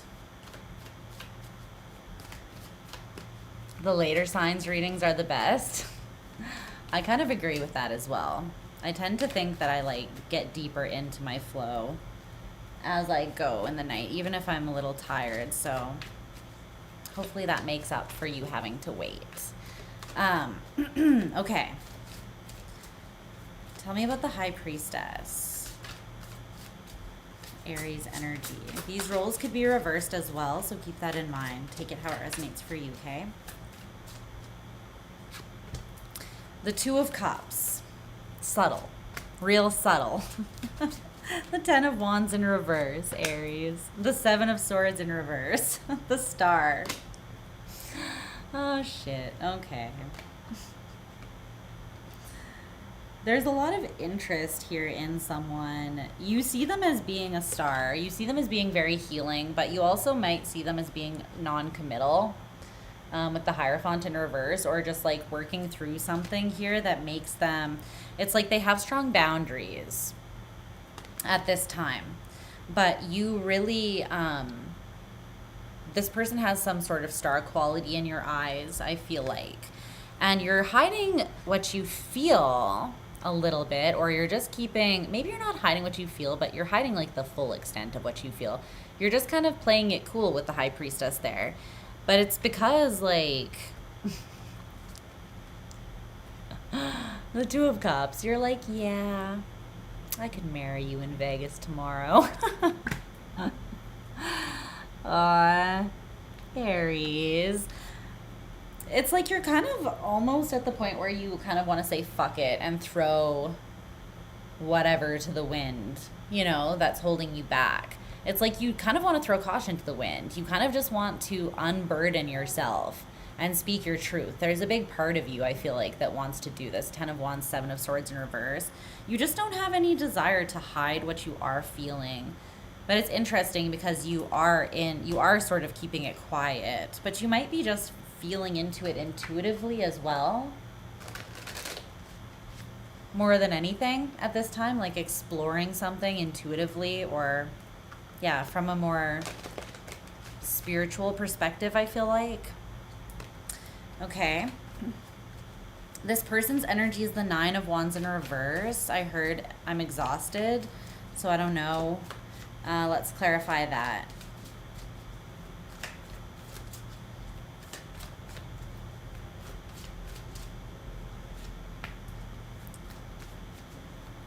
The Knight of Swords, the Hanged Man in reverse, the Magician.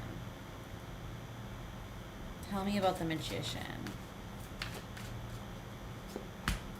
The Queen of Cups. Okay. There's a cycle that this person is moving through right now, and it's pretty deep. Honestly, it's very much about manifesting.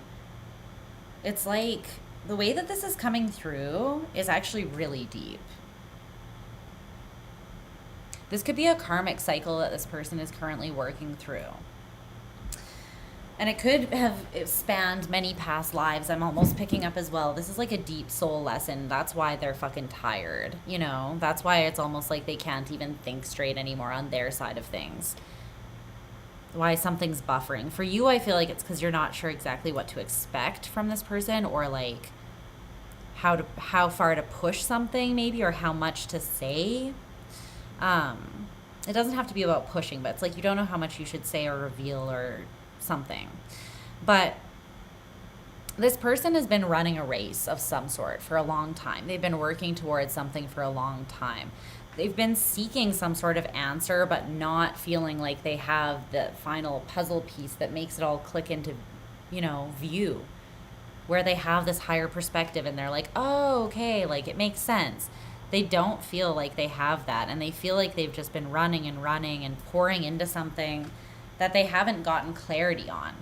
And this is their past way of existence. I feel like this person is at the point where they're like, they know that they cannot exist the way that they have anymore. So they're manifesting a whole new way of existing, and it's a reality where they actually fucking love themselves. Go figure, right? That might make things a little bit easier. So this person is manifesting seeing themselves in a new light, is what I feel like. It's like this is someone who traditionally or in the past has not loved themselves. They've pushed themselves very hard, it feels like, with that 9 of Wands in reverse. They may have tried to force things to happen, or been very hard on themselves, or had like crushing expectations that they placed on themselves. And these, I feel like, were very heavy. So they're manifesting self-love. They're manifesting acceptance and just trying to sort of embrace where they're at, I feel like. But they're tired. This person's definitely tired. That's coming through strongly. Temperance in reverse and the 8 of Wands in reverse is their feelings and intentions for you. So Temperance in reverse, their feelings for you. This person kind of doesn't know what end is up in terms of their feelings for you. This is coming through as like there's a lot of emotional confusion and turbulence, and there's a lot of downloads that this person may be having, or there's a lot of like things that are still falling into place in terms of new perspectives. Like they're literally manifesting a new reality and a new perception of themselves. So I feel like right now they don't even know how they feel fully about themselves, let alone how they feel about anybody else. You know what I mean? It's an energy of everything just being up in the air currently. So how are you going to find, like, how are you going to have enough clarity and balance through a time of, like, of kind of jarring shifts and chaos, chaotic change, right? So it's almost like this person, yeah, let's clarify Temperance in reverse.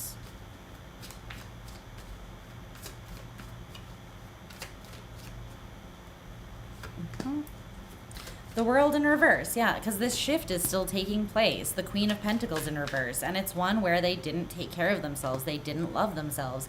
They thought they were very harsh with themselves. King of Swords in reverse, Queen of Pentacles in reverse. This is like, this feels like really unhealthy Virgo energy. This person could have a Virgo Chiron, a Virgo South Node, a Virgo, I don't know, a challenging Virgo aspect, it almost feels like, you know, something that they have to overcome. And it's like they're prone to maybe a Lilith even in Virgo. There's something that is coming out of them that they're having to deal with, and it's in order to lay it to rest because they know they can't keep existing this way. But the cycle hasn't been completely closed out yet. They're still doing the work. But I'm telling you, the way this person has perceived themselves and judged themselves is almost, it's painful. Like, it's like that quote from Alanis Morissette when she's like, what does she say? She's like, and to who do I owe the apology? No one's been crueler to me than me, right? Clarify the Eight of Wands in reverse for this person's intentions. Right now, they're slowing the energy, or they are actively halting the energy. They might be pulling back their commitment, or like the amount that they communicate, because again, I feel like they need to regain their energy. They need to balance out their energy levels. There's something about energetic depletion here for sure with this person. And it's like they keep trying to push through it with the Nine of Wands in reverse. What's this Eight of Wands in reverse though? The Queen of Cups in reverse, yeah. Queen of Swords in reverse. Four of Swords in reverse. They are not at peace in their own mind right now, because there is this higher perspective that is sort of clicking into place for them. But it's kind of chaotic right now while that shift takes place. It's like literally when you learn something that changes your whole reality, right? And suddenly you can't see anything the same way that you used to. That's going to cause some conflict in your life and in your inner world as well. So it feels kind of like this person is putting a halt, or they're just slowing down the energy because they are honoring themselves and their needs here. Because right now they're not really feeling balanced in their head or their heart. Definitely they are overthinking, and they're seeking that peace of mind, that balance and groundedness with their own energy. So that's their top priority right now. The Emperor is your advice, is you. It's you. So just be you, be in your power. You know, take care of your side of things. Clean up your own backyard, so to speak, Aries. Because that's all you can do anyways. Tell me more about the Emperor here.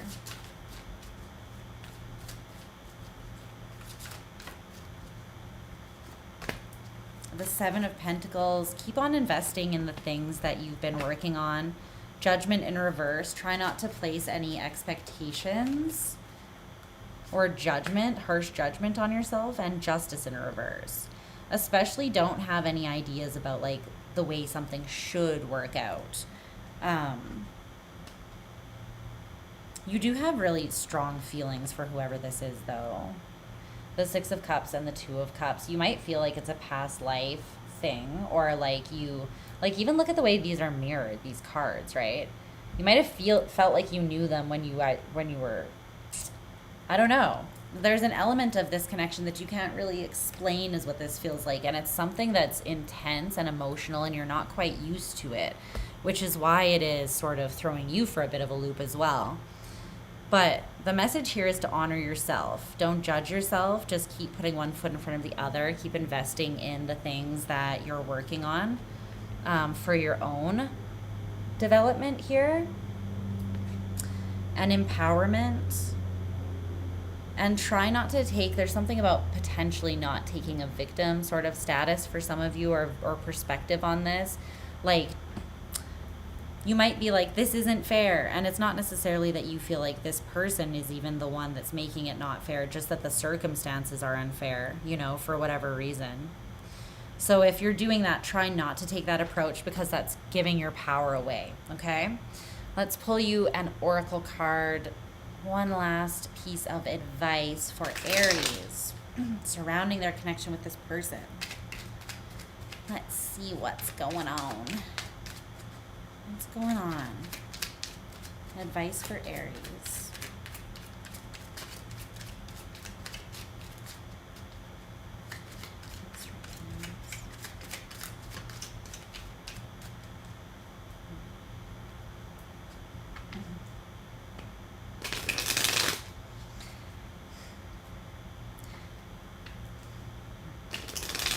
It's hard for Aries sometimes to not go after what they know that they want, right? You're the warrior archetype, right?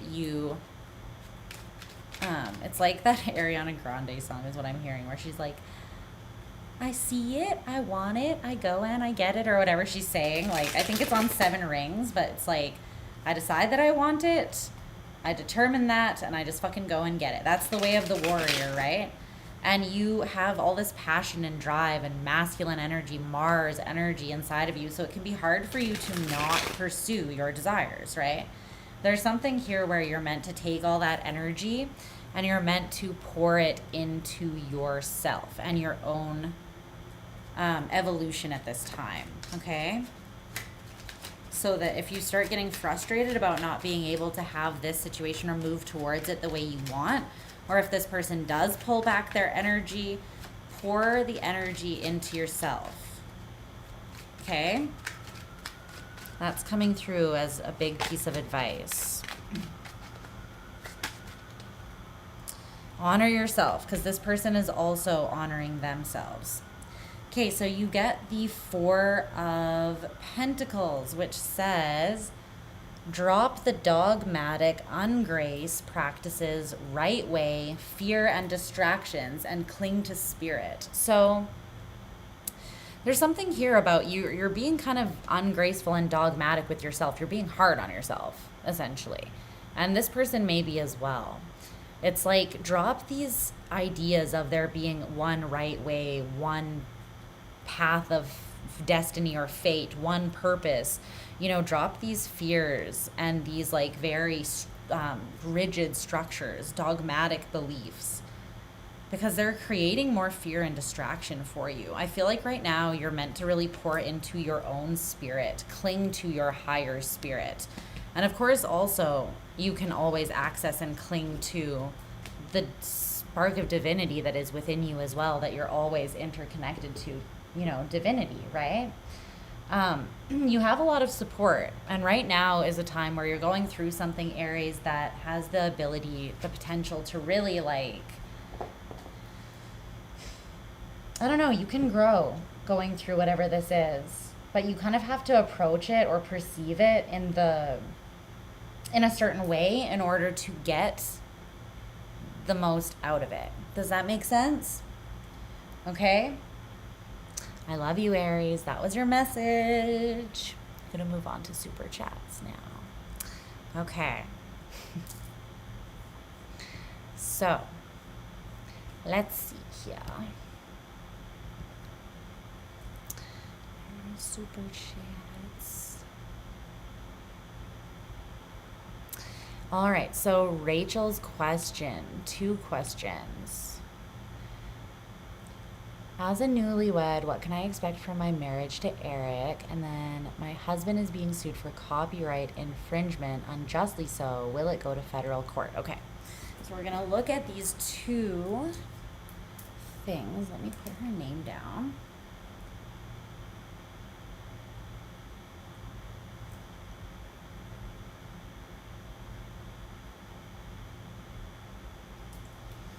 Okay. Let's see what's going on. Good night. Have a good night. Okay, Rachel, so I want to use this deck. Let's clear, cleanse, ground, and transmute the energy here. Release all previous energies so that we can just fully tap into Rachel's energy and the energy of her connection with her husband. Congratulations, by the way, newlywed. Okay. What can she, the first question, what can she expect from her marriage? Eric, what can she expect? Let's see.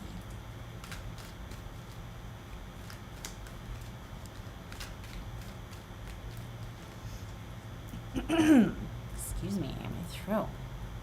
I guess I have been talking for like 4 hours, so okay.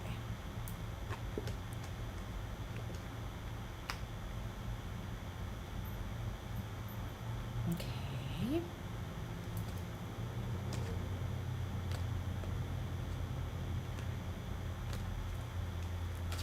One more for that.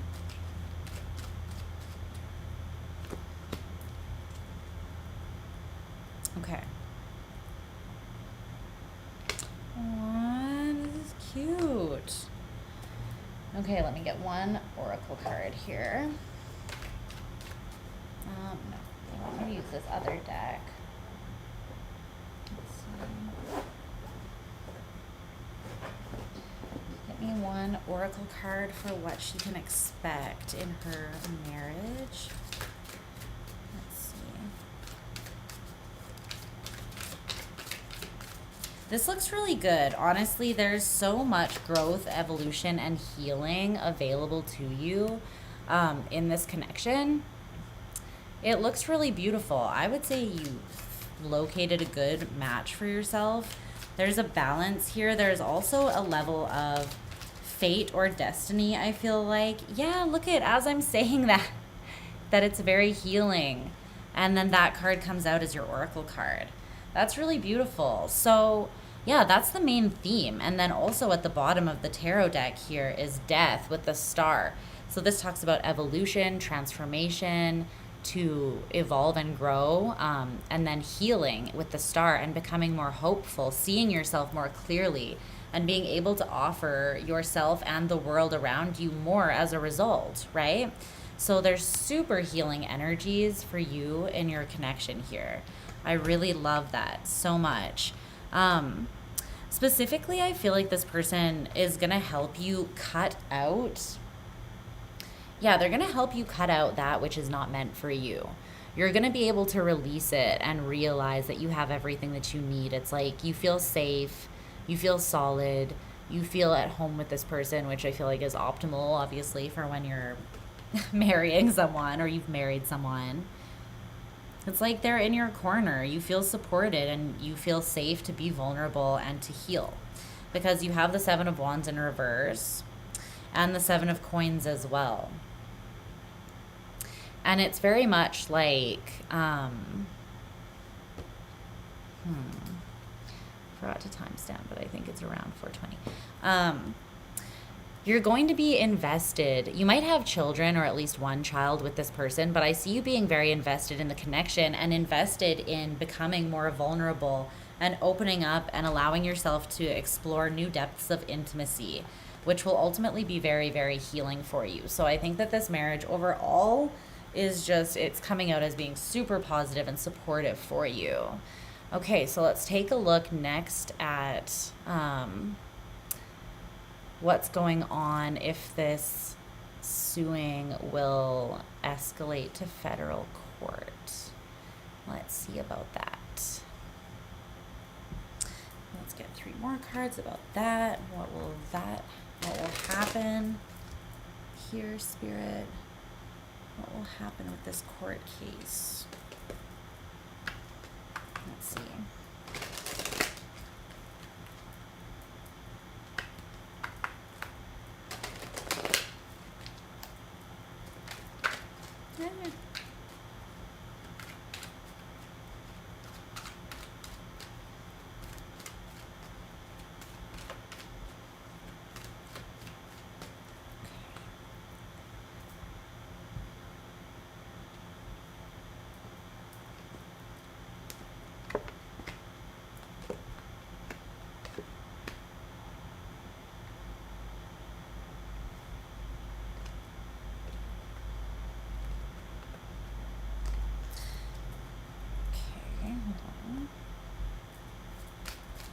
An oracle card for this.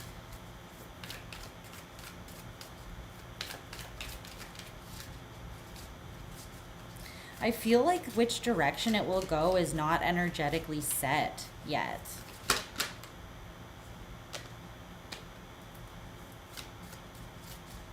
It kind of depends on how the situation is handled, is what I'm getting. There's something about really watching yourself here. There's something about having strong boundaries and not putting up with any nonsense surrounding the situation. It's not like you're being, well,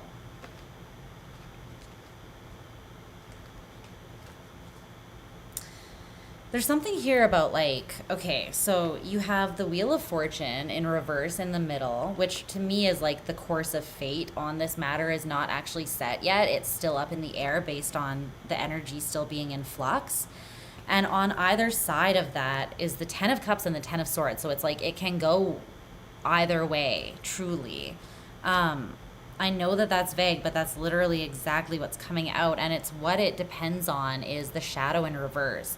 There's something about not slipping into, like not trying to play games, not trying to deceive, not trying to cut corners with something here. Being really in alignment with your morals, your values, and acting in accordance with those. It's almost like instant karma vibes here is what I'm getting. So have strong energetic boundaries and keep yourself disciplined and in alignment. Even if you're stressed out about the situation, do the right thing, I want to say, whatever that means for you, and everything will turn out okay. But don't indulge in the shadow, because I feel like things could end up not going the way that you want them to. There's something here where they're not able to tell me what way it's going to go yet, and I feel like that's kind of because it's dependent on the actions that someone takes and whether or not they slip into their shadow or whether they remain aligned with their higher self here. Okay? So I hope those messages resonated with you. Thank you for your super chat question. You will be included in the monthly draw for a free 15-minute reading. I love you. I love you guys. Thank you so much for hanging out with me tonight. I appreciate it always. And I will talk to you next time. Bye, my loves.